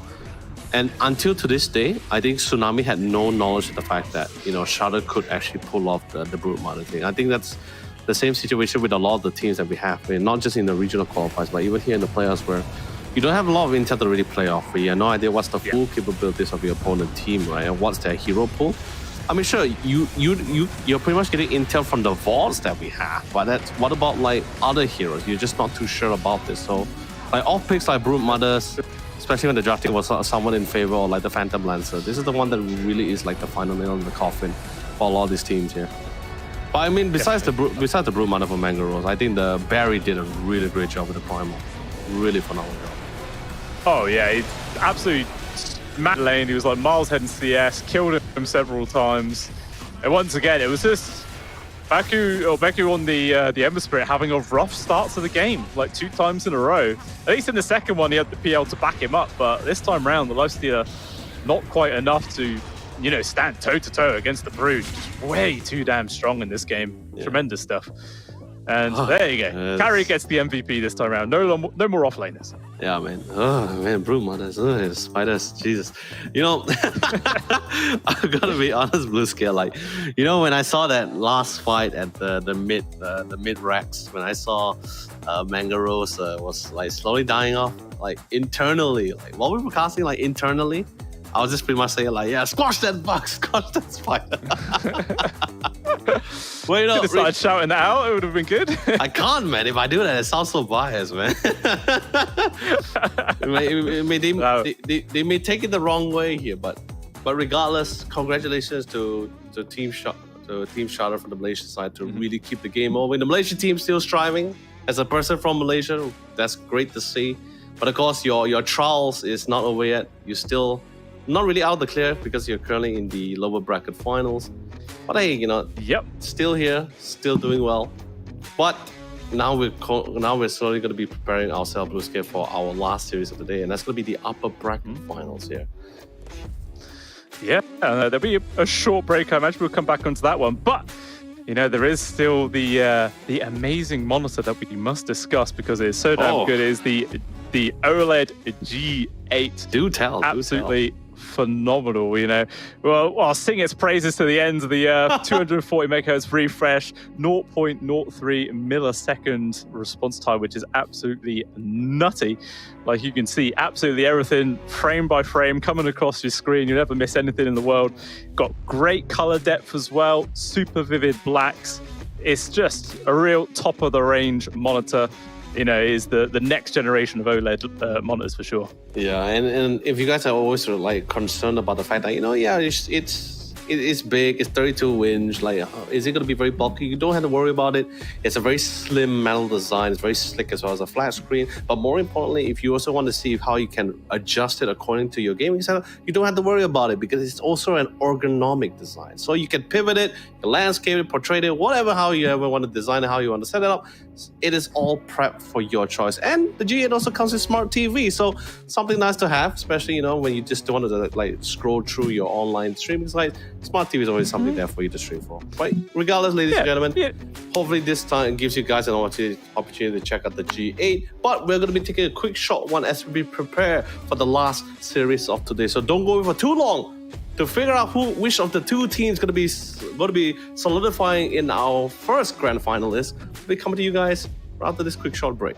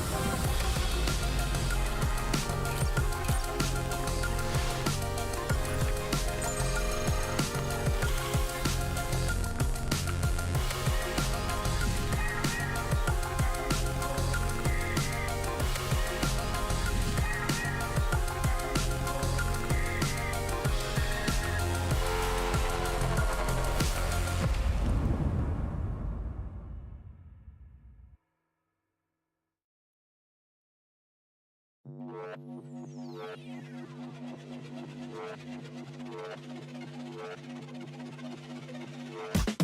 been coming up hot for a minute. Everybody know the drop when I'm in it. I drop the top when I'm in it. Everybody know the drop when I'm in it. Yeah, I go so cute. Everybody know I'm on. You know when the click through. Try to send this box to be a so big fun.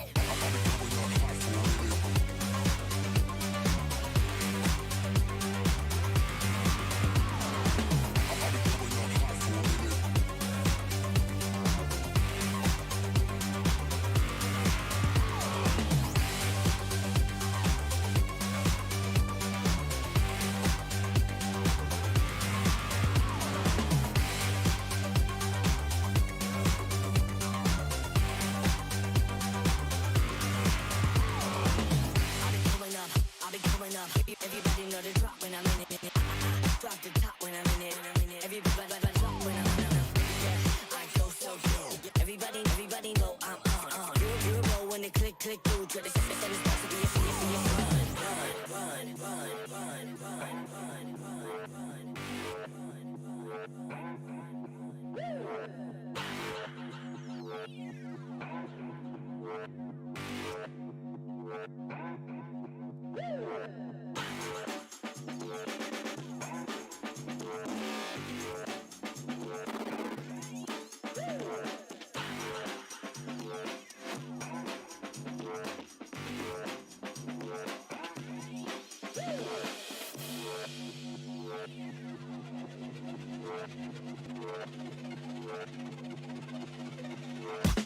I've been coming up hot for a minute.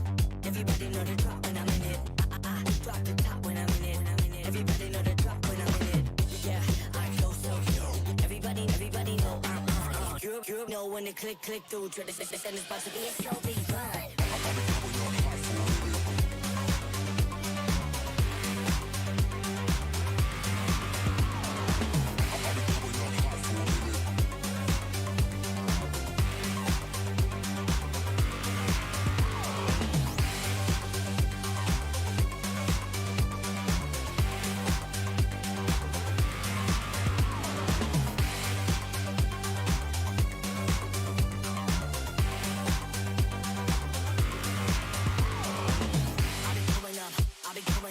Everybody know the drop when I'm in it. Drop the top when I'm in it. Everybody drop when I'm in it. Yeah, I go so cute. Everybody know I'm on. You know when the click through. Try to send this box to be a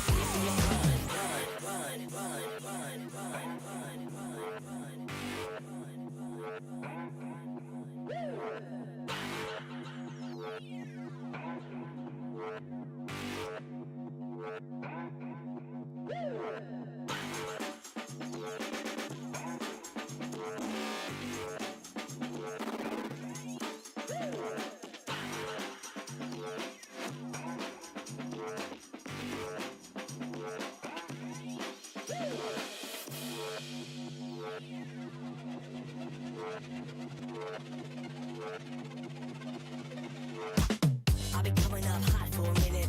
Everybody know the drop when I'm in it. I drop the top when I'm in it. Everybody know the drop when I'm in it. Yeah, I go so cute. Everybody know I'm on. You know when the click through. Try to send this box to be a so big fun.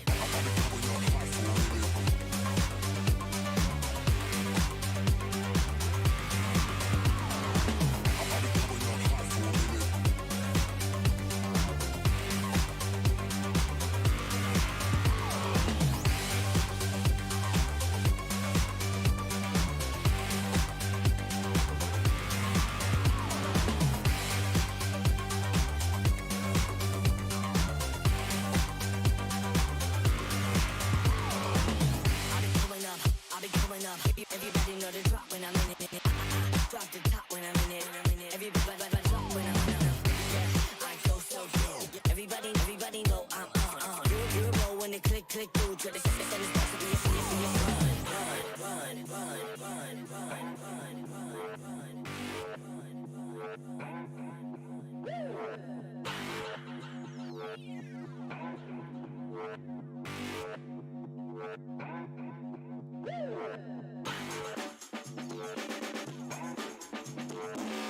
run.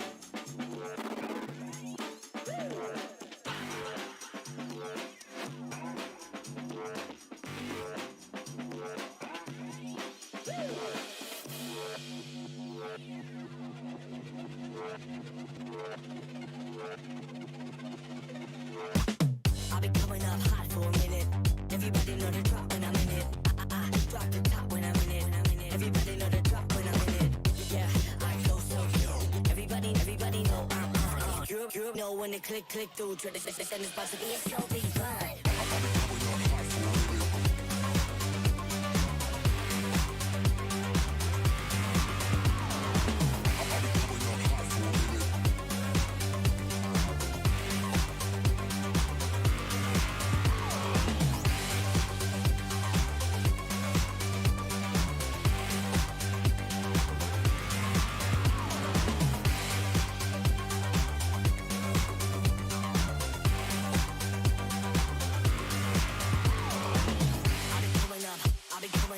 Everybody know the drop when I'm in it. Drop the top when I'm in it. Everybody drop when I'm in it. Yeah, I go so good. Everybody know I'm on. You know when it click through. Try to send this about to be a serious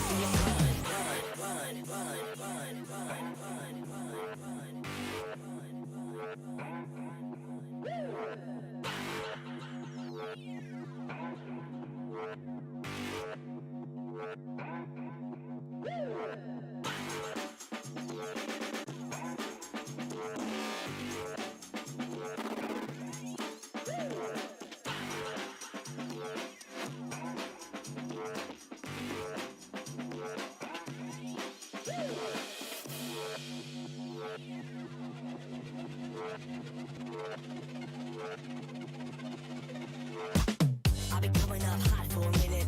Everybody know the drop when I'm in it. Drop the top when I'm in it. Everybody know the drop when I'm in it. Yeah, I go so good. Everybody know I'm on. You know when it click through. Try to send this about to be a slow beat run.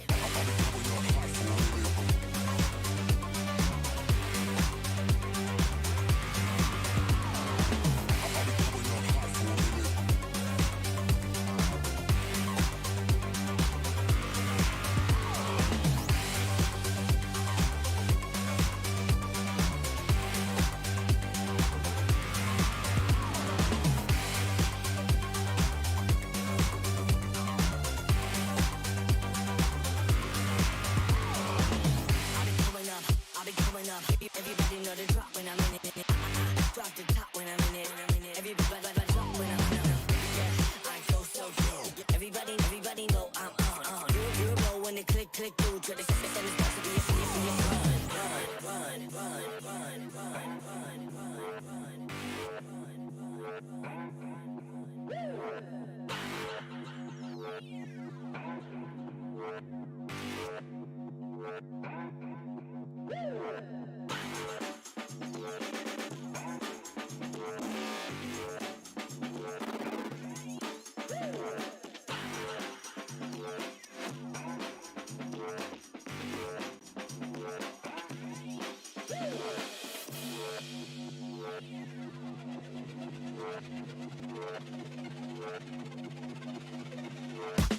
I've been coming up hot for a minute. Everybody know the drop when I'm in it. Drop the top when I'm in it. Everybody know the drop when I'm in it. Yeah, I go so good. Everybody know I'm on. You know when it click through. Try to send this about to be a slow beat run.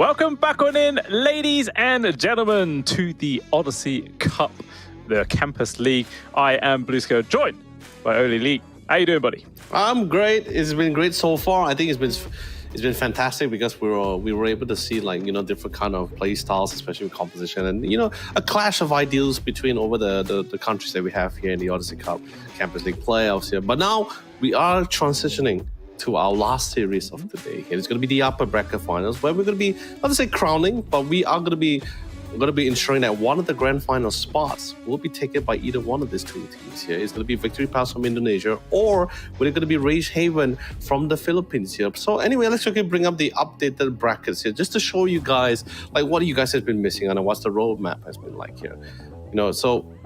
So far we just went through Shutter versus Tsunami, which is basically Malaysia versus Thailand here, and Shutter was able to move forward to the lower bracket finals, keep themselves in the game. Tsunami was sadly the team that's going to be the first to bail out here, but they will be able to secure that $1,000 here for themselves here in fourth place. And our last series is going to be Victory Pals from Indonesia versus Rage Haven from Philippines. Yeah, hopefully this is going to be a very, very exciting series indeed. Obviously, we can see on the first round of the upper bracket, both of these teams 2-0'd in their series. Victory Pals taking out Shutter 2-0, and then Regis Haven taking out Tsunami 2-0. So we do definitely have the best two teams for the upper bracket finals right now, and expecting it to be a real showstopper. Great game back and forth, hopefully going to 3. We'll have to wait and see, but it's going to be very, very exciting indeed. And obviously, they are guaranteed for third place at the very least, but the loser will be knocking down to play up against Shutter again to see if they can get the second chance to get into the grand finals. But we are already jumping on into the draft. Man, we are moving fast here in this last series of the day. And speaking of fast as well, these two teams love that fast compositions or fast gameplays too. So it's definitely going to be really fun to watch. We saw the clash between the two teams who loves to play for long games, and now we're going to be seeing the two teams who likes to play fast games here. So it'll be a very interesting matchup, as they both have very interesting drafting. But will we see the Shaman coming back for Victory Pals? I have been trying to see which is the situation where we would not see the Shaman being picked up by Loomis. But of course, first few bans being start off, and Rage Haven, like I said, I'm still keeping count. 80% win rate for any of the teams who has been banning the Templar Assassin, but I'm just keeping it up there. The blue skill, I'm still keeping it up there. Well, in our last series, Shutter did ban game 2 and lost, so did they? Yeah. Okay, so we're back to 70% then, I guess. Yeah, they bumped it down a little bit, but hey, you're still in the positive, right? So it's all good. That is true. But of course, I'll also see the bans coming out here. Now a lot more macro heroes being banned on here, and this is something that I also want to bring up to discussion with you, Blue Scales, because so far in the teams that we have in this entire playoffs, or during the regional qualifiers, we didn't see a lot of very macro heavy heroes being selected here, like the Blue Masters. I think so far it was only Mute from Rage Haven who actually came in with the Lone Druid here. Channels has also been a phenomenal post 5, but Rage Haven at that time didn't really show that they actually or maybe they are capable of utilizing Chen. But are they confident enough to bring Chen? We have not seen them actually utilizing it throughout the entire tournament here. So, but it's always a great to ban on the trend. It's been one of the best go-to post 5. And I guess they didn't want to take any chances. It's been pretty solid. A very cool change that was made in 7.36 as well. You have that sort of super permanent creep which levels up with you. It's kind of a cool or interesting change to the hero. I do like it. Yep. But yeah, unfortunately, we're not going to see it in this game as Victory Pals do take it out. But I do like the fact that we are seeing some new bans. Obviously, Regis Havens are exactly the same in the series we just watched. But yeah, the Shen Lone Druid to be removed are quite cool. But Shadow Fiend being the first pickup here for Regis Haven. Oh no, Victory Pals, they let it slip through. So far, every team have went up against Rage Haven. Although yes, they don't have a lot of info to play off with, but just every team that has went up against Rage Haven has always been banning Mutes, Shadow Fiend, and Lone Druid. So far, they didn't get the ban of the Lone Druid here, and Mute without fail will always first pick that. He doesn't really care about the lane matchup. He doesn't care about being countered. I mean, then again, there's not really many, I would say, direct counters to Shadow Fiend. There are certain heroes certain mid laner heroes which Shadow Fiend is not able to fully maximize his damage output as a lane dominator, like going against Zeus or Linas, for example. I mean, we don't see a lot of Lina nowadays, but Zeus, we do see it from time to time, even though with the nerf of the shard, where he's no longer able to utilize the shard alongside with illusions anymore. So we've been seeing more of the more traditional Zeus, right? The magic Zeus, the kind of thing, with the Nimbus. 10 seconds But, remaining. That's the Zeus I play as my position 4 Zeus. 5 love seconds spamming remaining. that. Sometimes it's kind of a grief, but hey, I love blasting fools, mate, as a position 4. Nothing provides me such satisfaction as that. But Victory Pals are able to actually pick up the Witch Doctor here. You know, it's a very highly contested support in this current meta, and they're able to grab it for free. So we'll see if they're going to be able to use that to good effect and apply some good early pressure, because they said it, man. Voodoo, heal, facet, stupid, mate. It's stupid. It's too much. It heals, it damages, it makes this massive area of death. It's too strong. I totally agree, and a good ban on the Zeus as well. It's a little bit too comfortable, and also, like I said, SF's not going to be able to fully utilize its lane dominator capability because of the Zeus, since he's able to farm casually from a distance with the arc lining, and he always has his third skill to get to disengage out of tight 10 fights. seconds And his remaining. ultimate Thundergod's Wrath is always like one of the top 3 best vision heroes in the 5 game, like seconds alongside with remaining. Night Stalker and Slark. You're always going to be able to get like good vision on the other team. It also breaks through. Okay, not really breaks, but you're able to spot out even those who's being smoked up as well. So it does great things too. So good ban. I also bet that's actually a very respectable ban coming in from Victory Pass, because we saw Rich Haven play IO twice, and let's be honest, let me tell you something. Our IO player from Rich Haven, Blue Scale, Radiant team he literally makes you feel pain. Like pain not because of damage, but just pain at the fact that you just feel like you wasted your time. Because there was one round where everybody committed all the ultimates, all the abilities, and one IO saves, and all your actions, all times consumed for 10 this fight was just seconds literally removed, rendered useless. Just from one IO. It's insane, man. 5 seconds Yeah, remaining. I was always one of those heroes where if you've got someone that can play it well, it does seem really damn impactful. But it kind of takes a while to like fully learn the ins and outs. You know, how to time the relocate saves properly and everything, knowing when to relocate back to base or when to relocate. You know, just like Radiant team behind yourself a little bit to maybe try and set up for your team to go for a second re-engagement. Like sometimes you have to make those quick split second decisions, and they can be very impactful. But they're just Havens. They go for the AA and Spirit Breaker both. Love it, mate. Absolutely love both of these heroes. Super strong. Yeah, the AA is definitely going to be ensuring that the Cold Embrace is not going to be able to save 10 anybody for sure. seconds remaining. But the Spirit Breaker has been one of the few go-to post-4 supports for the 5 side of Rich Haven. seconds They're remaining. going to be able to play off really. You're going to have a really great synergy alongside with Mute in the mid lane with the Shadow Fiend as well. You can actually get a lot of pickups, and that global sense is always fantastic with the charge. And his ultimate is BKB is always great. The only downside I could say with the Spirit Breaker would be the fact that you don't really have the best laning phase. Like your early laning is really scarf compared to the other like supports that we have, who's been pretty dominant in the lane. But that's totally fine. The Spirit Breaker role is more prioritized in ensuring the other lanes, and definitely going to be ensuring that Mew is going to have a great time. I mean, he will have a great time even without the Spirit Breaker, but this at least helps solidify it if any unexpected situation does pop up here. Yeah, definitely. You always have to make sure 10 you grab an seconds off laner remaining. which doesn't care about being abandoned, you know, because without a doubt, the Spirit 5 Breaker will just end up seconds pissing off remaining. to some other lane to help somebody else, because the off laner just ain't worth his time or effort. Unless, of course, they can try and build some sort of crazy combination with it, but it's very hard to do. But setting up for like ganks into the safe lane with your Ancient Apparition, plus, I don't know, any carry that maybe has a stun to help set things up, like a Wraith King or anything like that, would just be super impactful. See which direction they do end up going. But True Pals looking for their 4th pickup right now. They got their support duo, got Pango, so either mid or off laner. So again, probably gonna the mid right now, as they know it's going to be a Shadow Fiend pickup, or Shadow Fiend matchup, I should say. Oh yeah, I mean there was a time where we did see the Shadow Fiend actually swapped out of the lane. Like Mute actually opted picked out another hero, and the Shadow Fiend actually went into the hands of their safe laner here, as he went with the safe lane as Shadow Fiend as well. But you know, Radiant team we'll see whether whether Victory Pals drafting is gonna be able to force Rich Haven to make that kind of choices. And it's not the first. It won't be the first time this happened. And we've seen Mute capable of playing really high skill heroes as well, like Pox coming in the mix as well. I think so far Rage Haven is the only teams that I noticed that are able to utilize like high skill heroes or or macro heroes like the Lone Jutes, for example, as well. So I mean, it's pretty fun to see whether Victory Pal is able to take the win. This time, no Shadow Shaman.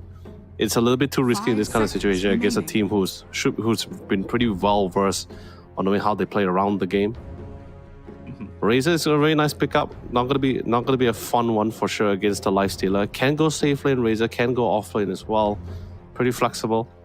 And it's also playing really fast paced alongside with the Spirit Breaker and the Shadow Fiend as well if needed. It's always great to go. Yeah.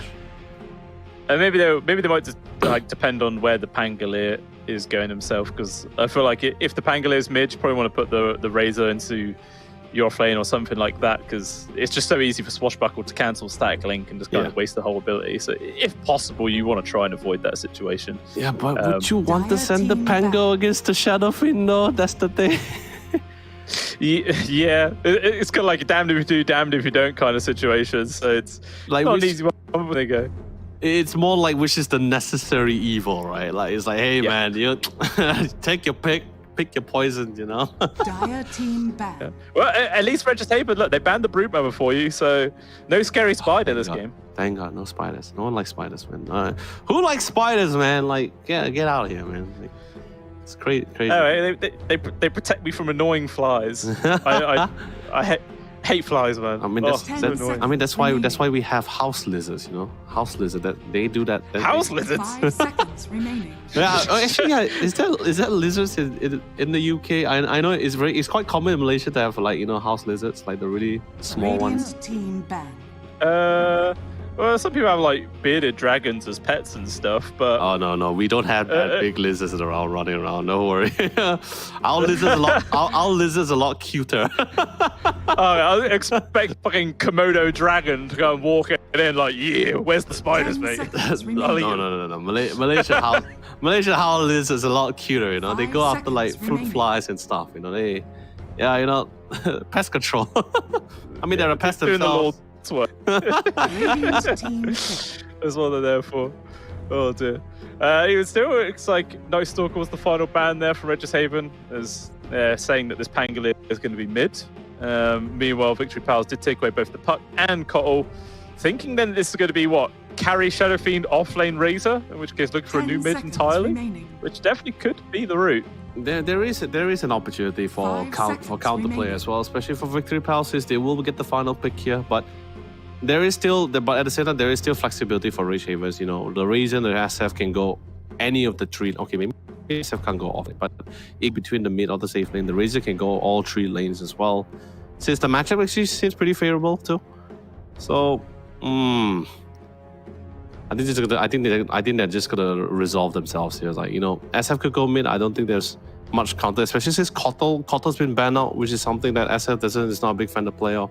I think the only two that can probably go toe-to-toe with SF would most likely be the Invokers, but Invoker's not so great in the patch. Bat Rider is still around, but that's in theory, you know. The theory states that Bat Rider can go toe-to-toe with the Shadow Fiend, but never really heard it. But of course, final pick is going to be the Chaos Knight. Great for long duration battles, great for catch. His timing for rotation is also pretty great. Like, you get the armlet, you pretty much can just join any of the fights already. Or actually, not even the armlet. He can just, nowadays we see Chaos Knight even picking up the Orchids, and at that point you can even join any of the fights actually. Yeah, that's true. There is, as I was saying earlier as well, it's a carry which has a stun built in, so really will set up for those ganks when the Spirit Breaker comes into the lane. So it's maybe going to be quite difficult for Vix to have a safe off-laner, which isn't just going to get constantly picked off and killed. It's not going to be easy at all. I mean, we'll see what their final pick's going to be. It could be the Centaur, or if they want to mess around, they can go to Darkseer, since the Darkseer wall can actually play against the Chaos Knight in the ability, which is producing additional illusions here. But no, they are bringing in the Storm Spirit here to go toe-to-toe. And I think it's still fine, right? Because you still have that decent range, although your right-click attack range is still relatively shorter, you're still going to be within the range of the Shadow Fiend. But with the new facet with the static slide, I think that should at least allow you to get some creep kills from a safe distance. But I believe, Shadow Fiend is going to go with the Shadow Mine, where you get that slow from the Razor. So Storm Spirit, if you get hit that one time, I think, man, that's not a fun thing to experience. Yeah, I feel like for Tonison, it's a matter of just sort of surviving until you hit your level 6. Yep. And then hopefully you can try and set up for something on one of the other lanes, or at least try and accelerate your farm that way. But until then, it's going to be all Shadow Fiend in that mid lane. Not going to be at all easy to deal with. Any particular lineup you're favouring right now here? Oh, okay. If I'm not looking, if I'm not looking at the teams, okay, if I'm not looking at the teams that's playing in it, I would most likely, yeah, I'll still actually pick the Radiant side, which is Rage Haven here, because I think that one you have a little bit more better lane contention between all sides. So, because you know Shadow Fiend loves long drawn out fights, and he's also a nuker as well. So Storm doesn't like long drawn out fights. He's more of that. He's more of the glass cannon in the initial phase. So it's definitely not a fun, it's not a long, doesn't really favor long drawn out fights, which Shadow Fiend like. So mid is, it seems like Shadow Fiend is going to succeed in that one. Bottom side is, I think it's the AA with the Chaos Knight. So you can actually really get some really good combination, and you know, Ancient Apparition attack range is ridiculously long, pretty much similar to the Hoodwing as well. So you can actually get some decent harassing, and Pango, I think it's going to be the Pango off lane. I mean, Pango should be able to get out of it. But the same can't be said for, I believe it's going to be the Winter. Winter Wyvern going to be the post for. Yeah, I don't think the Winter's going to have a fun one. No, yeah, definitely susceptible. Just getting Reality Rift into the stun with Chilling Touch and everything else on top. It's going to be quite a painful lane here. See if he can survive through it or not. Not going to be easy. Oh, Although, here we go. 5-man smoking for Regis Haven, attempting to go for a little first blood play. They're going to elect to try and push between the two mid-tier ones, but their smoke has now ended. And you can see Victory Pals are in a good spot to try and set some sort of counterplay up. Stun, gets cancelled because of the fog. Enzo just chilling in the trees, not going to get found. Regis Havens, they're just going to run. Yeah, so I'm not gonna extend that for sure. That's totally fine. But you know, this is the kind of aggression I'm talking about, right? It's something that everyone loves to see. Is great. You know, you are playing with fire here. Yeah. Okay, yeah, That is like okay. pushing it to the max. Where is this Observer Ward? Oh, man. It's really far away. The They battle might actually begins. try and fight for this top boundary. I don't think you should. It's just really Eno here. Yeah, it's just going to be 2 for 2. Yeah, Straight down the middle. Yeah, just gonna let it slide. I can definitely tell you this for sure, Blue Scale, is that the fact that I feel a little bit uneasy, mainly because of the fact that this is the first time I'm seeing Loomis off the Shadow Shaman here. He has always been like dedicated to the Shadow Shaman. It's pretty much like his comfort pocket pick. But seeing him playing the Witch Doctor, I think this is gonna be definitely a new, fresh pace of things.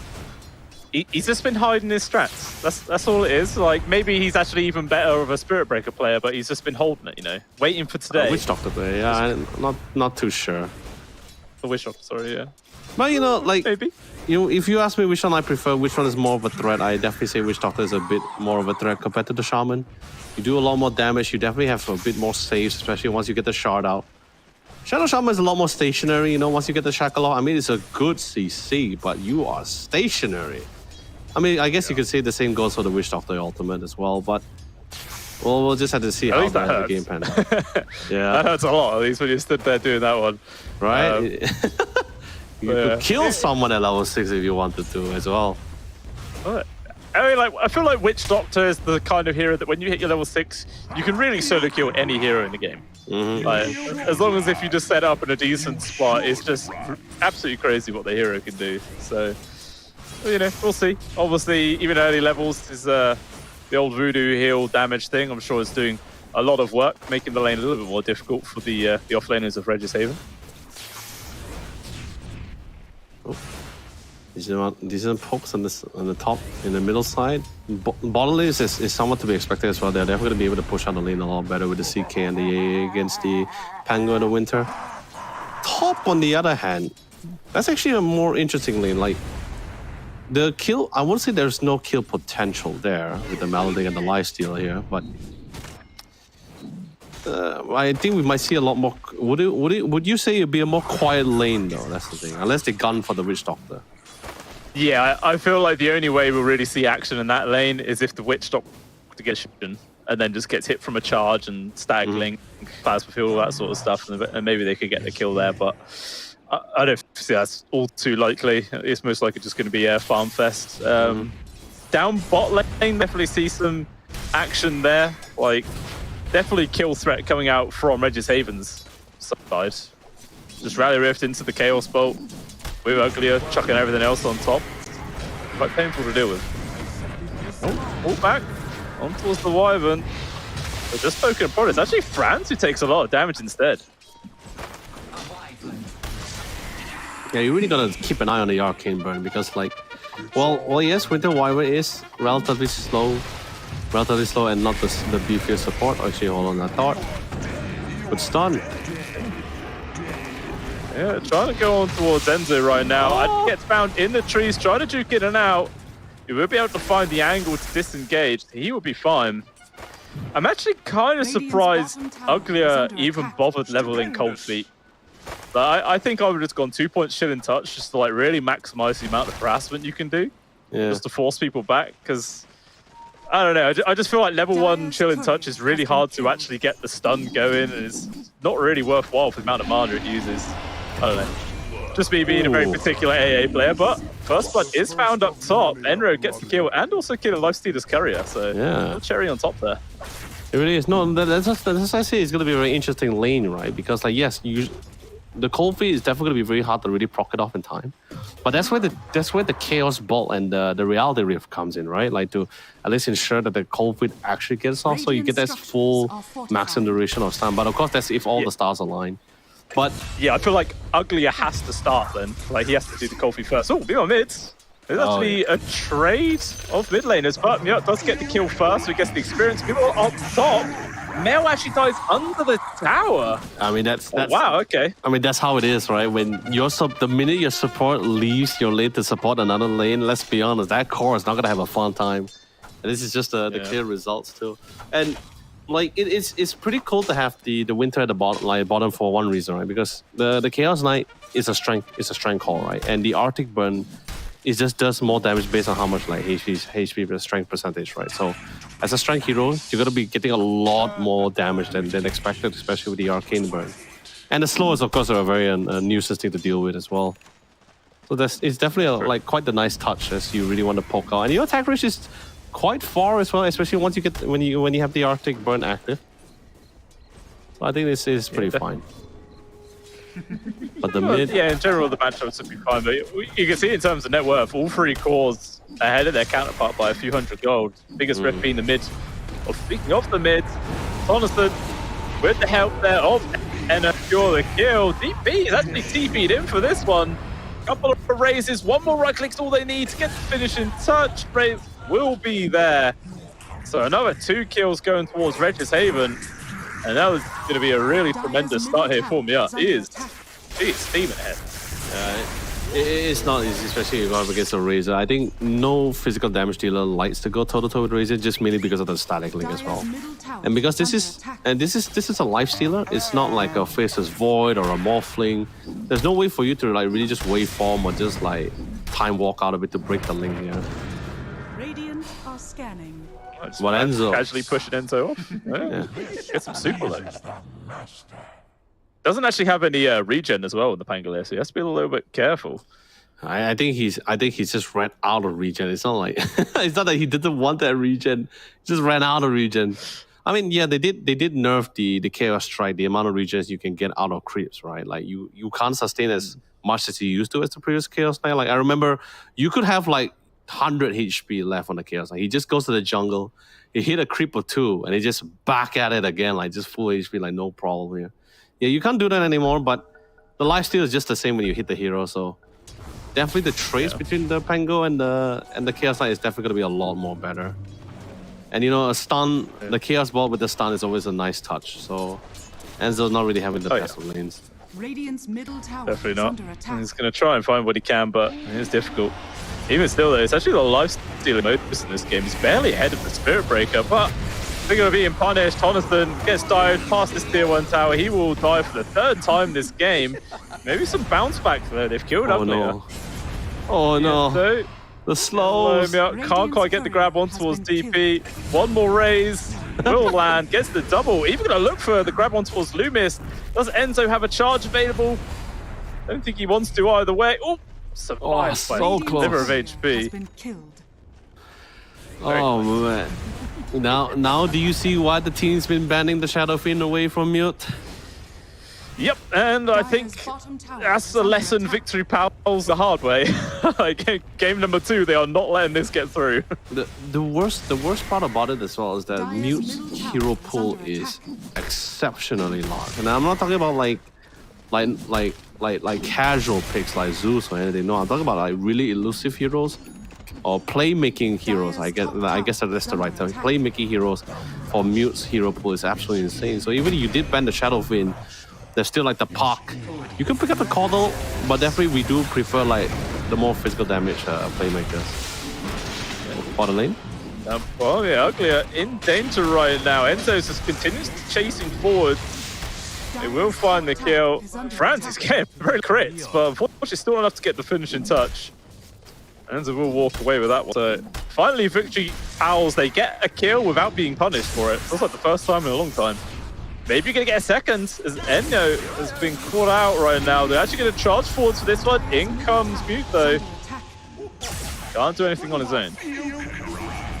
He does grab the regen. Tonneson. Have to be careful, not much mana to play with. Just casually kills Loomis, though. Why not?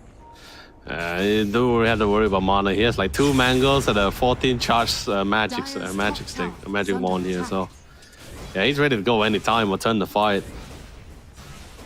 Yeah, he is just having such a freebie right now. No, Gonna no. have Blink Dagger in like 30 gold as well. Like before 9 minutes of the game, he's already gonna have a blink dagger. Can you imagine? That's insane. I mean, he is a mid laner, yeah. So But it's not even a rushed one. Like, he still bought Arcanes and a couple of other small items. Right? Like, he's just having such a sick game right now. 2,200 gold ahead of the Stormer just 8.5 minutes in. Dire's it's rough. top tower you know the worst part about it is that when you as a mid laner is doing so much impact, right? Like you're getting a lot of kills, you're dominating the lane, you are forcing the other lane supports to come in for support. That just also means that you're susceptible for other lanes to get picked up like this one. Yeah. Oh. Not quite enough. He gets killed. Good Blink Dagger reveal as well. Make a bit more space here for friends in the off lane. Just further their lead. 5,000 gold at 9 minutes. I dare even want to look at the chart to see what Gaben's saying the win chance is. I mean, I'd probably say a comfortable like 75% here towards Bridges Havens at this point. I call it 85, man. A solid 85. I think we can pop it up to see it later on, but we'll see after this. Enzo. No, not enough reach there to go and save the tier 1 tower. Meanwhile, Tonneson out of mana, charged with Voice Blast, not actually going to connect. So we'll keep the Storm Spirit alive. Loomis thinking he's annoying, but instead, he's just a tasty snack. But Mistakes were made. But what? Can we check on the Spirit Breaker for a second there, Observer? Can we like just click on the bar? Okay, 3, but still first hit bash? Really? Wow. Yeah, that was nuts. That was a lot of damage as well. It was like half of the Witch Doctor's HP pool from a single bash. Dude, you know that the chance, like, I don't know why, whenever I play Spirit Breaker, I never bash, man. Like, I do bash from time to time, but it's not like when I needed it, when I wanted. This guy. But yeah, 17%. That works out as 1 in every 6 hits, isn't it? I think that's how it works out. Oh man, I don't want to go to the stats, man. I feel like I'm a man. I always feel like I'm a person that is not blessed with RNG or luck in this case here. So yeah, the chance rate, it doesn't work on me. Like I have this additional buff where if you're Leonard, your chance rate of bashing is non-existent. Don't play Spirit Breaker, apparently. Speaking of, he's getting gone on, does die. Tonneson knows how to use all of his mana to disengage. As Loomis once again will fall. And the Storm Spirit gonna get ran down perhaps, although with the Infest, trying to keep him alive for as long as possible.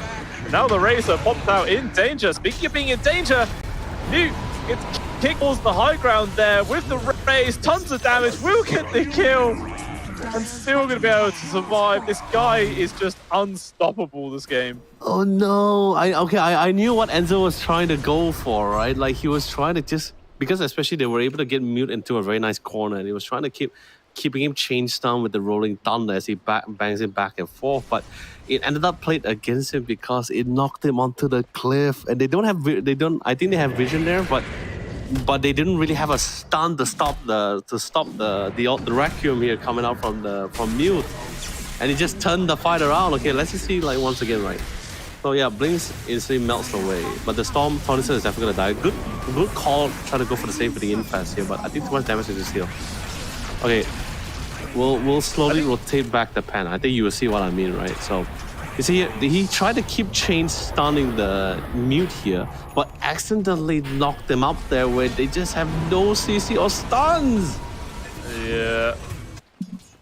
It's very sad. Like, Witch Doctor was dead. Lifestealer was off towards the north side. He was actually able to take down the Razor at the very least. So Victory Pal's got something out of that engagement, but it continues just to be such a horrible game here for the Storm Spirit, just dying endlessly. But somehow Tonderson is actually the most farmed core on his team.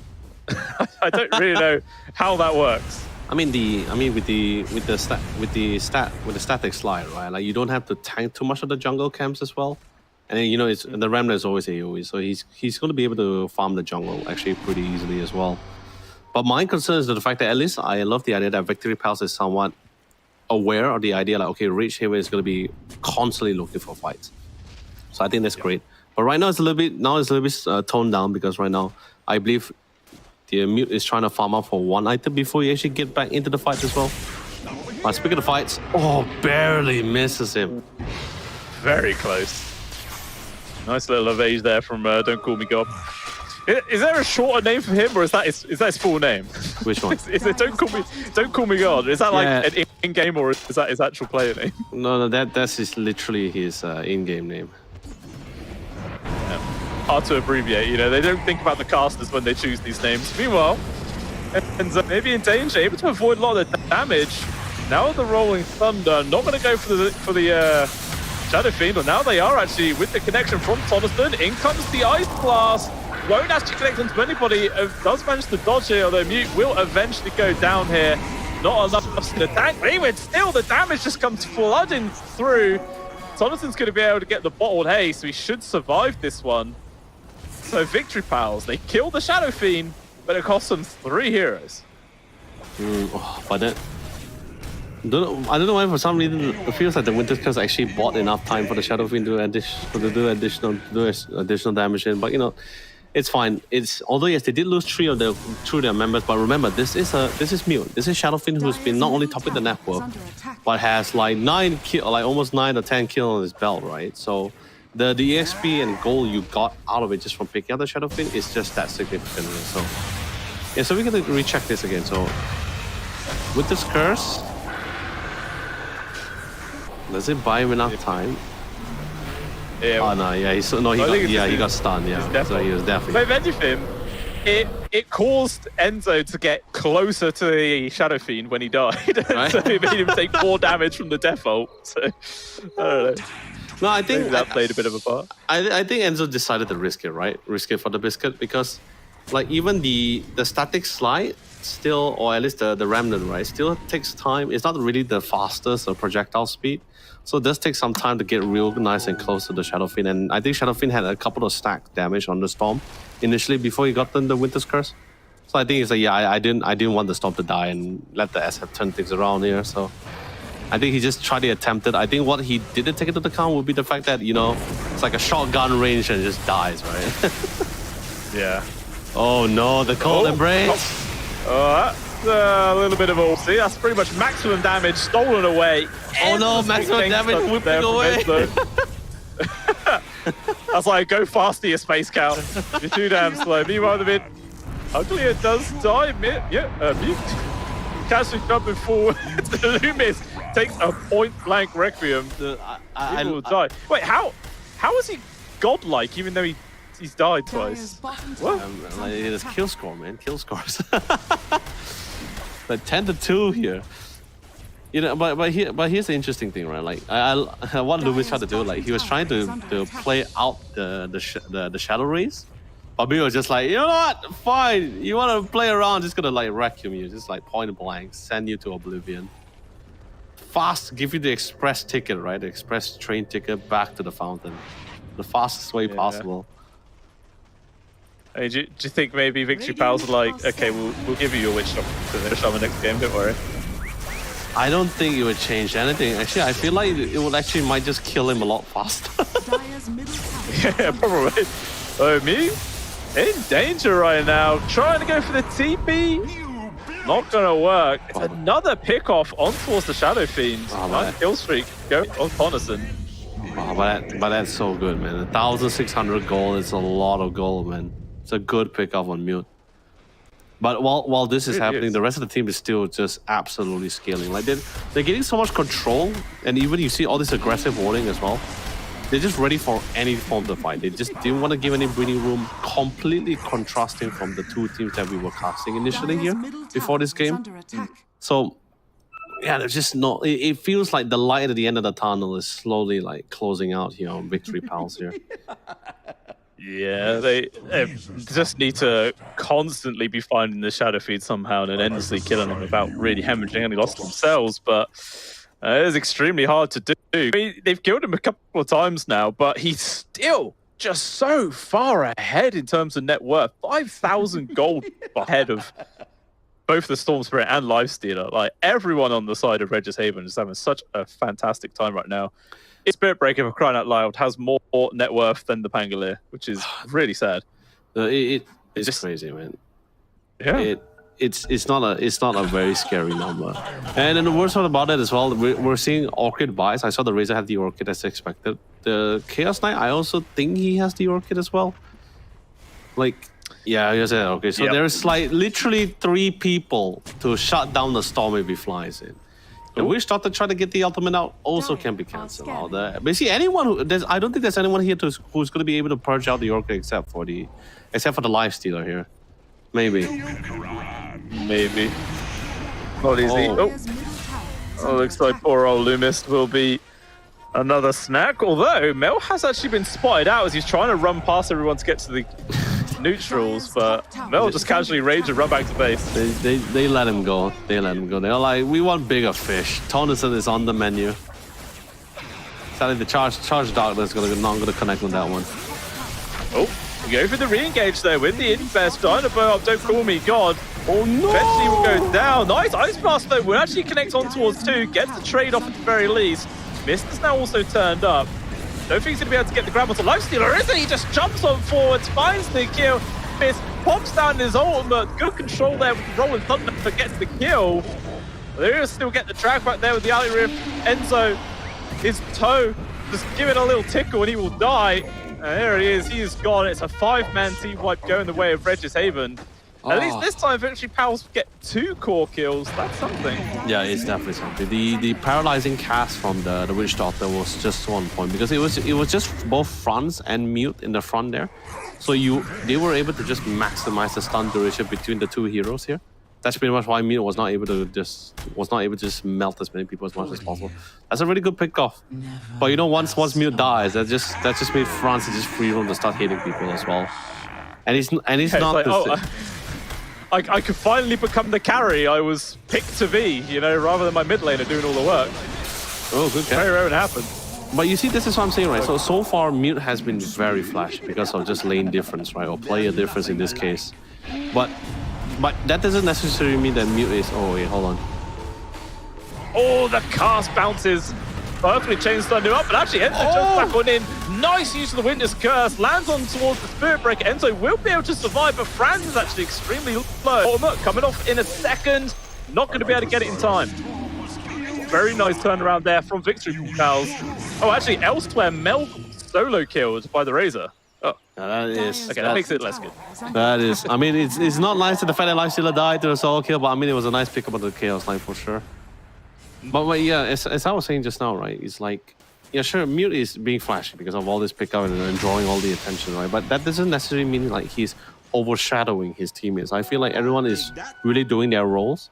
It's just the fact that, because I guess it's just Mute's playstyle, right? It's his comfort playstyle, which just makes him shines a lot more compared to his other teammates. I'm pretty sure his teammates is pretty just as good. Especially, you really need to keep an eye on Eno here. Or sorry, not Eno. I guess in this case, the Spirit Breaker or the Ancient Apparition here. Especially once he gets the IO, he gets some really nice time and great place of skills as well. Really fun to watch. You might be able to see that in in the second game. Obviously, Victory Pals are 100% going to be banning the Shadow Fiends, so maybe they'll have to let the IO or somebody slip through instead. We'll have to wait and see. But first Roshan's going to be going the way of Regis Haven. Nothing that Victory Pals can do to stop this one. I mean, I'm guessing give it towards Butte, right? Like, he's the one who's charging in there. He's died a few times in a row. And actually give it to France. Yeah, he has always been giving it to the French line. I have never seen a time when Mew actually picks up the Aegis, even when he was playing Pucks or Lone Shoots. Yeah, I mean, that's interesting. I mean, CK is one of those heroes as well that if you die with your ultimate off cooldown, you come back on in, you're not as impactful. Meanwhile, a Shadow Fiend is still pretty damn strong if he doesn't have his Requiem. He pump out a hell of a lot of damage with the razors and stuff. But okay, I guess that just means they're saying that Franz is completely ready to constantly stick with the team now. Like, he doesn't need to sit back and farm anymore. So we'll see if they can use him to full effect and start closing out this map. I think that's also it's also quite a bonus, right? Like being a strength hero as well, that just allows you to just really just stand in the front, get some catch, get some decent dives as well. Maybe this might be what they're trying to go for as well, allowing me to get the freedom to really get some really good Requiems off. See? Yeah. Meta picked up Shard, going the way of Uglier. Really nice Shard as well to get for free. He's happy with that one. No eels, sadly. He's gone for a more team fighting style build rather than just those sort of pick off. Yeah, makes sense. It's fine. I mean that's fine, right? Like, you're in the lead, you might as well don't go defensive, right? You just go all in with it. Bring in more damage item as well. Well, the shot goes to who though? Okay, yeah, that's a very nice shot. That is a very nice shot. Is it still? Oh, okay. It's not Planar Pocket. Oh, that's shit. Oh, it's the Axe now. Yeah, they swap it. They swap it out. It's. Why would you ever buy the Axe then? Like, unless they buffed the hell out of Planar Pocket, and I didn't know, but no, I don't know. That feels weird. No, that's what I'm saying. That's what I told Tomo the other day. I said, like, I can't wait to see the day where a situation where the Scepter actually becomes game changing. You know, like maybe diverting Lina's Laguna Blades or something. But we don't see a lot of Linas nowadays. Maybe the Finger of Death, but Lions also barely existed. Yeah, not a lot of great target skills for you to reflect off from. No. I mean, maybe if you're in games like against Necrophos or something like that to try and redirect a Reaper Scythe, but even still, man, like, it's 4,200 gold for a support to dedicate just for the off chance that you redirect one which isn't a crap spell. You know, imagine just redirect Chain Lightning. I was like, alright, that was a good use of gold. I don't know. Really weird, very weird. Don't know why they changed that. Oops, Storm to the top side. Not gonna have the best of time. Definitely mid tier 2 is gonna be gone. They are smoked up for it. Mute coming in to secure it. Gonna get the cover of farm up, but bottom side though. He's gonna be able to. Oh no. Yeah, he's fine. Oh, the charge though does actually connect on towards Mel. Oh no. But never strike. Drag the back. We've seen lucky bashes. We'll have to use the Winter's Curse there to keep him alive. Although DP looks like he wants to try and turn around and force this fight to happen. The rest of the team getting involved. They got the kill onto one. The Death 4 damage is enough to get the kill. It's actually die for that, but at the same time, oh, it's actually a 2 for 2, so the Wind Wyvern died as well. Alright, that's actually pretty good for Regis Haven, because surely now they can just go high ground without the Lifestealer. We'll have to be careful about buybacks though. Oh no! Nice Requiem. The Ice Blasters, well, absolute decimation there from Regis Haven. Huge outplay coming on through, and that's going to be a set of Barak. Oh, it hurts. It hurts so much more as well because you don't really have the Winter's Curse for the counter initiation or the counter play here, and no sentries on the lane, so they never saw Mute coming with the Envy rune here. So they got so much out from the Symphony of skills here, and the Aegis is still active in the hands of France. So, yeah. Oh, he blinked in. 4 minute. Oh, Winter Wyvern also has his own pistol blink dagger as well. Probably just Franz playing very ballsy, trying to heal up on some creeps, but it doesn't really do all too much. I'm pretty sure he's like screaming out, you know, like, kill me! Kill me! There's like 40 seconds left for the Aegis, kill me! Let me reset, please. Dire's bottom barracks I have to wait for the slow regen timer. It takes a long old time. Meanwhile, Looks like they're going to try and go for free kill on towards Enzo. They do have Dust and Revealing, but he's so damn tanky. He actually never strikes on towards the neutral creep. And then the Ice Blast, the two of them. Franz with the quick delete, and now Enzo with the revenge, charging back on through. Kill Enzo as well, and I would not be too surprised if we see a GG soon, in all honesty. Yeah. Like, this really does just feel so punishing now. Yeah, dude, it hurts so much more because especially now with the shard on the AA from the first initial tormentor, right? Now you can actually stun someone in place, and it just hurts so much when it connects it on Storm Spirit, right? You just help set up. Because after you fight for the ultimate, it just hurts a little bit a lot more. Cold Embrace doesn't really help you at all since the AA Blast doesn't allow any form of regen here. No lifesteal, no regen. Lifestealer can't, despite the name being Lifestealer, you can't steal life with the AAs all on. Nope. It's pretty rough. And now we have feel the like you're a noodle. Oh my god. Oh wow. He's farmed. He's pretty damn farmed. He is pretty dang farmed, dude. He almost hitting 20,000 net worth, buddy. He's like 900 short, but hey, he's almost there. Yeah, I mean, like, I feel Victory Pals, they can either kill Mute, they can either kill Don't Call Me God, or they can either kill the CK, but I don't think they can kill all three. Like, they have to sort of pick and choose which core they want to deal with, and then you just got the other two doing all the work. It's rough. It's brutal. It's brutal. The aid already pretty much renders the lifesteal's lifesteal. Eno is BKB piercing, so the range also doesn't really allow him to back up for too long. Ah, man, it's tough for lifestealer to walk into the fight. Same goes for Eno, who's a Pangolier. Actually, right, actually I never seen it before, but if Spirit Breaker with the ult into the Rolling Thunder, right? Like, does he like stop the Rolling Thunder in place? Or does it keep going? Well, DP just had a very unlucky TP location. Scott immediately requimed in the face. That had to hurt. Bites back, but they lost the Storm Spirit as well. I mean, Don't Call Me God. Actually in a very dangerous spot. Will die. They kill the Pango anyway. Ice Blast, the lockdown DP. 4 people dead, 3 buybacks available. But no one's even using them. Let's go, let their barracks full. I mean, if they don't buy back, it's probably Megas, to be honest. Yeah. You know, I love all their pings. They're pinging. They're like, where did the Shadow Fiend come out? Where did he ult? Did he blink it? I didn't see him. They're like, nope, he was in the trees. He was in the trees.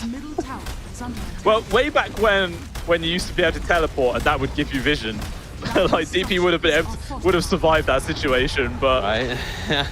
Yeah, the vision TP, it cost him his life that time. Oh, zip in. Just comes, but unfortunately for them, the creeps survive mids. There's creeps in the top as well. Does absolutely nothing. They will leave the melee barracks standing in the mids, also the one at the bot lane, but very close to Victory Pals getting megaed up. And it's 32k gold lead as well right now. Yeah, they still think they can try to bring it back, but here comes Mew with the rocket. Yeah, could get the fear as well. Absolutely nothing Endo could do. Control on towards Mel. And there we go. That is the game for sure. Triple kill was it, although Winter's sky back. The illusions alone just pummel Enzo into the dirt. They will get that kill, and now after with the Rolling Thunder, they're going to commit for a fight. Controlling up on towards the CK. They need more damage though, but the Lifestealer's on the opposite side of this fight. It's Don't Call Me God. He's keeping 3 people at bay, all on his own. He's trying to finish Thomason, and he will get the finishing touch. 3 still dead. Melee barracks in the mid gone, bottom about to go as well. There is Megas. Yep. Oh, jump in. Oh, friends. Okay. They killed the CK, but they will lose Enzo for that. And he's going to try and kill the Razor to boot. He's quite low on HP. Maybe he can get this kill, but with the rage ending, he has to run away. Well, this is a dire situation, I guess you could say, blue scale. Megas. There's like a 36,000 gold lead. The kill score of 45 to 17. SF is currently 22,000 gold lead. Not sure whether he can break the record of getting 30,000 before this game ends, but you know, it's probably not. It's. I don't think they have really good wave clears, and yeah, I don't. Can they defend against Megas? I don't think they. in my personal opinion, I think this game is 100% over. So Oh, yeah, spare it's long, yourself man. the mental pain of putting yourself through this game. Just GG. Try and get a mental reset. Go into the second one, or you can just die like this a couple more times and then go into the second game. We'll just have to wait and see. But even on net worth, the Spirit Breaker has more than anyone on the side of Victory Pals. Like, Yeah, it's insane. Anyway, they smoked up one final hoorah. So you're gonna be able to try to bring it in. But remember the SF did commit the refresher, so he still has one more Requiem though. that's true. Gonna tip him.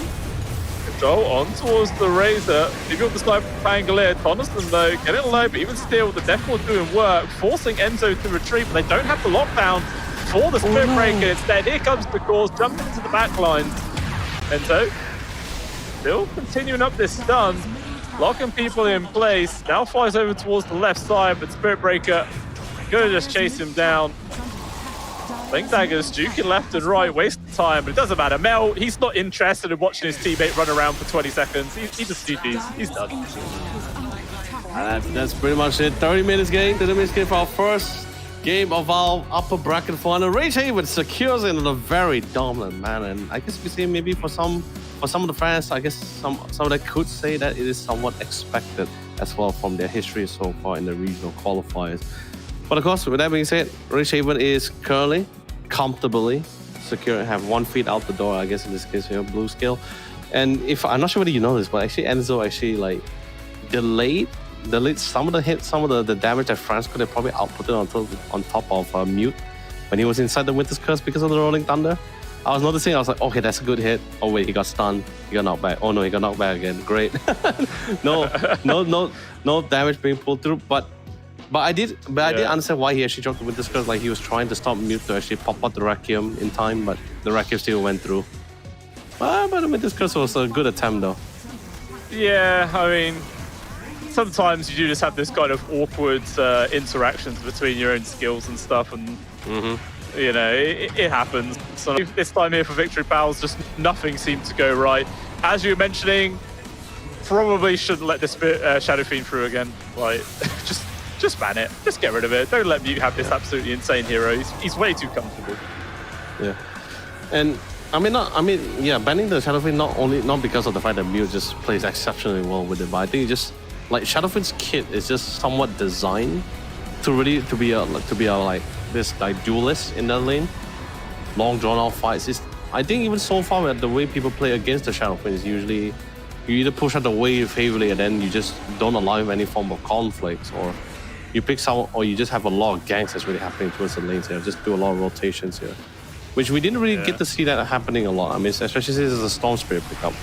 Your mana capacity isn't really the greatest, especially if you're on the losing end of the lane here. Can't really rotate as well as you hope for. And to make matters worse, all the other lanes wasn't having much success as well. Oh, but that Ice Blast was so good, man. The Requiem into the Ice Blast, that 3-man Ice Blast. That was so clean. Yeah, there was a lot of good Ice Blasts this game for sure. Like, I don't know, just literally everything went, I think, how Regis Havens wanted it to. Like, they had this little book of how the game was to be executed, and they just followed it to a T. Yeah, that is so sad. There's nothing worse. Just like, I'm here, I'm gone. Like, and yeah. And the irony would be the fact that it's how close he was to Mute as well. Like Mute didn't reposition or anything. He was just already initially there, and then DP just TP's there. I'm like, yo, that is. Like, I'm pretty sure DP has like a grand plan in his head, right? It's like, okay, I'm gonna TP here and blink and get a beautiful Winter's Curse, But Mute is like that guy that's just like breathing behind his neck, just like say like, where do you think you're going? He's playing chess, 10 moves ahead. He's like, a win of mine was gonna TP here. Just watch, guys. Oh, here he is, on time, gets a kill. And yeah, much deserved MVP as well. Like, he did such a fantastic job this game. Really well deserved. Such massive presence as well. And I think that also alleviates not, okay, I won't say burden, but it definitely lessens, it definitely made it a little bit more comfortable for the other side list as well, because the supports are forced to go to the mid. That just means like both the AA and the CK can punish the Pangolier a little bit more. The Razor was able to go toe-to-toe with the Lifestealer as well. And since he doesn't have any way to really any like escape abilities or like close the gap ability to really disengage out the static link, yeah, it just hurts a lot more to break that link. It's gonna be able to maximize full damage for it. But you know, anyway, ladies and gentlemen, that's gonna be it for our first game of our upper brackets finals. More to come for sure after this quick short one. But during this break, maybe you guys can take the time to check out some new hardware that Samsung is actually introduced to us in 2024. And I believe you players are definitely in need of some really quality hardware. My friend Blue Scale, what do we have in store for our amazing viewers? Well, we have the Samsung Odyssey OLED G6, absolutely fantastic monitor right now. Crazy reach, 360 megahertz, like dang. Be saying your PC probably can't even keep up with that, but who cares? It's nice to say your monitor is 360 megahertz. Like, it is absolutely fantastic. It's really great, deep, vivid colors as well. Really deep blacks, vibrant colors. It's fantastic if you are looking to upgrade your monitor, because I bet some of you probably still got those monitors from the 90s. They're probably like a cardboard box size thing. It flickers like that. It hurts your eyeballs, but not this. This is top range.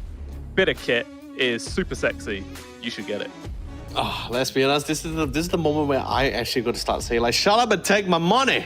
Give it to me right now. You know, I want that monitor right here, right now. But of course, 100%. Yeah. But of course, ladies and gentlemen, with that being said, do take a time to check out some of the other new releases coming from Samsung model. It's not just the Odyssey OLED G and G6. They also have other options as well. Do check it out, and they're always there to I guess you could say there was definitely going to be hardwares that's going to be able to fit your needs for your gaming setup. But anyway, with that being said, we're going to be taking a quick short one, but don't go away for too long. The final game, potentially the final game to decide which of these two, whether our team Rage Haven will be our first grand finalist, will be coming to you guys right after this.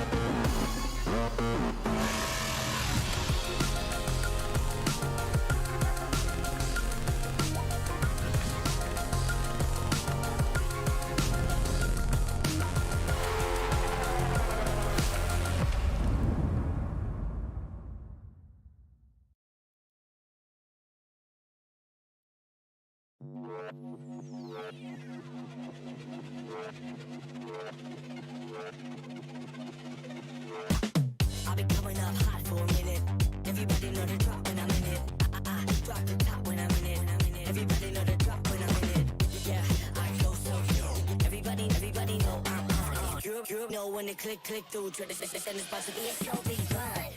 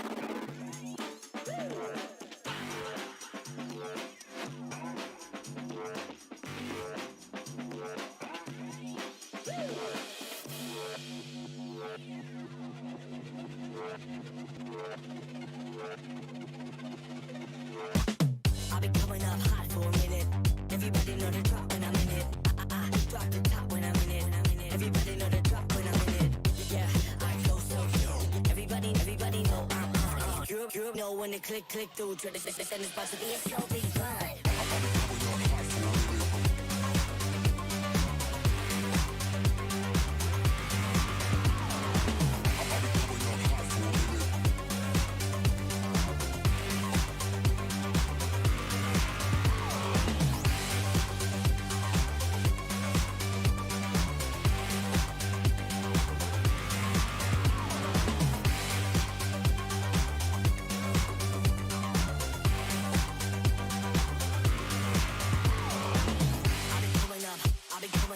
Everybody know the drop when I'm in it.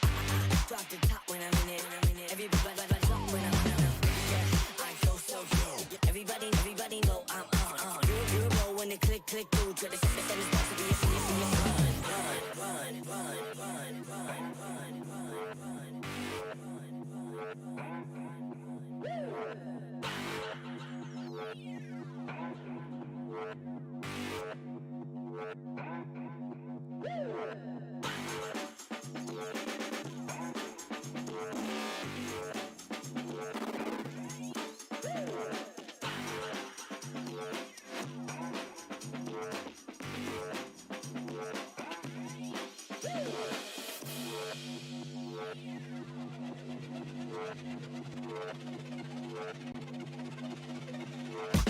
I've been coming up hot for a minute.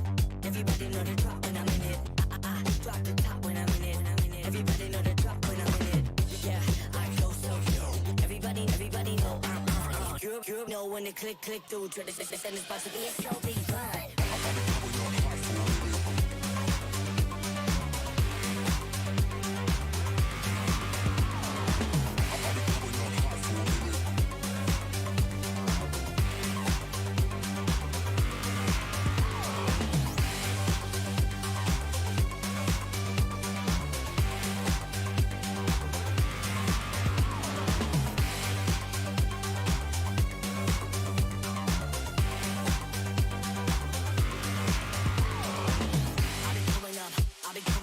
Everybody know the drop when I'm in it. Drop the top when I'm in it. Everybody drop when I'm in it. Yeah, I go so good. Everybody know I'm on. You know when to click through. Try to send this box to be a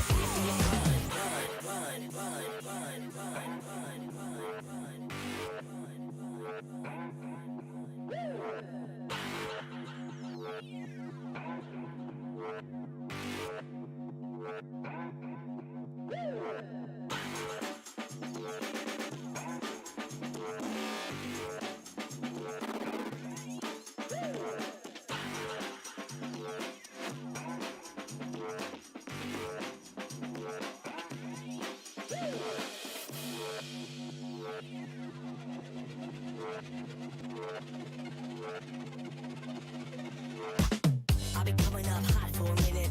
Everybody know the drop when I'm in it. Drop the top when I'm in it. Everybody know the drop when I'm in it. Yeah, I go so good. Everybody know I'm on. You know when to click through. Try to send this box to be a slow big run.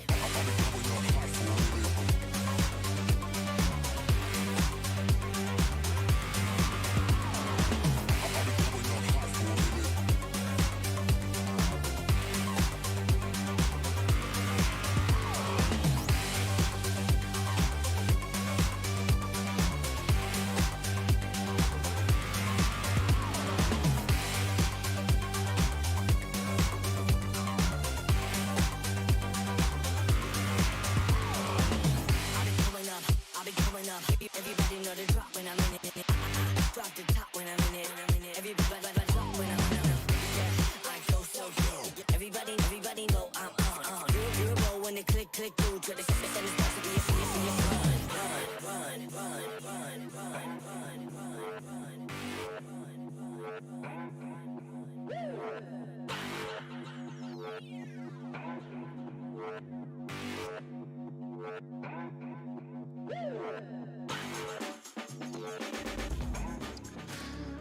Welcome back on in, ladies and gentlemen, to the Samsung Odyssey Cup League. We are going into game number 2 for the upper bracket finals to see which team can secure their place in the grand finals and which one is being knocked down to play up against Shutter.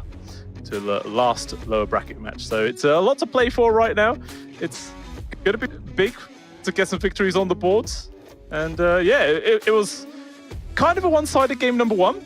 Not going to lie. Hopefully the second one will be a little bit more even. I think the main thing we had to bring out of that first game was ban Shadow Fiend. It's a good idea.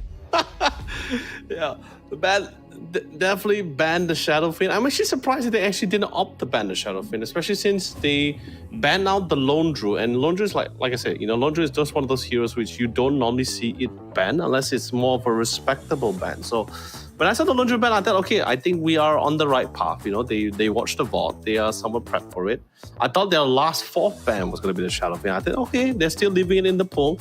Maybe the fourth ban will be the one. And I'm like, when I saw the final ban being like the Phoenix, I'm like, wait, something went wrong here. Guys, something went wrong, terribly wrong here. And Mute doesn't feel like Mute is okay. His confidence is not tilting towards the side of arrogance, right? His confidence is more of the fact that he's still very humble about it. He's confident he's going to be able to bring up the performance exactly what his team actually has faith in him for here. So, of course, without fail, just in case they don't miss it out again, Shadow Fiend was the first ban here. Hooray! Well done. Lessons have been learned. Victory Pals not going to make the same mistake twice. And yeah, very, very impactful. They will ban the Kotl first phase as well this time. That's actually a very interesting one for me. 10 seconds remaining. But they got two more bans, so they could still remove the Shen and the Lone Druid if they so wish. Radiant team Wait, back. so does that mean that we might potentially see the Lashrak coming into the game? The thing is because when I think about Kotl, I feel like he does pretty well against Lashrak because Lashrak doesn't like having his lane being pushed in. Sure, he's able to last. He's able to secure creep waves with spells alone, but you also do like to have a little bit of clash within the lane, which Kotl doesn't really allow because he's just constantly pushing out and his cast rate is relatively far as well. And Kotl is also a really fantastic jungle stacker for him to farm later on. So maybe we might see the Lashrak. Lone Druid is still not banned, by the way. Just pointing it out there. But then again, this is the final ban. Take the bench. Yeah, it's interesting. Like these are a lot of different bans compared to game number one, which is interesting. I mean, Venge obviously wasn't even played, but they're going to get rid of it regardless. I don't know. This is an interesting little detour that Victory Pals are taking. Dire team back. Like I think even if you look at it traditionally, right, when you see Venge ban, you would normally think like, okay, the teams wants to pick like things like a Faceless Void or Bad Riders because you just want to go for saves, right? That kind of thing. So you just want to deny those kind of saves when you pick those kind of heroes. But of course, since they didn't ban the Lone Druid, they banned the Weaver. So now, of course, Reshaver without fail will lock in the Lone Druid, and this is going to be in the hands of Mute. I'm not too sure if I've seen friends played the Lone Druid. I think this will be a first for me. 5 seconds because remaining. Mute only played Lone Druid once, and that was their first debut. It was literally their first series, their first game. First debut, they bring in the Lone Druid. Then after that, everyone was just like, yeah, his Lone Druid is too insane. I have only one concern about the Lone Druid blue skill, and that would be the fact that Lone Druid doesn't have the best late game scaling. Like, he falls off towards late game. He's great in the lane. He dominates the lane, actually. Like, I mean, I think every lane, whether he plays safe lane or off lane or mid lane with the Lone Druid, definitely going to be able to dominate the lane. Very strong once he starts snowballing as well. But if you get to the late game and the game's not really ended yet and your opponent's farming up, yeah, the Lone Druid will start falling out. That's my only cause of concern here. 5 seconds remaining. Okay. Well, it's like you were saying earlier on, though, like both of these teams favor the fast-paced, early-orientated style. So maybe that's what Regis Haven's just doing that. Just, try and run this game down as fast as possible with the help of the, obviously with the bear. Yep. See what they can do. It's interesting, though, because I feel like Victory Pals knew the Lone Druid was coming, because they obviously didn't ban it. They knew it was going to get picked up. So their response to the Lone is the Winter Wyvern.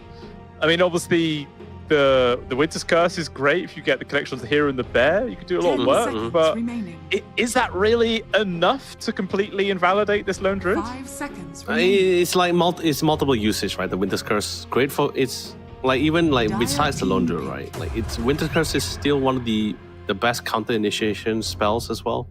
Like if any fight is not really your favorite, you can always just drop a really massive Winter's Curse that you just might be able to turn things around. Marcy comes in the mix as well. You got that really nice range initiation. Could go with the safe lane Safe lane Marcy as well if necessary. 10 seconds Big damage remaining. actually if you want to go toe-to-toe with the bear. It's actually pretty not bad. A 5 good seconds catch remaining. because you really want to try to not fight. I mean, yeah, if you kill the bear and the lone druid, it's of course a bonus for sure. But if you don't want to really drag out the fight, you might as well just go for the main summoner, right? You just go straight to the core itself, which is the lone druid himself and not the bear. But that just means it allows Rich Haven to actually go for with the witch doctor here. Yeah.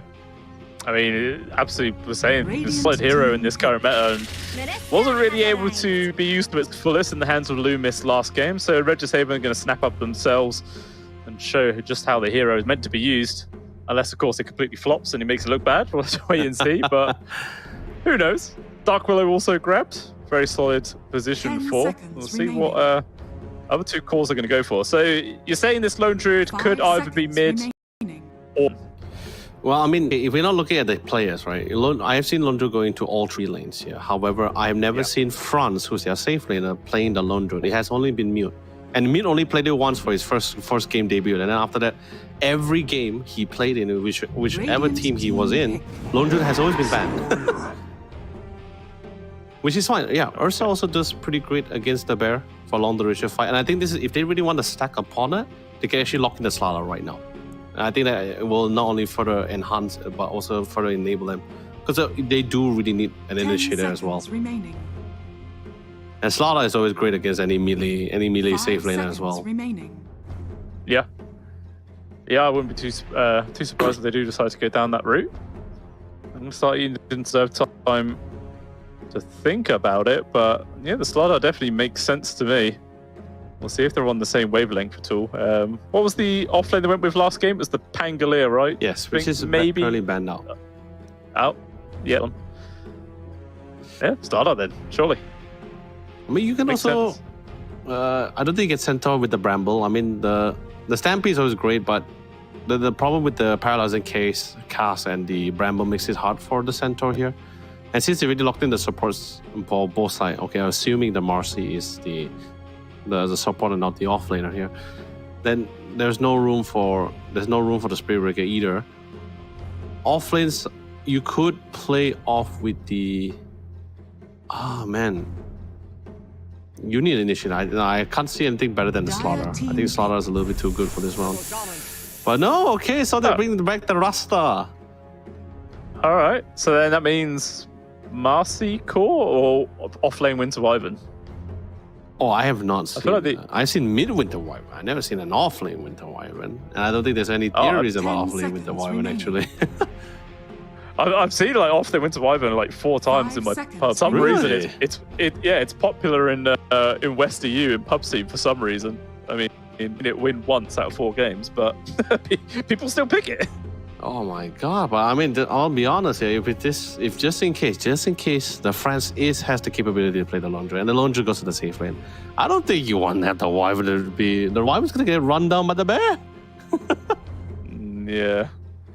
Oh, I mean, I seen them playing with the Shadow Shaman many times. It's one of Loomis' comfort and most confident pick. And then so far, whenever they pick the Shaman, they always pair it with another high CC hero like the Centaur, the Sladas.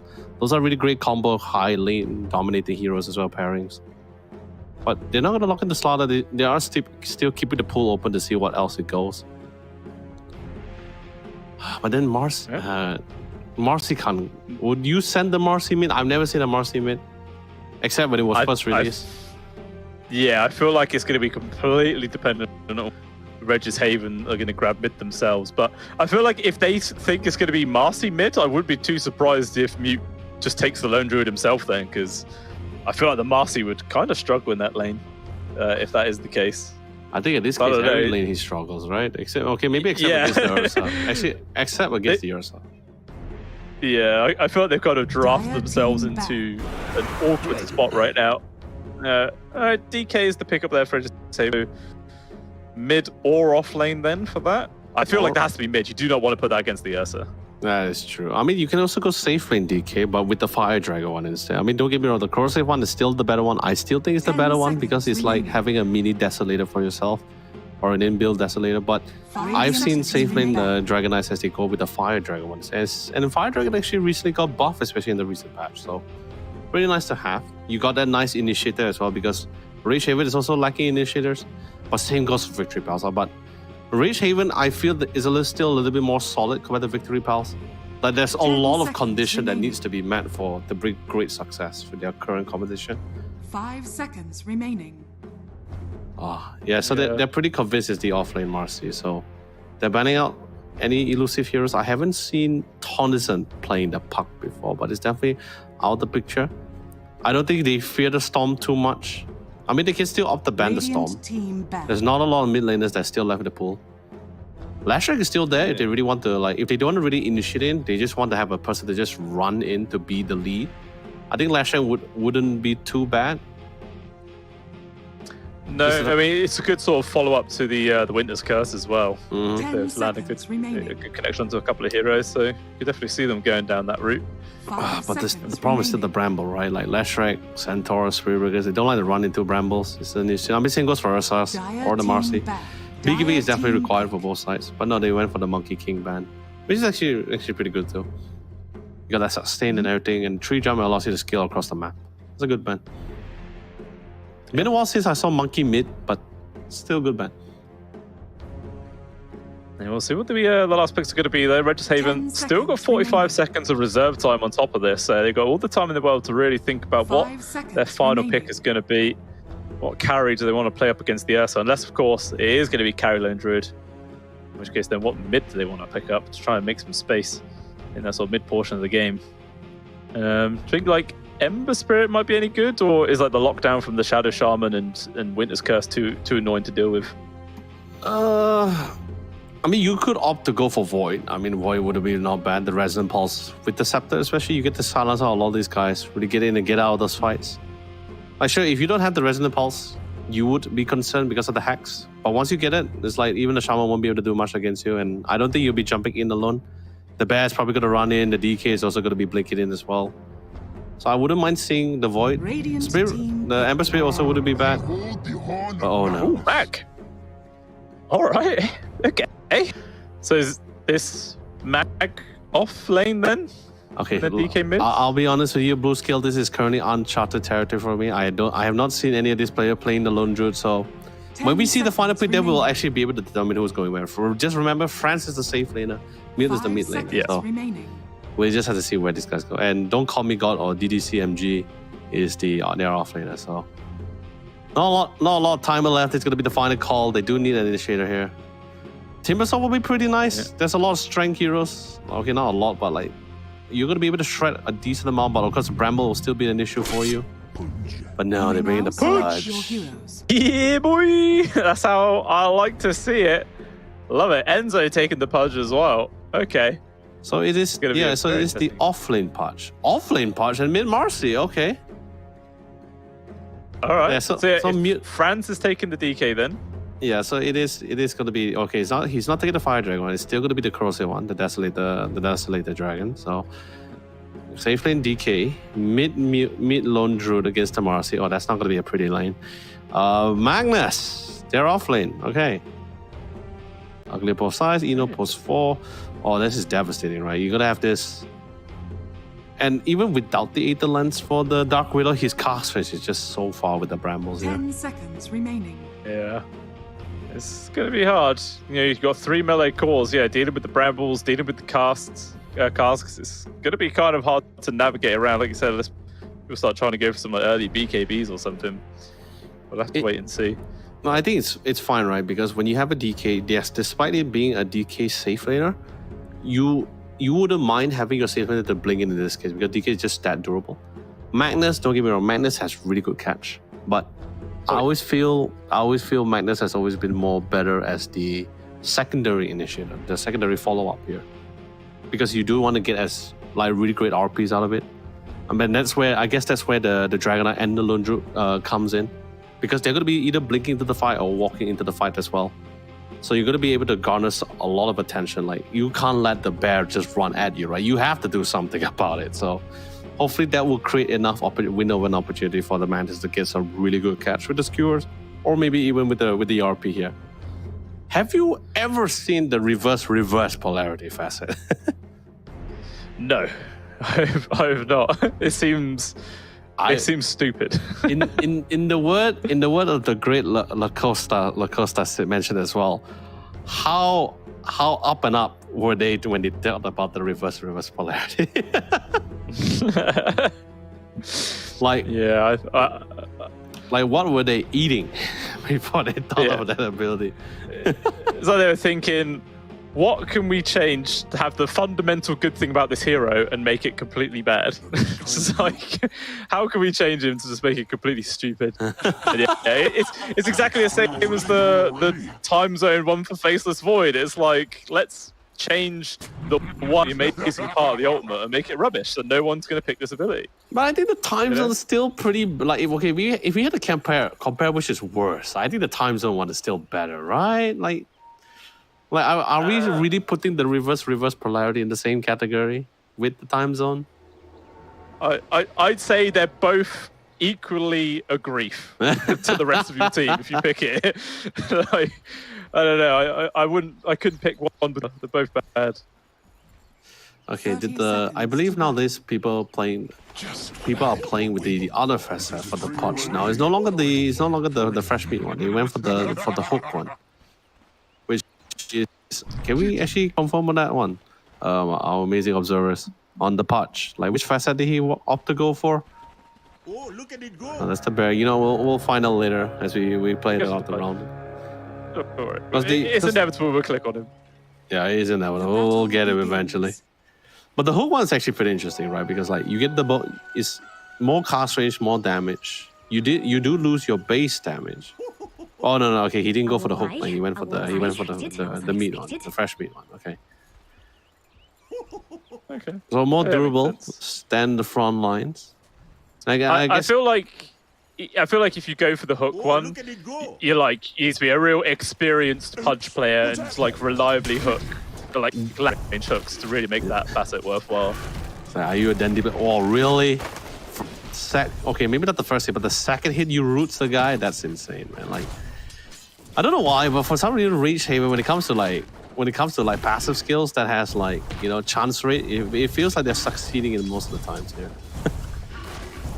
Yeah, it's always the way. The other person always crits, I never do. It's just how it always works with Dota. It's like yesterday, I was playing Ogre.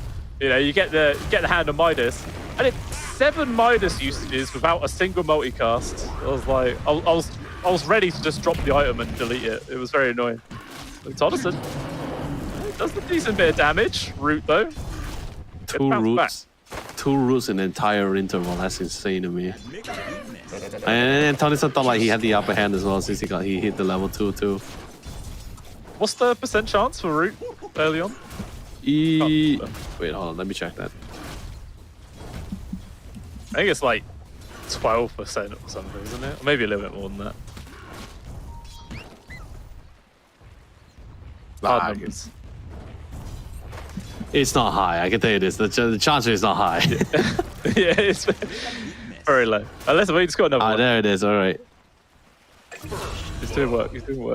Well, first blood is found. Mel actually ends up getting that one down to Eno at the bot lane. It's a victory pals. I better start to game number 2. I think it is definitely going to be. Ooh, back to the mid lane. Okay, trying to man up. Oh! Trying to leave the work to the couple of right clicks all he needs. He will find the kill. Very nicely done. Yeah, I mean it's to be expected for the bottom lane, especially with the Ursa. I mean Ursa loves a support. Like he doesn't even need a nuking support. He just likes a support with a lot of CCs to allow him to enable to get more stacks on those Fury Strikes passive. So yeah, we're definitely gonna be seeing a lot more high kill potential for the bottom side. That's what I find. I mean unless Don't Call Me God skewers him under the tower here. Oh, but that's a nice pickup. That was a really nice kill. Bit of revenge there found. Definitely needed. Yeah, too much damage. Oh, Shockwave actually pulling. Yeah, pull him closer, right? Closer. Whoops. It's like, hey man, don't worry. Let me give you a hand. Just pulls him closer. He's the kind of player who would take the push RP talent, without a doubt. He's the gentleman player, you know. He's like, oh man, let me give you an assist there. Gentleman griefer. Dire structures are Oh man, but I was wondering what happened to the mid side. Maybe did Mute overstate his welcome there? Maybe. Ooh. They may scale low, but we'll just force the Dark Willow back. And it always feels bad when you can't even turn around to get the hit from Shadow Realm, otherwise you're going to get hit yourself. Just feels kind of wasted, but it's only level 1. It's like hardly any bonus damage, who cares? Casual shackles. You know, I thought we weren't going to see a lot of Shadow Shamans, especially when I was casting during the Indonesia qualifier. Oh, that was a good bail. That is a good kill. Going down. DP can't get a revenge grab, no mana left to work with. That was a very nice one to pick up there, taking down the Pudge, but he will be coming back into this lane full HP, full mana, and both of those are very low up there. But Tonneson, he dies again in the mid. We'll see if he can TP and get another revenge kill, you know, repeat the story. No, I don't think it's going to be the same, right? Because this time Mute, it wasn't that low anymore. I think he still has like 50 to 60% of his HP, and now he's going to be able to secure both water runes as well. Yeah. So he's still pretty fine. And Tonneson, I'm assuming Mute took the one where the bear heals you rather than you heal the bear, right? yeah. Is there any way that people take the other? The unbearable? No. Yeah, where like you heal the bear or something like when you attack instead. It seems weird. The unbearable one, if I'm not mistaken, that's the one where the true form transformed the spirit ray instead of the lone druid. So. No, I don't think so. I think the bear with me is a little bit better. You get a little bit more value out of it. Yeah. I mean, it is an interesting facet. Right? I think it's the same kid. Oh, hold on. Uglier. He's down. And so we'll get here from the cold embraces as well, so he's going to be fine. DB even dropping a tip. A little bit of salt in the wound, maybe. Yeah, man. But can you blame him? I think he was previously playing. He was previously playing the Winter Wyvern as well. So wasn't a fun round for him in the last game. Oh, but I think Eno might just be dead. Oh, nice time with the Shadow Realm.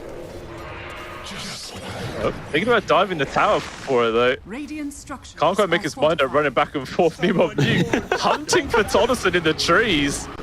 Oh. Is there the root? He's like to jump in aggressively right now as DP's turned up. It's a lot of damage. He needs a root. He's just not getting lucky. He might die as a result. Oh! There's the root at the very end, so it makes no difference at all. Very unlucky. Oh, but not much needed rotation. That rotation needed to be done, man. Tonneson was not having fun. I mean, it's no Shadow Fiend. It's definitely not. It's not like a Shadow Fiend game, but it's just as treacherous to deal with. Enzo, I don't think Enzo is going to be able to get that full duration of Dismember in that top side. There's just too much stuns, paralyzing case, and even Dragon Tail. I don't know how you're going to get that stun off, unless either one of them was not currently in the lane. Yeah, so you just have to hope or wait for one of them to leave and then try and solo kill the other one, perhaps. Right. Just a waiting game. Yeah. Speaking of the waiting game, let's see. Had a couple of DCs in this series already. A couple who having internet problems. I know how that feels. Actually, this is the first time. I think like during the regional qualifiers, we didn't have a lot of this. Actually, we had a different problem. It wasn't too much on the internet. It was actually more mouse problems. Which keeps making me back the questions where, like, what are you guys doing with the mouse? Like, it's not an FPS game where you're flicking, you know? I am so good at Dota. No, I remember. I think it was like one of the first Pinnacle Cups that I cast. Yeah. Oh, there was a series between two teams. They were both playing in awkward regions, so everyone had terrible ping, and it was constant pauses left, right, center. Like a 20-minute game would literally be 50 minutes from like the amount of pauses and disconnects and everything. Oh it was my god. Slow and painful. It really was. But yeah, trying to make a little repeat of that. He drops again. Why not? But it's fine, you know. This gives us an opportunity to just do a quick recap of the situation. Like, especially in terms of last year, like even the Ursa is, I mean, it's to be expected, right? An Ursa was able to slide through. Should be able to dominate most of the lanes here when it comes to the melee matchup. I think it's also somewhat to prepare against the Lone Druid, but I think Mid was already pretty resolved with the fact that we're not going to send the bear against the Ursa, especially once the Ursa actually popped up. They were Yeah. pretty fine with the DK pick here. I mean, But I guess it's also the at the Ursa same is time. perfect. Like the Ursa literally counts all 3 calls on the side of Regis Haven, so nobody was going to have a fun time going up against this guy. It really was a fantastic pickup, and Magnus is just the sacrifice as a result. But to be honest, in terms of CS, he's still doing fine. Like 34-5 at basically 7 minutes in. I think he's happy with that. To be honest, could definitely been worse. I mean, you don't have to worry about the Magnus here. He could lose the lane, but this is not going to be the typical like right-click Magnus. This is most likely going to be the utility one, where you're just going to get the empower, farm out your blings, just join in a lot of this fight, get some really good RPs or get some really good skewers. I think it's going to get a lot more harder for Victory Pals, especially once he starts landing those skewers. I know they did nerf the shot. It's no longer the same as it before. You can actually stop it, you can prevent it, but I don't think like the only person who could possibly stop it will be would just be the hacks, or the hacks on the shaman, or the Winter's Curse as well. Maybe if you're within range, you could actually get the dispose off too on the Magnus, but no, he will still get the skewer in. I do love the Magnus shard, the fact that Collapse single-handedly got that skill nerfed. Like, if it wasn't for him at last TI or the TI before, like that, it just made it look so broken, man. Just carried his team to success. I love it. It's too powerful, the Horn Toss. It's too possible. Like it's already bad enough that the fact that before every fight, every team fight, you're always gonna have one member lacking just because of a Horn Toss. Like I remember before they nerfed it, during the tournament, like the only way for you to counter the Magnus was just literally to Rubik with the lift. Like that's the only way. I mean, you could use if you're fast enough, but most of the time, you get those heroes where they're not really like great Yule buyers.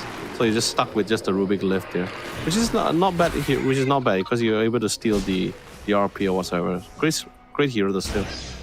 Oh, Loomis, he gets it. It's going to cost him his life, but hey, he did manage to get the steal.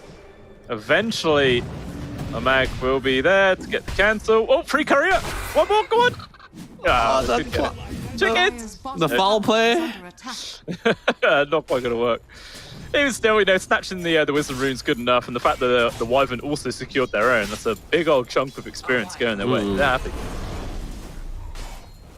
I think that's fine. Like even right now for Mute, now with the Marcy finally getting the ultimate as well, now she's going to be able to really melt away Mute's main body as well.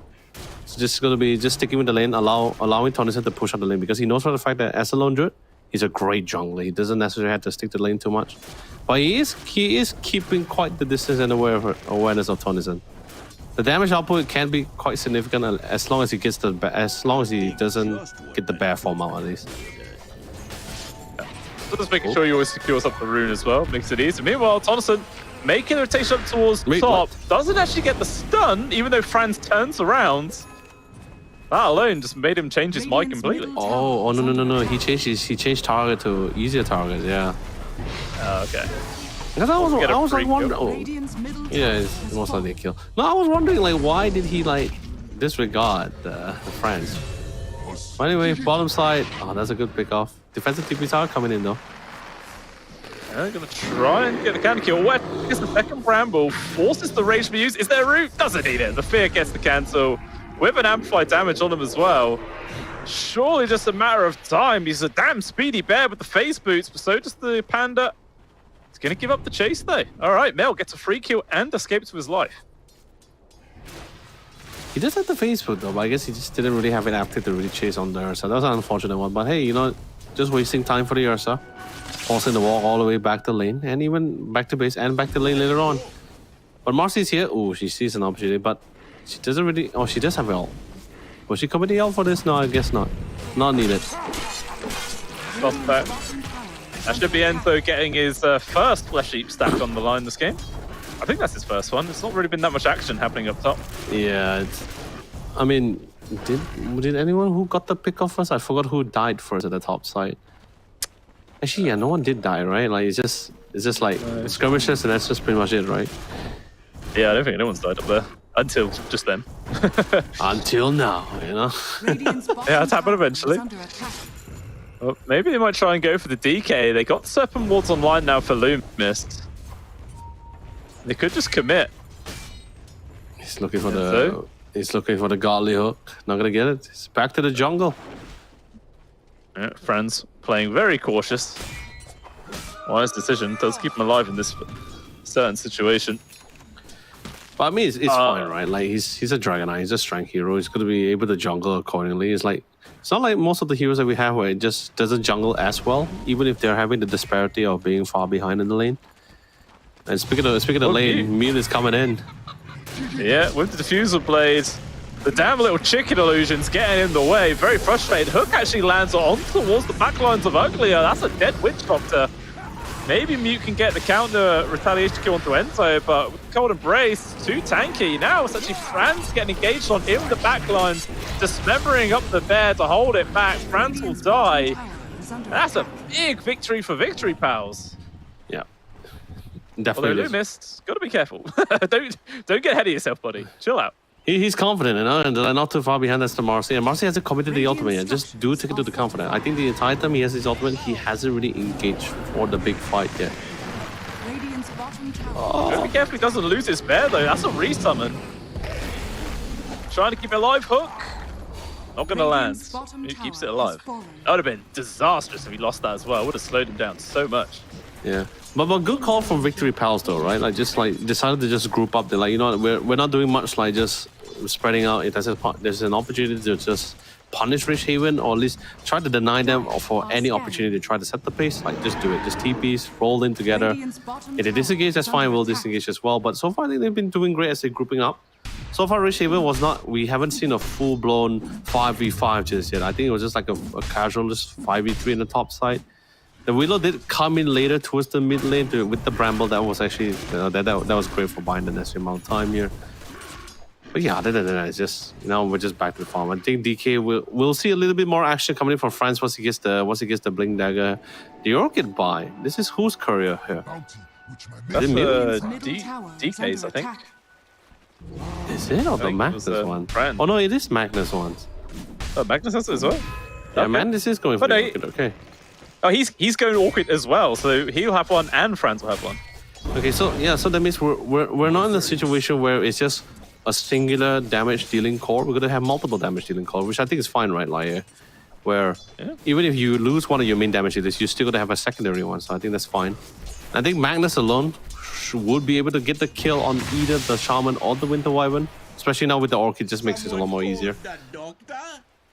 Ah, okay. Dire's top And I mean, tower is like under we attack. discussed before, Orchid is like one of the few meta items right now. Great mana regen, great silence. A lot of the heroes in the meta currently doesn't really like the silence girly phase of the game, so it's a pretty nice pickup.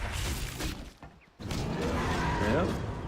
So Dokkan God was being hunted there, but he's able to find the avenue to escape. Oh, going for a no. TP right next to the Wyvern, but it's not going to get countered instead. Poor old Loomis. Tower has fallen. Just going to get found in the trees, and he will die here.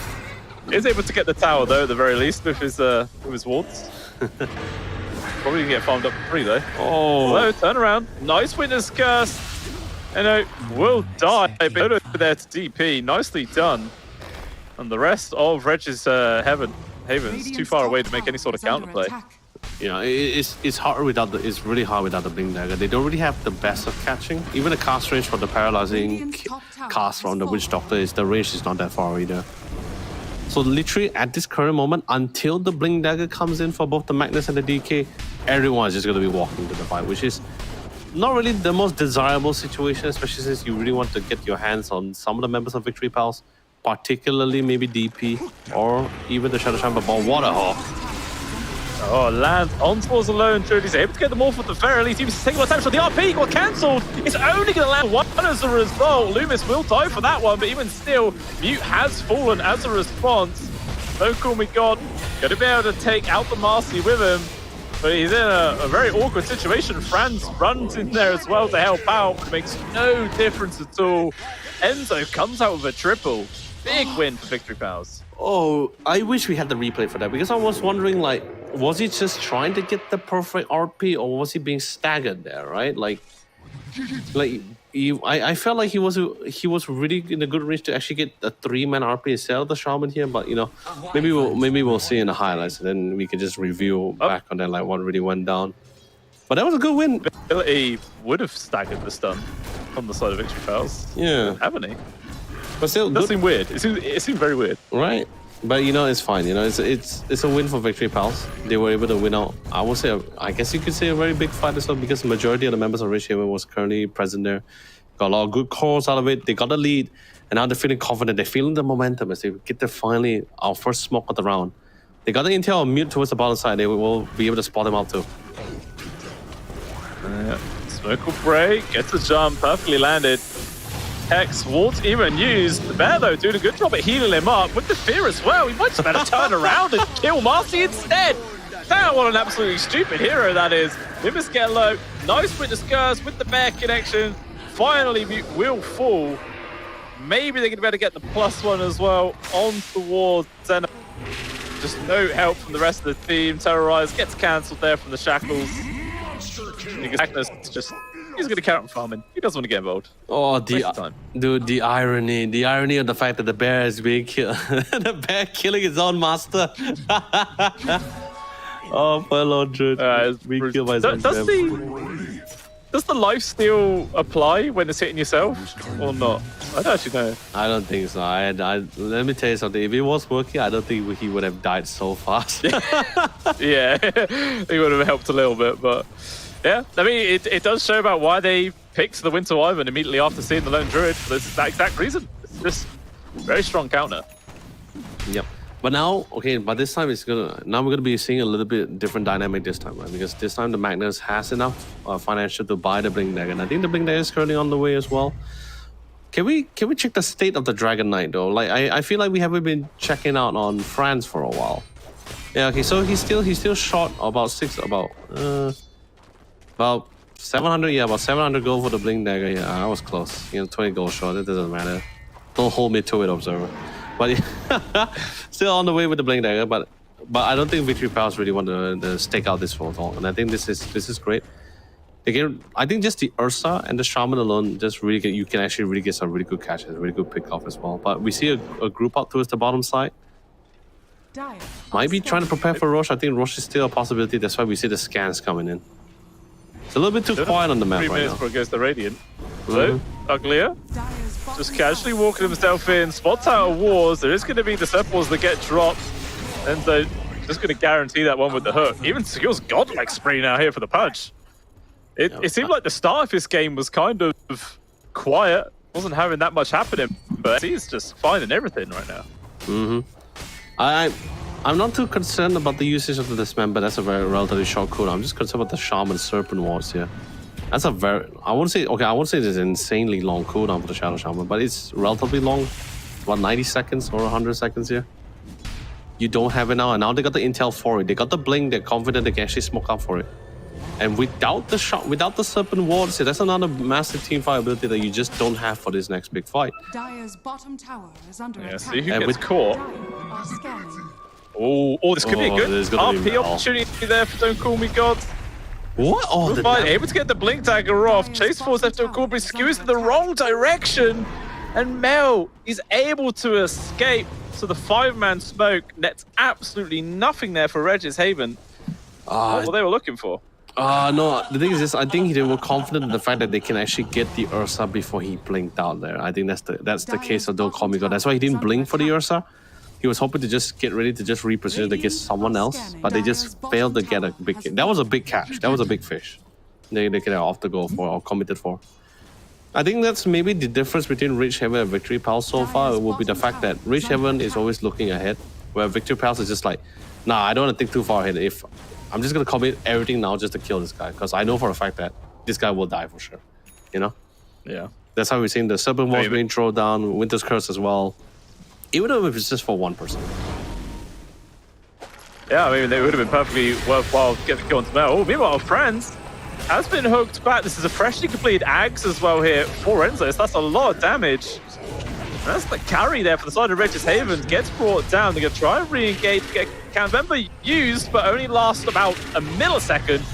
Absolutely pointless. They're still trying to poke a Prolton with the Crimson Guard as well. And Cold Embrace. He's so damn healthy. There's going to be the Winter's Curse. Making so much space. Mel just jumping on forwards. And Regis Haven, they've just been completely dismantled in this game number 2. Mistakes after mistakes is literally pulling through, allowing victory pals to just constantly punish them for it each and every time. It's definitely not creating massive waves. I mean, until now, but the small wins are building up towards it. And that last team fight just really assured it for them here.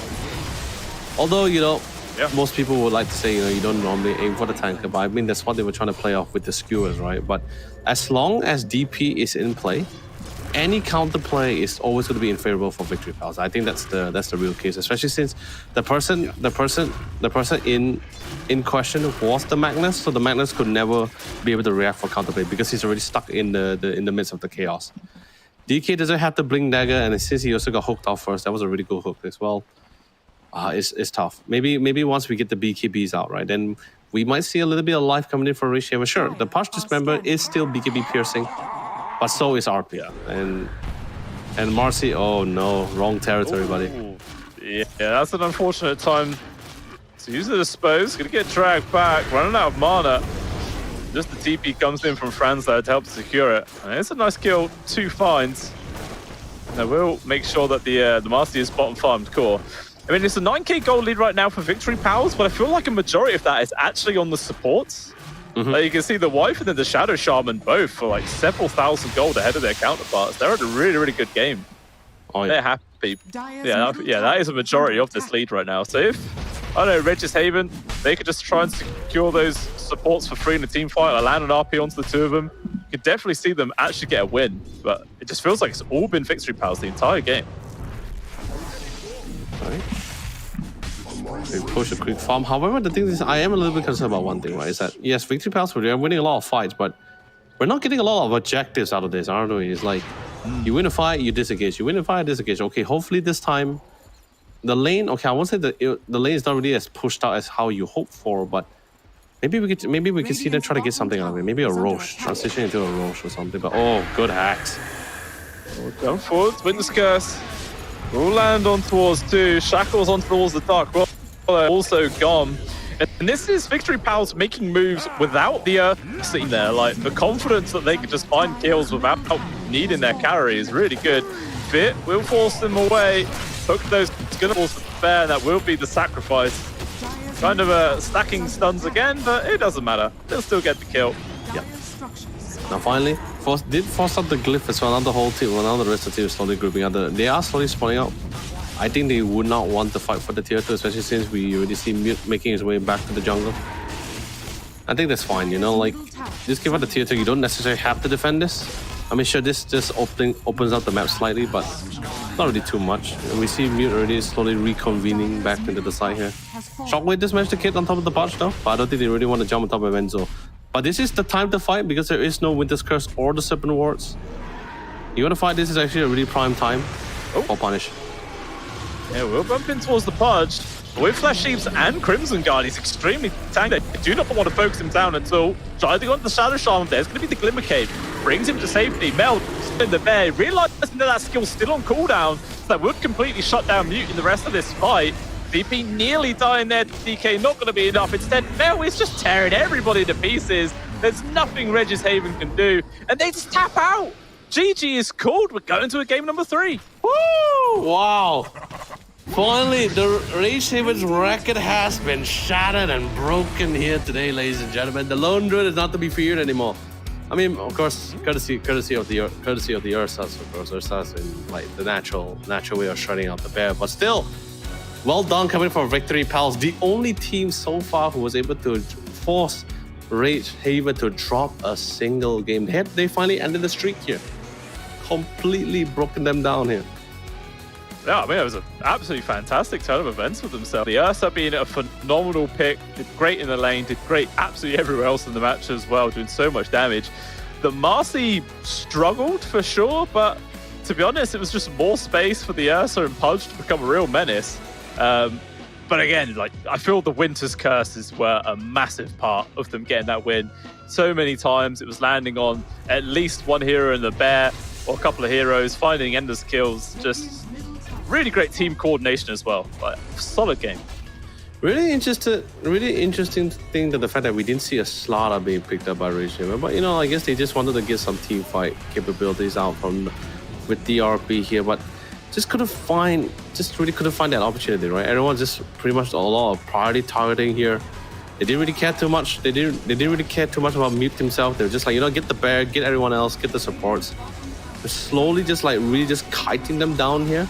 We did see some really great hooks coming from it. Okay, this is the RP. Oh, dude. Yeah, he wasn't stunned. Was it the... what? I don't know. Okay, it seems so bizarre. Because okay, maybe I wish we had an additional replay. I wasn't really prepped to see the entire thing properly here, but that was would have been a really great 3-man RP here. Like really good AoEs. But I guess DK not enough damage output. I guess like solely being dependent on the launcher to do the damage was just a little bit too difficult for them. Like it's no Ursa. Like the DK, don't get me wrong, he is very powerful in regards of what lane he goes to. But in the end, as the game progresses, right, where you just need some really great flat damage, he's no Ursa, he's no Phantom Assassin, he's no Life Stealer. You just don't get that same. You just don't get that same kind of damage output as you were trying to hope for. Sure, maybe if you're snowballing with the DK, then you might actually see some really big damage coming in from France. But I want to see what happened to the RP here. So, okay, so Magnus went after the Wyvern, focusing down the Wyvern. Yeah. Oh, and then he just got controlled by 3 people. So that means so that means just both Enzo and Ursa was just handling the rest of the team here. Yeah, maybe it was like the overconfidence from game number 1, perhaps. Could be. Put Reg's into a bad position. Yeah, they just thought, we're going to smash this game no matter what. Let's kind of play more pub style. Just do what you want, guys. Just win your lanes. But yeah, it just didn't work. And really phenomenal game. Of the radio side, man. Just great stuff. MVP also going towards the old Pudge. Yeah, fair enough. I'll give him that. Yeah, I think it's good, right? Because like how Victory Pals really play out the game was just really more like, we don't have to worry too much about the mid. We just want prioritize on the other lanes. Like ensure that we're winning all the other lanes. At least that way where, yeah, sure, if we're losing mid, we still have the other 2 lanes. We're still going to be dominant pretty much as well. And the Ursa is definitely a very big factor here. With the Wyvern, sure, very good for counter initiation. I think that was just like one of the first 2 picks, so they can't really counter it. We might see a counter later on, but I think they're going to be prioritizing a little bit more on the Ursa. I think the Ursa is a little bit too dominant for sure. But of course, with that being said, my friend, we have a few selections here for you guys while giving you an opportunity to participate to check out some really great hardware. So let's start things off. We check out the new one of the new releases is going to be the Samsung Galaxy OLED G8 here, and that's a very beautiful piece of hardware. So first things first, if you guys really like really large monitors, the G8 is definitely the one thing for you. It's the 32-inch here, 32-inch packing with a ultra refresh with that 240 hertz. Yes, it's less than the G6, but hey, guess what? It doesn't really matter. Its response time is just the same with the 0.03 ms. It also comes with smart TV functionality. It's a very slim metal design, ergonomic as well, so you can readjust it however you like. And of course, just for a nice picture for you guys, they always have that beautiful, utilizing that beautiful OLED anti-glare technology here. Yeah, I love the fact that it's also like built-in smart TV functions, because like if you just lost a game, you had miserable, just be like, screw this button, and now you're watching Netflix. You're actually enjoying your time rather than having the misery of matchmaking, which goes endlessly wrong. So there is always that, guys. Yeah, it is just phenomenal generators, and as well, it's so damn thin. It's like a bit of paper, and it's so good. Solid metal frame as well. Great craftsmanship. Would recommend. But yeah, we are now jumping on over into a break. We'll be back in about 5-10 minutes or so, and we'll see the conclusion of the upper bracket finals. Down to a best of 1. Who gets into the grand finals? We'll have to wait and see. Back in a bit.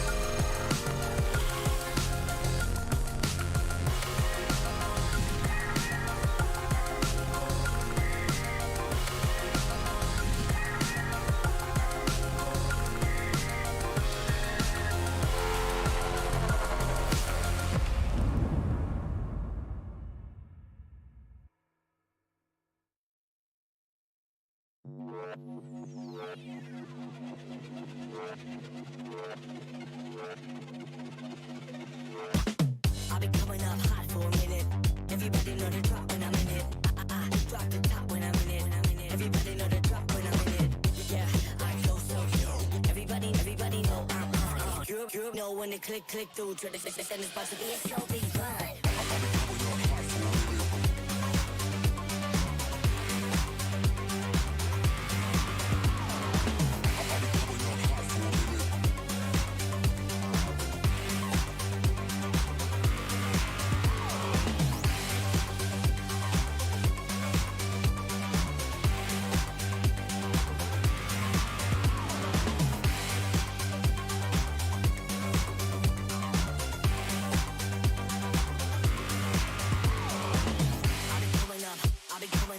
Everybody know the drop when I'm in it.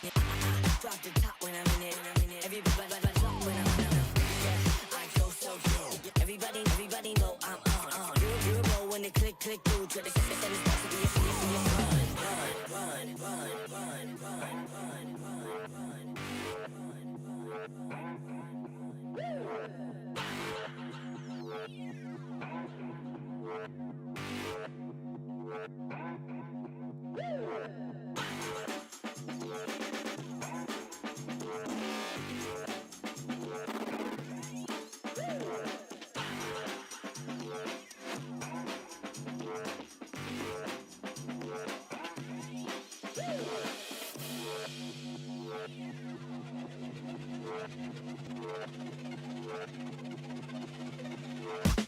I've been coming up hot for a minute. Everybody know the drop when I'm in it. Drop the top when I'm in it. Everybody know the drop when I'm in it. Yeah, I go so good. Everybody know I'm on. You know when they click through, try to send this about to be a slow beat run.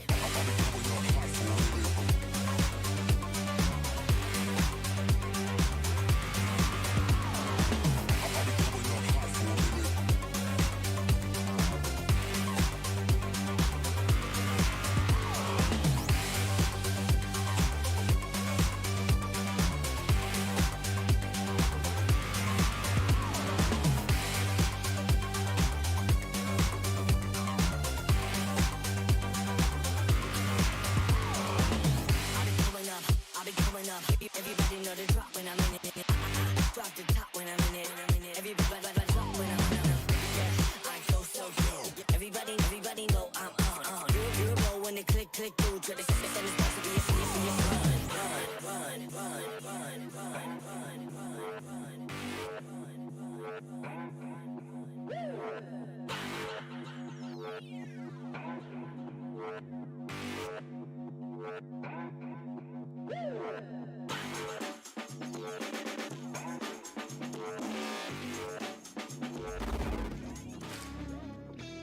Salutations, ladies and gentlemen, as we are finally back to potentially, not even potentially anymore. It has been broken. This is the last game, the third game, in a game from against a team which we never thought that we'd actually go all 3 games with. It's going to be Rage Haven versus Victory Pals. Such a victory that Victory Pals have achieved, as they were the only sole team to steal a game away from Rage Haven from the Philippines here. Anyway, I'm Lando Sononis. You're only greeting me at the caster test. It's going to be Blue Scale as well. Blue Scale, it's bright again in my area. It's no longer so dark and grim, but I guess, it is the final game. It's much excitement to prepare for us here.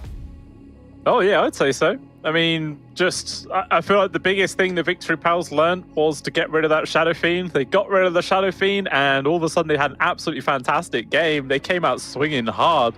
Like, even letting the lone druid through, which apparently was actually one of Reg Haven's best, and still it kind of flopped. Just didn't look too great at all. So pushing it all the way to the 3rd game does make it extra exciting to see who can claim the position in the grand finals, which will guarantee 2nd place. Obviously, it's a decent amount of money as well. I think this game alone is a $2,000 pay jump. So there's a lot to play for right now. It's big money. Mm-hmm. And there's a lot of grocery money is definitely running on the line for both these 2 teams. But of course, with the call being said by our amazing broadcasting team, we're finally jumping to our last game for our upper bracket finals here. One of these 2 teams is going to be solidifying themselves in as one of our grand finalists here.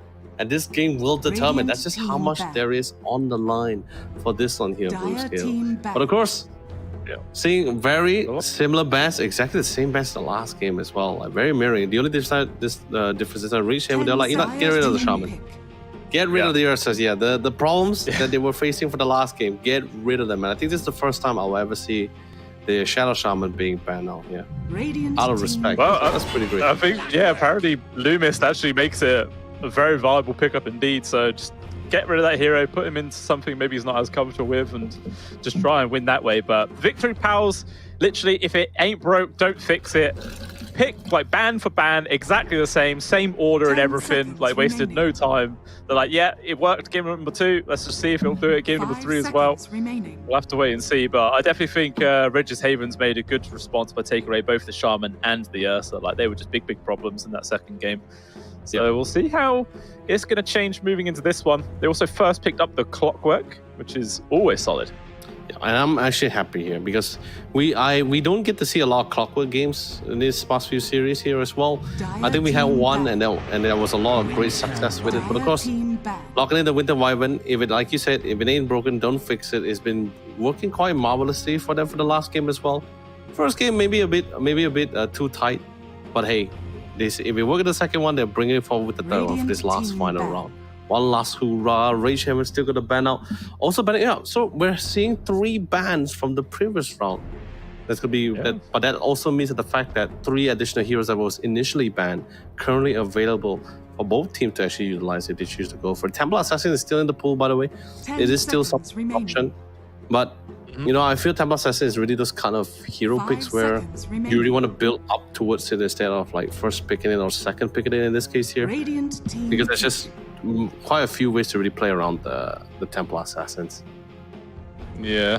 We'll actually opt to ban out the Stormsman instead. So we'll see if they want to pick up that TA or not. It is an option if they do want it. But yeah, I love the fact that Regis Havens also took away the Pudge. 10 You know, it's just seconds remaining. try and ban the entire lineup from the other. Just if that's the one way we've lost, let's just make sure there's no way they can do it again. Force them to go for a completely different plan. Dire team Hopefully that one will turn out a little bit better for you. And Mars is actually the hero choice there for Victory Pals. Oh, love it. Which somewhat makes me feel like they want to try to opt to go for the Phoenix pick here, because Phoenix was one of the few bans that Rich Haven had in the last game, or at least this past 2 games. And 10 the Phoenix seconds actually remaining. passed off really well with the Arena of Blood, because now with the Arena of Blood, where if anyone gets caught 5 in it, seconds remaining. you have no visual of anyone outside of the ring as well. So you can actually get like maximum duration with the Phoenix, and you don't have to worry about anyone hitting the egg. And if you do pick the Phoenix here for the side here for Victory Pals, you are somewhat forcing Rage Haven to either pick an egg hitter or pick a lineup which allows it to disengage away from the fight. But that's where the mask comes in to somewhat force them to stay in the fight, you know, with the Arena of Blood. Yeah.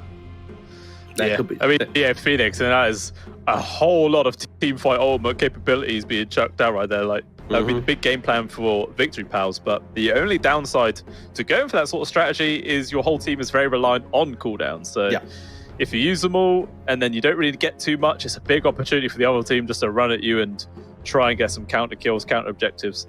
So yeah, if they do go down that route, they have to make sure they get some really solid execution, which, to be honest, after seeing game number 2, they definitely could. Like, they were really on the same page that game. So I think they've got it in them. So second pick coming in for the side of Rage Haven. It's been like, I think this is the first time we're seeing a draft for Rage Haven where the mute does a lot first pick his mid heroes first here. So we're in new territory here currently, Blue Scale, as we try to figure out like what's gonna be the next call. They're utilizing a lot of timers here, and love the Shadow Demon. Love the Shadow Demon picks. You got a lot of good save. His cast range is insane. Now suddenly out of the blue, your Winter's Curse doesn't feel that great anymore. As long as especially if the Shadow Demon was already caught within it, or anyone on top of him as well. Got good save. The Demonic Purge is always great to have. Anyone wants to if you want to try to go for Ghost 5 Scepters or seconds remaining. E-Blade, somebody, doesn't matter, gets instantly purged out. The slow is great. The disruption is fantastic. Not sure which facet he's going to be going for. If he went for the Shadow Server, that's something that we've been seeing so far. If he goes for the other one, which is basically like the old Soul Catcher from the previous days as well, with the addition where you can use it defensively on an ally, giving them an additional 50% max HP, that's also pretty nice to have. But we'll see as the times goes. But their third pick is going to be 10 Razor, seconds still pretty remaining. flex. Can go any of the 3 lanes if you wish to go for it. 5 seconds remaining. Pretty fine in game number 1, so they're happy just to throw it back yet again. We'll see what Victory Pals are going to pick up in response to that, though. Probably be their other support plus mid, I would assume. The overall last pick of the game, so obviously generally a bit more preferable to have that as your carry. We'll have to wait and see. A minute and a half on reserve time, though. So wiggle room here. Not rushed into anything at all. Oh, man, I'm gonna call it right now. If Reach Haven, okay, depending on what's the third picks here from Victory Pals. Yeah, okay, so it slightly feels viable if he actually wants to try to opt to go for the puck now, because sure, they have stuns, but there are stuns that somewhat can be mitigated or out juked out from. And sure, CK is fantastic for long drawn out fights, and I think that's something to take into account for. And since you're a strength hero, you're able to walk into a lot of these fights here for Victory Pals. That's pretty nice to have. And if Rage Haven really want to go for it, they can actually go for the puck, but I don't think you will be able to get the last puck pick for the final pick phase, right? Because most likely Victory Pals might actually opt to ban it out if puck is not picked here. Venomancer. Yeah. Oh, Venomancer. That is nice. That is great pickup. I'll love to see it thrown on in. I'm assuming then that's going to be the position 4 this time round. Going to leave the Wyvern as the 5. Okay. Bunch around. But hey, you were right about the puck.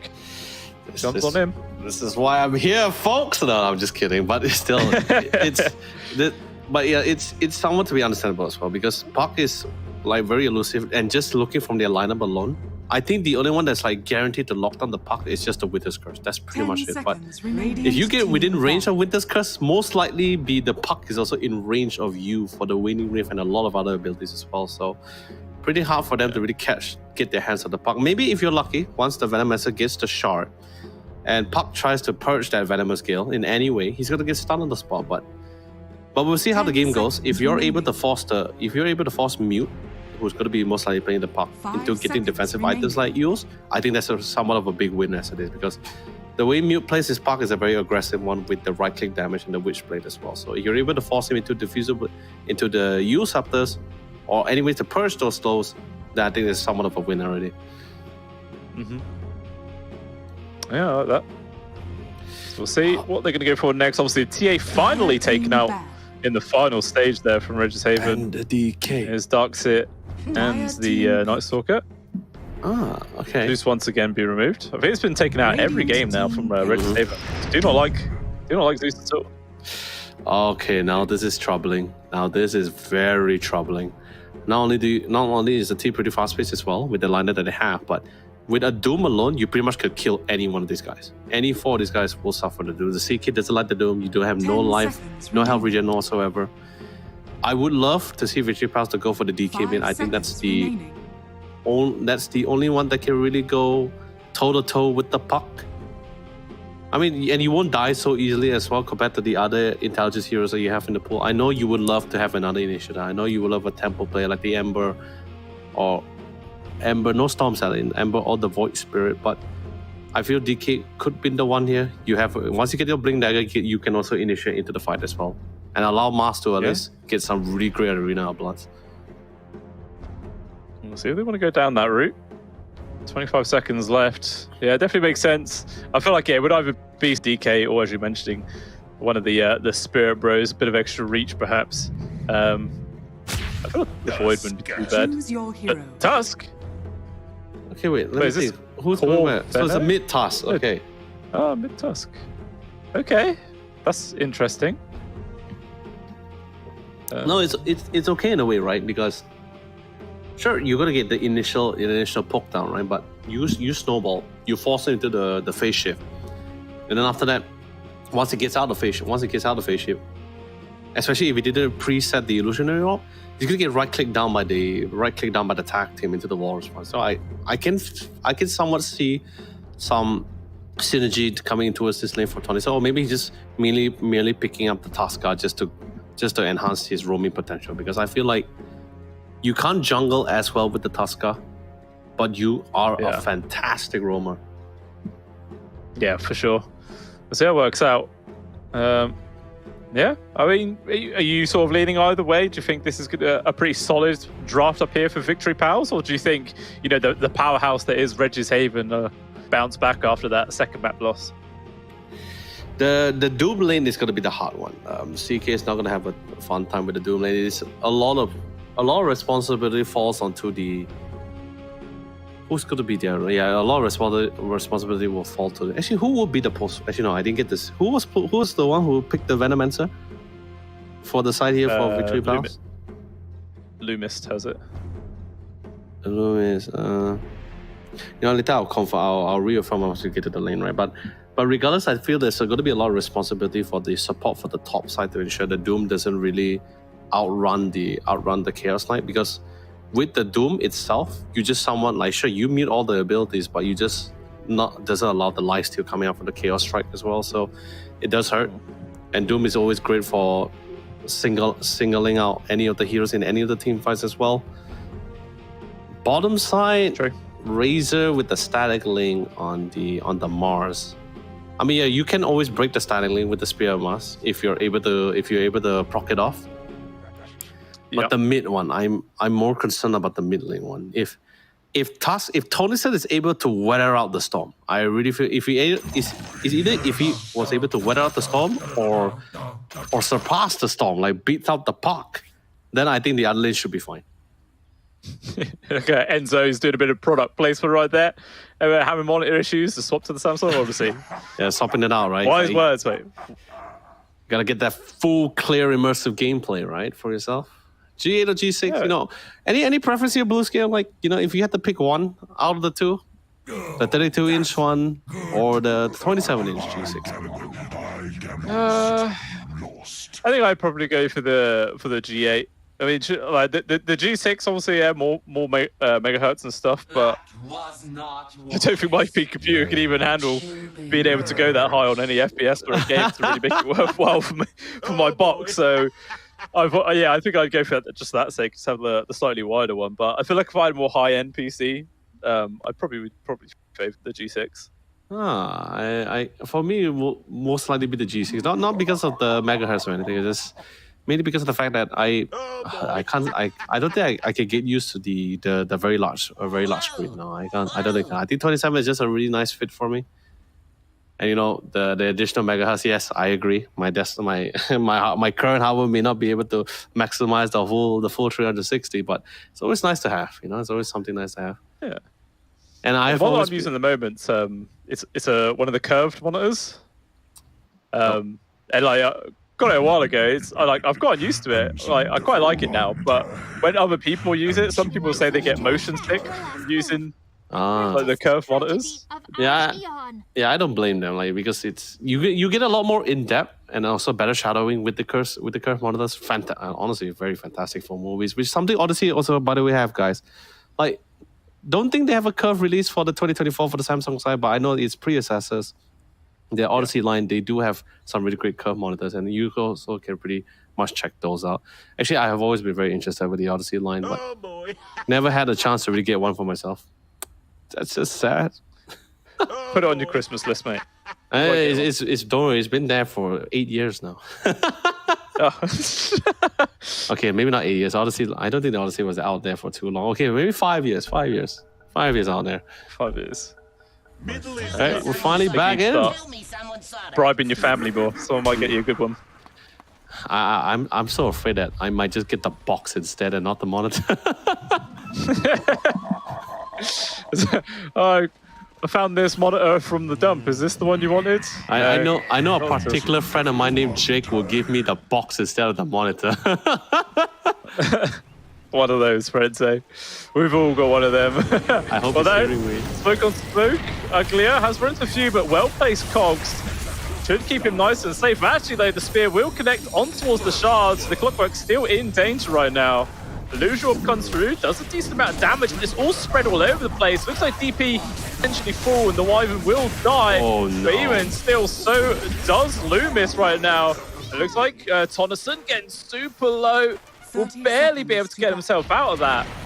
So it's a 2-for-2 exchange. But the first blood victory pass. Actually, it's not over yet. Mel trying to finish off Butte. Not going to be able to get the finishing touch though. So Mute starts the lane with hardly any HP, and Tonneson as well starts with any HP. So a lot of hurt. But still, good movement routes coming from the Tonneson as well. Like he didn't make it too obvious as well. He spotted the illusionary orbs. He just took the roundabout way back. So I think if he just kept going where he was initially going, I think he might actually fell to the hands on Mute. So really good call for that one. I mean, it's 2 for 2. Yeah. I mean, Victory Pals did secure the first blood first, so it's a pretty nice thing to have for sure. But hey, 2 for 2, you get everyone gets a fair bounty runes as well. I'm more interested to see how this Tusker is going to fare in a mid. It's not the first time I see a Tusker mid, but it's the first time I'm seeing a Tusker pairing with the pop. Yeah, it's going to be an interesting one for sure. I mean, he's made sure he's kept a lot of gold behind, so he's going to be able to get an early bottle at least to help with the regen. But I feel like Mute should be able to keep his distance quite well and try and harass him from afar, and he should have an okay time. I mean, doesn't really have to worry about any rotations from the Radiant support either. Like Winter Wyvern and Venno, Puck doesn't give a crap about them. Like, you can avoid them with ease. Top side, I think is going to be pretty passive unless Enzo makes a really big mistake, right? I think it's pretty standard. You get static link, you spear the razor so you can break the static link. Probably going to end up being cogs by the clockwork, unless Uglier tanks out the spear. Then maybe you can actually get the maximum duration of the static links when you're in the cogs. Bottom, on the other hand, I think this just need to be a little bit more careful, right? Like Loomis, you get a lot of slows from the Venomous Gale here, and it's just gonna allow Mel to get some free hits in. Doom, on the other hand, doesn't have as much sustain compared to the Chaos Knight with the Chaos Strike. Oh, we'll just have to see how much Eno can be able to do much about it. Oh, that's a good initiation. Yeah, dropping some damage, but the rally with backwards. Eno taking way too much, but the deny comes in from Don't Call Me God. Does at least strip that one away, but hey, with the changes to 7.36, they do still at least get experience. Just no gold. It's still something, yeah. Yeah, it used to be such a grief. You just deny a friendly hero and it's just completely undone. Like, literally no downsides to it. It was a bit overpowered, so I'm glad they brought that change in. Tonneson in danger. Illusory Orb up in 1 second. Will he get the connection? It does actually clip him. There is going to be the snowball off to the creep wave, but I think he has Waning Rift off of cooldown now as well, so it's only a matter of time. He's really making him work for it. Okay, he eventually dies. Yeah, now you see what I mean, like what we're dealing with when Mew comes in with a little bit more of a playmaker mid laner. You're going to be seeing some real crazy stuff later. Yeah, all Lone Druid can do is bear, hit them. That's about it. Yeah, it's flashy. Well, like top side, I mean, sure, you clockwork, you get, especially this is a level 30 clockwork as well. Like he's been given the title for, for support killers as well. And with the enhanced armament as well, you're going to be able to shred out the Mars on Enzo here. No static link although, they did commit the static link on top of the Wyvern on DP. So, but they still at least get the bonus damage and secure the Lotus as well, I guess. That will be the main goal for them, for the Hands of Friends. Actually, we did. Oh, okay, now, wait. Oh, did I see? Oh, yeah, I saw wrong, sorry. It was the Enzo who secured the Lotus. That was Friends. For a second, I saw Friends. Thank you, sorry. Passing it over. It's all good. Friends share, that's the whole point. They're victory pals. They're all best friends. Right, yeah, we're all friends. Another spot. So it feels like Mel's doing fine. Top of CS for now, but pretty much there's 2 CS difference between top and bottom. So literally no one's really being impeded at all this game. Just constant harassment being thrown out of the spot. Yeah, but the additional points into Venomous Gale is definitely going to be proving quite a problem for the Doom. I mean, don't get me wrong. Wait, actually, you can actually poke out. You can actually poke out with the Shadow Demon, but you need a lot of stacks, like a lot of stacks.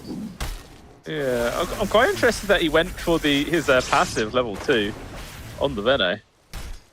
Like on the level 3 mark. That's an interesting choice. Would have thought either Venomous Gale your Plague Wards to level 3.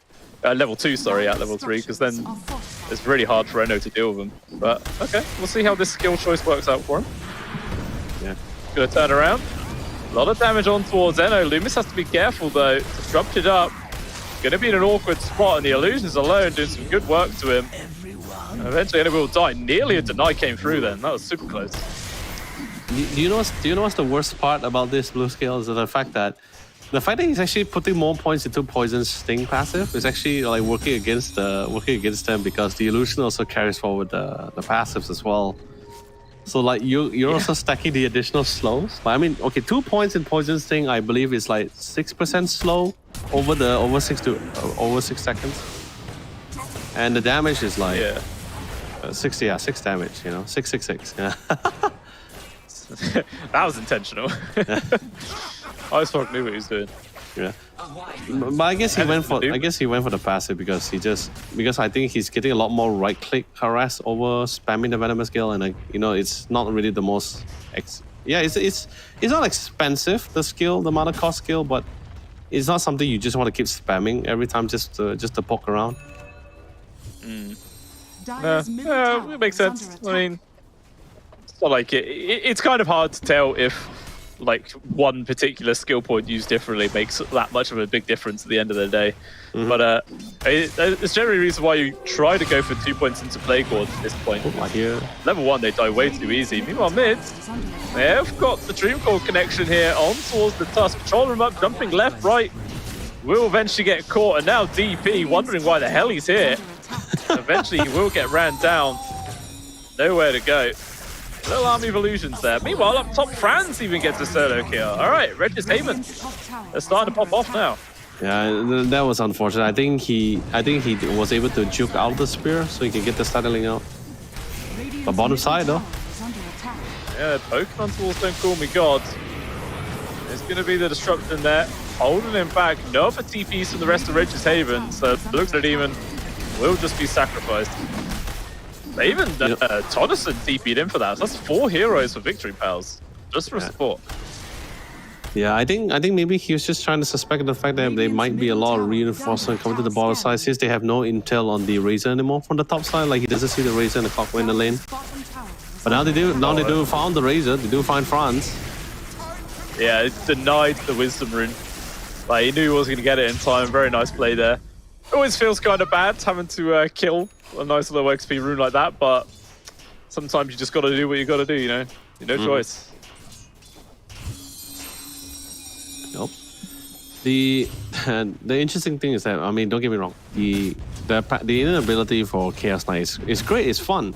The ability to, whenever he creates an illusion, there's a chance to spawn an additional illusion, right? But the problem is, it's someone working against him against the disruption, because like just now I spotted, like I knew there might be a chance to spawn an additional illusion, and they did. There was like three Chaos Knight hitting Loomis, and I'm just like, yo, that's horrifying. Especially once he gets kind of interested. Once he gets a little bit more online, and it works against him, right? Oh, Enzo. I suppose that would also count for the when the Shadow Demon kills someone under the effects. But there's a chance you'd spawn 2 illusions from that as well. Yeah. That's funny. I don't know the interactions in this game. Meanwhile, mid, Doomcore has been used once again, connects one towards Tusk, as well as the Doom getting dropped. Slow there from Loomis to make space for Tusk to disengage. Might cost him his life though. But wherever he sacrificed at the end, actually might not even die as Mel just comes charged on through from the trees. And he will be able to find the kill. So out of all of that, it's only the Doom to die. And quite a lot of cooldowns used there for the side of Regis Haven. I guess you could say the only concern I have would be the fact that you don't have like really proper stuns. Like don't get me wrong. When I say proper stun, I'm talking about like Earth Spike, hacks, all this kind of control abilities. Sure, you got Barrier Assault. That's staggering. Disruption. That's more like.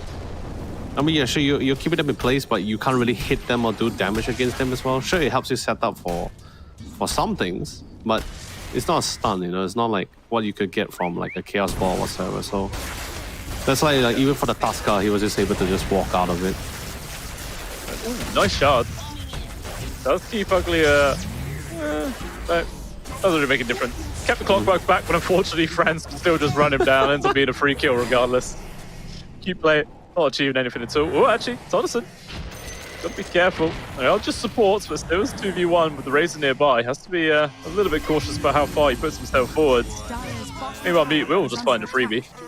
Yeah. Radiant's middle But tower the is slow, under the CC for the puck is I think even Mute is finding a little bit of a hard time with it as well. The slow is just a little bit too much for him. I think even at times like it's I won't say it's completely stopping him, but it's definitely hindering his ability to be aggressive, right? Like after maybe this illusion might be helpful, especially against the Venom later on. Oh, but he managed to get the arcane burn off before he can actually get away. It does save him. Oh, I know. No save for him as he will eventually go down. Actually, still the chase here from Mute. Gonna commit to get the kill on towards DP. No Winter Curse available yet for the Winter Wyvern. Already popped the illusion rune. So the Gale will slow down the puck, but even still, he's able to disengage. He's fine. Almost at level 10 as well. He's progressing at a nice pace, especially compared to Tonnisson's level 7. Yeah, I mean, so far Mute was able to dominate the lane. Like, he's forcing a lot of these rotations to come into the mix as well. But he wasn't as dominant as he was in most of his puck games as well. I mean, we're seeing really good rotation, but it is at the cost of the other lanes as well. Like Enzo is not having a fun time. He's not even level 6 yet. The Razor is already, I think he's like level 7. Oh, sorry, Scratch Knight is currently level 8. He's like 3 levels ahead. Gonna be hitting level 9 as well.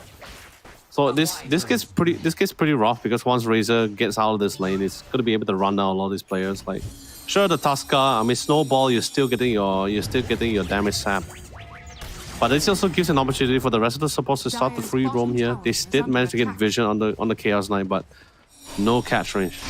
The hookshot also not committed, and here comes the Rift, the Dream Coil. Yeah, just chucking out. I mean, in the grand scheme of things, it's a relatively short cool 70 seconds. Not too bad, although he does run into the waiting arms there of Loomis. I'm trying to control him up there with the Walrus Punch, but even still, just too much juke and evasion there from Mute, so he's going to be fine. Just forced to retreat back to base. I mean, DP would love to have his ultimate by now, but he's still only sitting at level 4, just can't find the opportunity to get the experience. It's kind of setting him back. No chance at all, but finally, seeing a little bit of limelight towards the bottom side. Doom is also still pretty much active if he wants to run down the Chaos Knight, but I think some foundation needs to be set first. It's still a strength hero, it's still pretty durable as lane. And Chaos Knight, he has no problem with the jungle here, so if the lane is being pushed in, he's just going to go straight to the jungle, but he's even switching up to the top side here.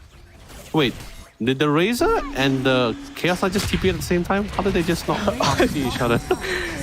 I think they did. I think it's like ships in the night. They just... yeah, completely avoid each other. Meanwhile, Arena has been chopped, but the spear was actually off the mark, so Mute not getting connected onto by that. But even still, he's got a lot of dots on him. He might just tick out to this one. Zenzo gonna make sure they can skew on it. Oh no, the shards! He's just giving Enno a chance to retreat. He's gonna do his best. Actually giving an opportunity here for Franz as well, who's trying to rotate on in, and now Enzo's actually the one in danger. Mute on the back finds involved. Will kick off Loomis. This is turning into a really good fight for Regis Haven. It will get the kill towards the clock, but it costs Tonnison his life. Not a favorable trade, and there is the doom from Don't Call Me God. Wants to try and take down the Mars. Deny to the neutral creeps. That's something, but it doesn't really matter. It's a big victory there for Regis Haven. Yeah, like really kudos to Mute for really holding out the line, like really just sustaining, keeping himself there, getting ready for the rest of the team to regroup and for him to reinitiate back into the fight. But like I said, it is still somewhat of a problem. The problem that might be mitigated away once the Doom gets the Blink Dagger as well. That will be a lot more helpful. But I don't really like. I'm not in big favor with the primary initiator Doom here. I've always seen him as a secondary initiator. But I guess in this kind of games, you just don't really have that kind of a choice here. You need to force out a lot of spells. At least gives Mute a little bit of a freedom of space here. Sure, he's still leading, but we're slowly seeing that the fact that he's not really having the best of time. Like, he gets hit by the Venomous Gaze, he gets hit by the Arena of Blood. He's always forced back out of the fight in hopes that his team actually forces out more spells before he gets back in here. He's really choosing his fights when he's playing with the puck this time in this game, at least. Really contrasting to some of his pockets that we've seen in the past. Yeah, for sure. I mean, he's been doing a good job, definitely. Top of net worth, 8,000 gold. Been involved 3 assists. He's having a perfectly fine time. Teams applied the pressure. And obviously, it was saying how there's a lot of high cooldown abilities in this game. We're just waiting for the Doom to back up. Meanwhile, Uglier has been caught, or has he actually caught them? The turnaround comes, and they just evaporate in a second. They were not expecting that. Especially everyone from Regis Haven turns up apart from the Doom. Speaking of, they have overstayed his welcome, actually. CV in from Mel as well as Blue Mist. Going for the TP because they've already used them all. And he's out. Dude, you know, honestly, to the top side, like, I guess you could say, like, Uglier was literally making a statement saying, hey, you know, you got an arena of blood, I have my own personal arena. The miniature version, you know? That's a little bit better. The facet where you push people in as well, it's like exactly the same. It's funny. Oh, instead just hits him with a power gog. Yeah. He hit him twice. Wow. Really great stuff. Such a meme. Hey, you're laughing now, Blue Scale. You're laughing now, but wait till you get hit by like 3 cogs at level 1. You just die. and even if you don't die, you just come to the lane as level 1 with no mana. It sucks, trust me. It sucks terribly. Yeah, it is brutal. It is brutal. I still want to. I haven't tried doing a support shaker yet, where you get the facet where you hit creeps and they become a little missile. I want to just do a whole game where you just do that the entire time, last it in all the creeps from your core, but harassing people. That'd be fun. Oh, France. Did it pop in the ult? He actually turns around. Being very greedy, Loomis will get soloed off, but yeah, France is fine. Actually, Enno's going to turn around with the ultimate. Maybe wants to try and force the fight. All the disruption on towards the CK, popped a couple of illusions out, and Mist just jumps on through. He gets the coup de grace. Finally, there is going to be the Witness Curse. There's a lot of illusions on him, plus the stun from Mel, so enough to get the kill. At least he's able to take him down with him. That's an 8-kill streak as well, going towards Tonneson. A lot of gold, but Franz not done yet. Pokes him for a little bit more, but can't achieve anything else. Oh, dude, let me tell you something. It feels so bad because it's not because of the fact that he was being killed by the chaos, by the enemy's chaos knight, but the fact that he's being killed by his own teammate's illusion chaos knight for the disruption. Yeah, all 3 of them were just beating the hell out of the puck. I'm like, hey man, you're helping him out. Yeah. Disruption's supposed to help me in this situation, not get me killed. Oh man! But when things go wrong, they really go wrong. Yeah, I think this is just one of those situations where he didn't have the disruption. I mean, he did die early, so he wasn't really present at the time. But I think if the Shadow Demon was there, he was definitely going to be able to save for the save in front of Winter's Curse. I think that's pretty much why we haven't seen as many Winter's Curse despite all the fights that we've been having. Mainly because of the fact that just the presence of the Shadow Demon just there for the saves. It's just a little bit too much for them. Tell me someone saw that. Yeah, for sure. He's impeding his progress quite a bit. But it is still Regis Haven. 11k gold ahead. Top 2 cores, the net worth are them. The Razor and Puck both. They're perfectly fine. One lagging behind is actually the Doom, who's supposed to be the top farm core by a mile, just in the nature of the hero. It's been punished a little bit. Oh, Arcane Rune picked up there. And immediately they go for a smoke, so I'm going to try and find something, but there was actually underneath a Radiant Observer Ward, so this has just been telegraphed here to Victory Pals. They shouldn't fall prey to this one. Good smoke though. Definitely want to try to see if they can get a big fight of it, and it looks like they feel that they find some success. Yeah, Gale lands on towards the Doom. He's able to get the Doom off at the very least. There's the CK, kind of stuck in a hard place. Needs to help with the rest of his team. Thompson coming through. The Snowball not quite close up. Has to get him on the drive-by. Dragging him up towards the north side. He's still alive, trying to run, but it's not fast enough. He will fall. DP2. And it ends up being a big victory here for Regis Haven.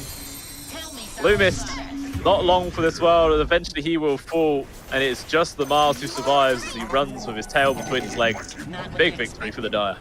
It is a very massive one, and it hurts even more. But don't get me wrong, the intention was good with the Tuska save with the snowball for the Chaos Knight. However, you're also ensuring that France is still getting the maximum duration of that static link, my friend. Damage is still being stolen away. Just saying, man.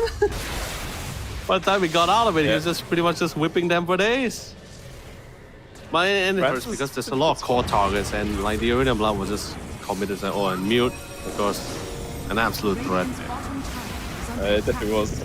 And so, just getting controlled up towards top France. Once again with the link, but no spot to overstay is welcome. Although, actually, it's going to be the pocket jumps into the backline. Spear connection perfectly timed with the control. They're trying to burst him down. They will find the kill. Eno also dropping there from the DP ultimate. So it ends up being a 2-for-2 trade. Definitely favoring Victory Pals, taking down the puck. That's a big ticket kill. Yeah, that was fantastic. DP keeping the attention of the rest of the team on the other side of the cliff as well. The puck was just all alone. Goodbye with the use up, but that really helped them reset things up. Although there is still, there is still a chance to miss the spear after the use up the combination, but thankfully this time, definitely in that situation, he was able to find some great success with it. Because like I said, there's not a lot of the only surefire way to really lock in that puck is just the Winter's Curse. Everything else, like the Chaos Bolt, the Snowball, the Spear of Mars, is all projectiles. So there's still travel time. Enough time for a player like Mute to spot it out and react accordingly for it.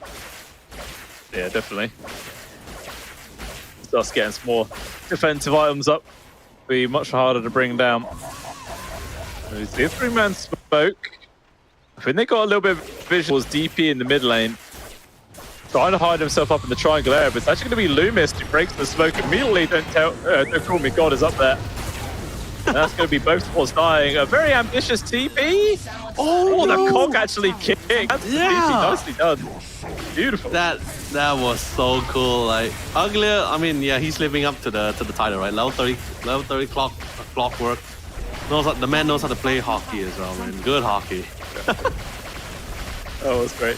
And it's relatively new addition to the hero as well. So it's not like he has thousands of hours practiced in that. That's relatively fresh, but yeah, good game sense to be able to get that cancel. Yeah, Only wants a support kill, but gets him the hero advantage, take down the tier 2, continues the map pressure. No, which is totally fine because they don't really. I mean, it'd be nice to have the cogs, the power cogs, to allow them to catch some of the core members of Victory Pals.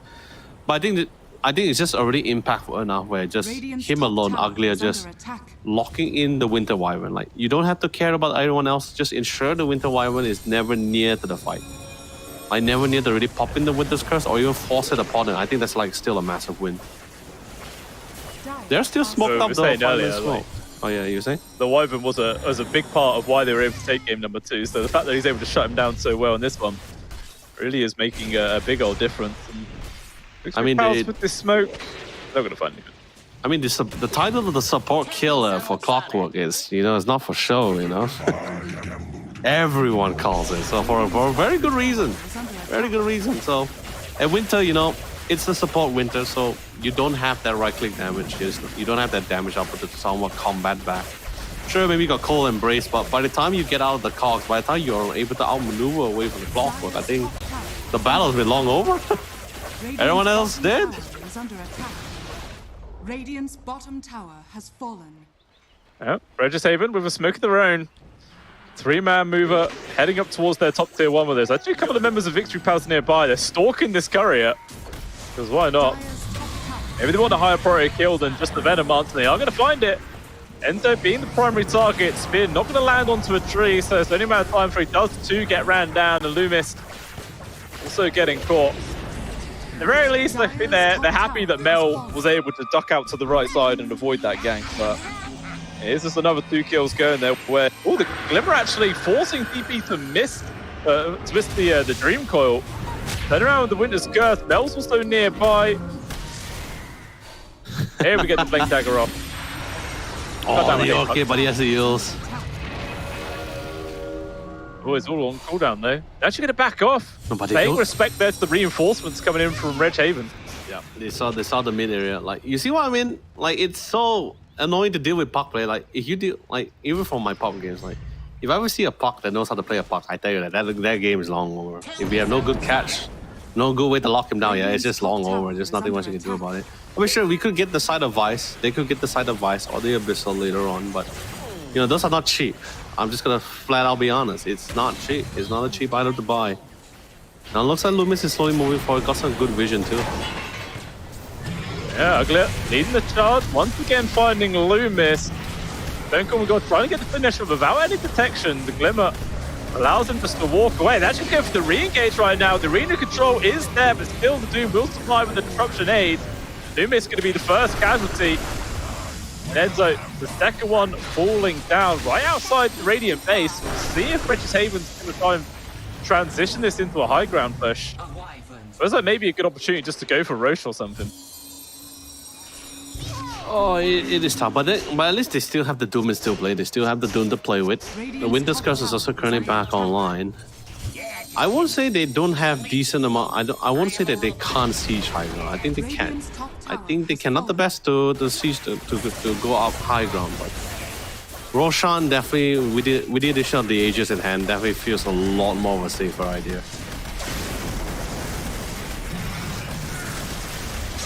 Of the Winter Wyvern ult coming on through as it is now back off cooldown. It's always an easy way to secure a victory in a Roche pit.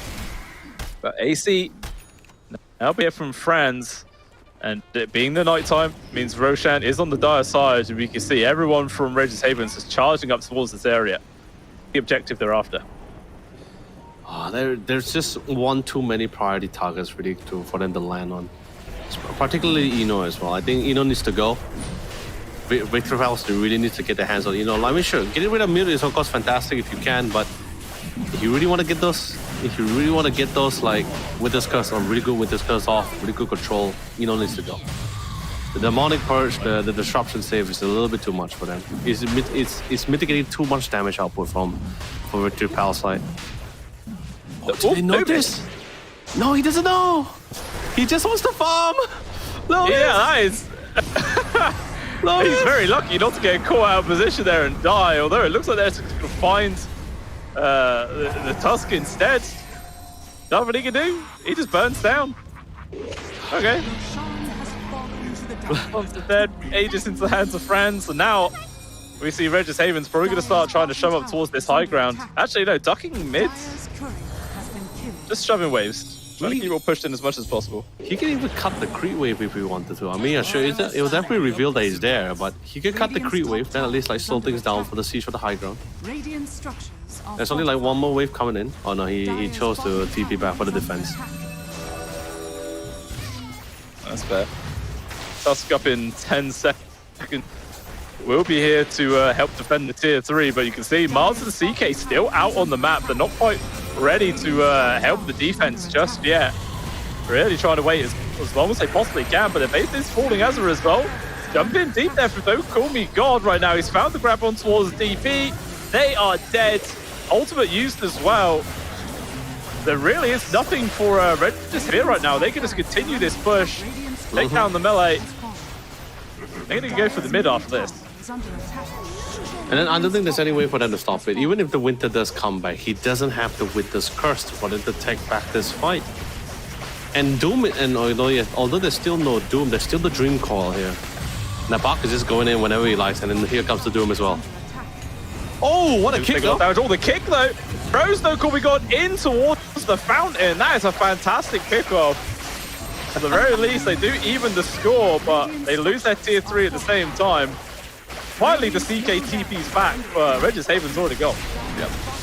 Yeah, they didn't want to stick around. They're like, yeah, we lost our frontliner. Sure, he doesn't have the Doom, but we still needed the Doom as well. His presence was still pretty important.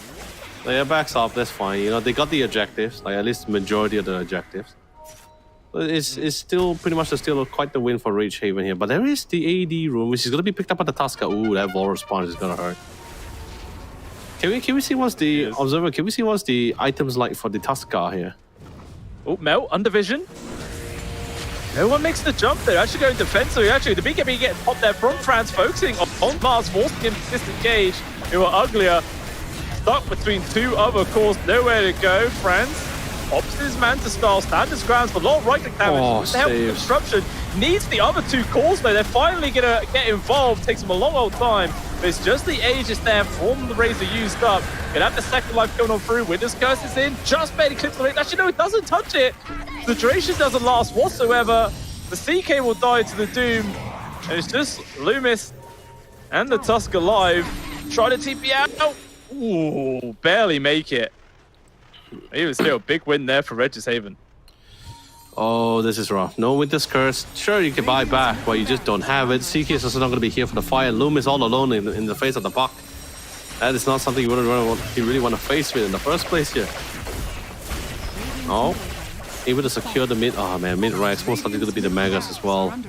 There's no real way for them to stop this. Sure, you have decent high ground defense here, but I don't think the creep is really the problem for you guys right now. It's just heroes. The Puck can get a really good Walrus kick. Then there might be a chance that isolation pick up, but no. No creeps, no nothing. Tower defense just kicked in. Yeah, we'll force them back. Let's help the CK still 15 seconds away, but yeah, this game is looking extremely hard right now. 24k goal behind at 30 minutes in. 2 full sets of barracks down.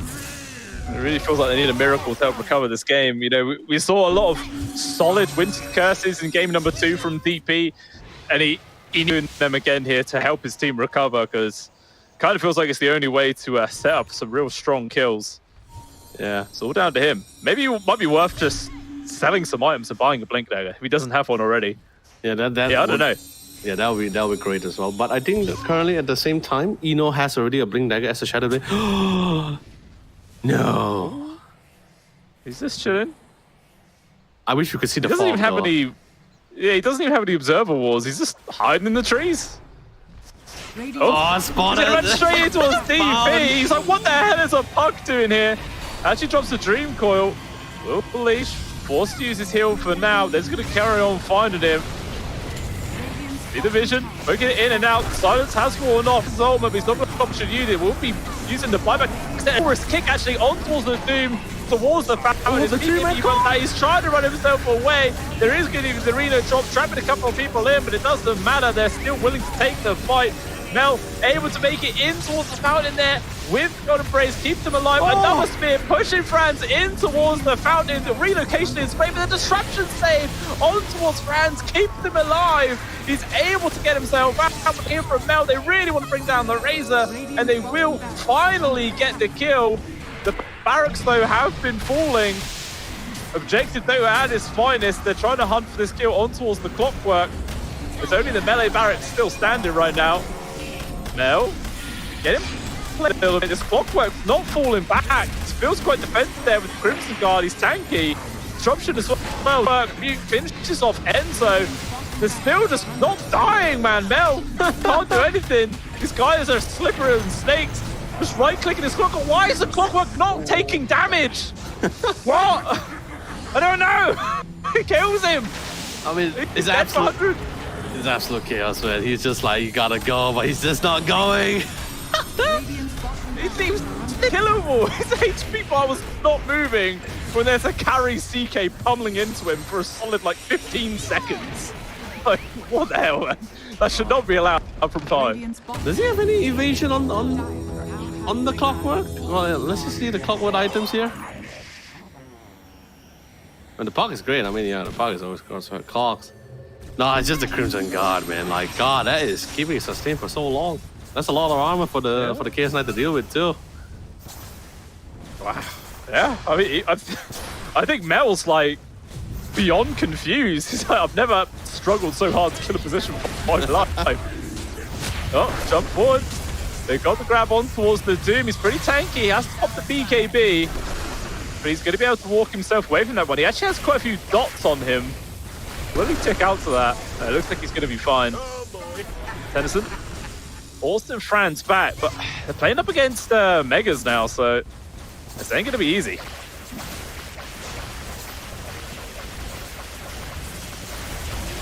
And onto the falls. Still no CK for 20 seconds. Jump on in from Mute. Oh. Do what? Snapping all the coils, and there's going to be the kick on towards the Clockwork, but he's able to hook shot back to safety. Nice reaction there from Uglier to keep himself alive. Trying to walk away. Winter's Curse comes on through, but the Deception Save is in. Completely negates the jump there from DP. That was only for the boss fight again. He's just kicking cogs out left, right, and center. Doesn't even care where they go. He just wants to hit them. Oh, there's the kick. Another kickback. Mel is also back right now, but a Ghost Scepter just stopping all the damage in the world. Will Disruption up? No, he doesn't. He just disappears on the screen and vanishes. They're trying their better dream alive in victory battles, so I don't know if it's going to work. The engine is exposed. It falls another kickback on towards Ugliest. Tanky Popbox though, but this time, with his teammates, Mel will finally kill him. He's on. Double kill up. It looks like finally Regis Haven will say, let's get out, guys. This is enough. Dude, oh god, dude, how long it drawn out as well. They just refuse to die. They just refuse to give it up. And the worst part about it, the only time this whole fight concluded is when Eno died. They're like, okay, Eno's dead. There's no saves. We're backing up. Boys, we're heading home. We did what we can. The fight drawn out for so long until the point where Ultimates was also coming off cooldown. So can you imagine how long the fight was? That was just how long that the fight was. But in the end, we have a ball blaze. There is no more racks. There's no more tier 4 towers. It's completely megas at the current moment in time. Yeah, the team are slowly trying to find their way back into it as well, getting a decent amount of farms. We see. I see. Is that a smoke? No, it's not a smoke. It's an Invi Venomancer. Trying to get some really aggressive warding. Interesting. Still trying to get some warding deep into the enemy's jungle when they're about to siege your high ground. Yeah, it's the most pointless vision I've probably ever seen. I don't know, you might scout a courier, bring in some wards or something, I don't know, but... it's for their farming, you know? They're not gonna farm their jungle, they're gonna farm in their jungle. They just want to get some security, you know? It reminds me of my games where I know I've lost, so I'm just gonna go into the jungle to help improve my GPM. My score doesn't look bad. Gotta make sure my battle report looks good, you know, despite losing. Yeah.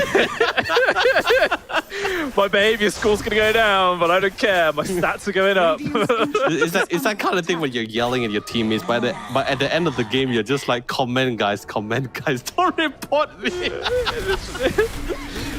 He's trying to farm up for a nullifier, but he's still like 1,200 gold away. I don't know if you're really going to have the time to get there. But your whole entire base exposed. Actually, Regis Havens looks like they're going to wait for Roche, so maybe it's doable. I'll give him 2 minutes at most. That's how long. Okay, maybe not 3 minutes. I'm being courteous. I'm being a dreamer. 3 minutes. Should be able to get at least should be able to get the nullifier out, because like you're not gonna get a lot from the small camps of the size. There's no ancients. 3 minutes at least every minute you get a fresh new batch of camps here, so might be able to do something about this. But the Warriors King needs to get something out of this, I feel. Yeah, I mean, Tennyson's landed on a good couple of people trying to get him into the fountain. But I mean, that's just mainly the Doom, because the Doom is in the front. Yeah, that one time on Eno, I think that was great. Like that was a very big off. Because finally Aegis is here. And if I'm not mistaken, I think my eyes just deceive me. Is that a refresher puck? Is that muted with the refresher? Is that a puck? Yes, it is a refresher. Oh god. Okay. Oh dear god. Why not? I think there was a refresher recipe in the backpack of Franz as well, so he's also going for one. Very close to it. But he has no scepter yet, right? Franz doesn't have the scepter yet, right? The Razor, yeah, he does have the scepter. I don't see the Aura Blast here. Yeah, no scepter yet, but I mean, hey, you know, double storms. No scepter, you can't hit buildings with it, but hey, you get to do massive damage. Double static link. At least 2 people is not going to be having physical damage in the fight. That'd be pretty nice. Sure. Well, we can still see Loomis just chilling in that top jungle. He's having a fine time. Must be close to that nullifier. Oh boy. I feel like at this point it's worth just TPing back and selling your items. You still got to get to the neutrals. You still got to get to the neutral shop to buy the damn thing. You know, he's just waiting it out, like, you know? It's the big play from Enzo. They got pick up. Try and get the first kill. Oh, the kick attempt fails there from Tennyson. He's gone for 70 seconds. No buyback. They're going to drop the arena. But Mel, he's taken so much damage. Franz just runs him down with ease. And unfortunately, the nullifier just does so appear in the game as Regis Havens, they take this one 2-1. Oh, what a round. Longer than it was supposed to be, but still Rage Haven will be our first grand finalist into the league here. This is what a game that we witnessed. Actually, it was pretty cool. Like we saw the Tusker, he tried to do one last hoorah with the Walrus kick, but he went for the Razor. And I think not sure whether he was oblivious to the existence of the Lincoln Sphere or not. But he actually tried to kick the Razor and the Lincoln's pop. I heard the pop sound. I was just like, oh no, that's not good. That is not good. Not sure was it intentional for the Razor or for the Doom, but yeah, that was not fun at all. He got silenced on the Waning Rift. He has no BKB. No BKB Tusker, by the way. Actually, did he have no BKB? I don't think he did. Yeah, that's what I'm saying, right? No BKB, that really did hurt for him, I think, slightly for sure. But, you know, the whole game was very methodically calculated as well, especially for the side of a mute.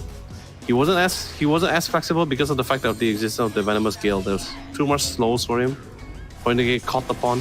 I think there was some really good fights for Victory Pals, but I think once Rage Haven started joining the fight, there was Blink Daggers on the Doom as well, then we started seeing a lot more conflict here. Then we start seeing the shift there.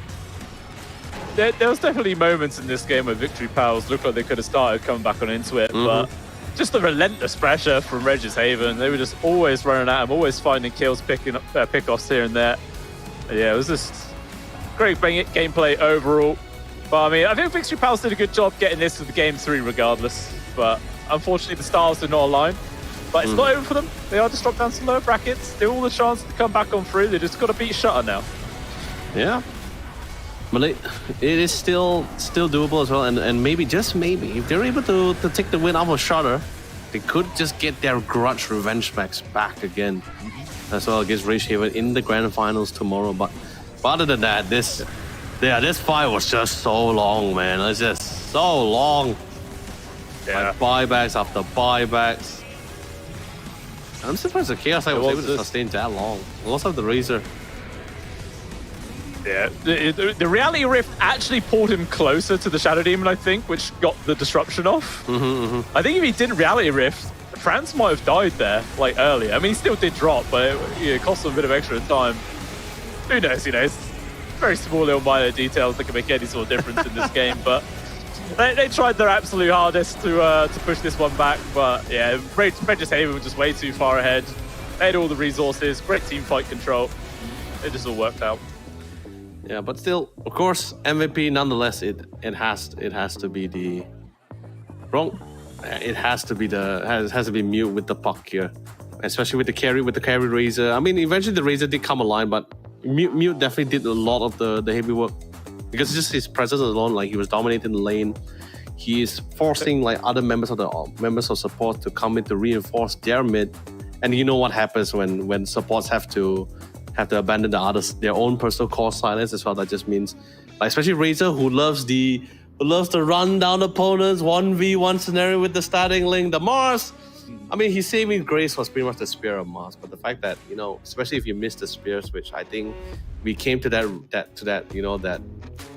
realization, or the unfortunate scenario when we saw the Razor getting the pick of the Mars. We both kind of just got that sense like, okay, great, he must have missed the Spears, or the Razor was able to, or France at least in this case, was able to outmaneuver away from the Spears while he was doing the static link. I mean, the bonus move speed was pretty great for sure. But you know, all great things must come to the end. Blue Scales, it's been a great time with you, but it was not as great as we both were discussing on some of Samsung newly released 2024 monitors then, especially with the new release of the Samsung Odyssey OLED G6 here, coming in with a 27-inch with a whopping 360Hz ultra refresh rate. Anything else I'm missing here, buddy?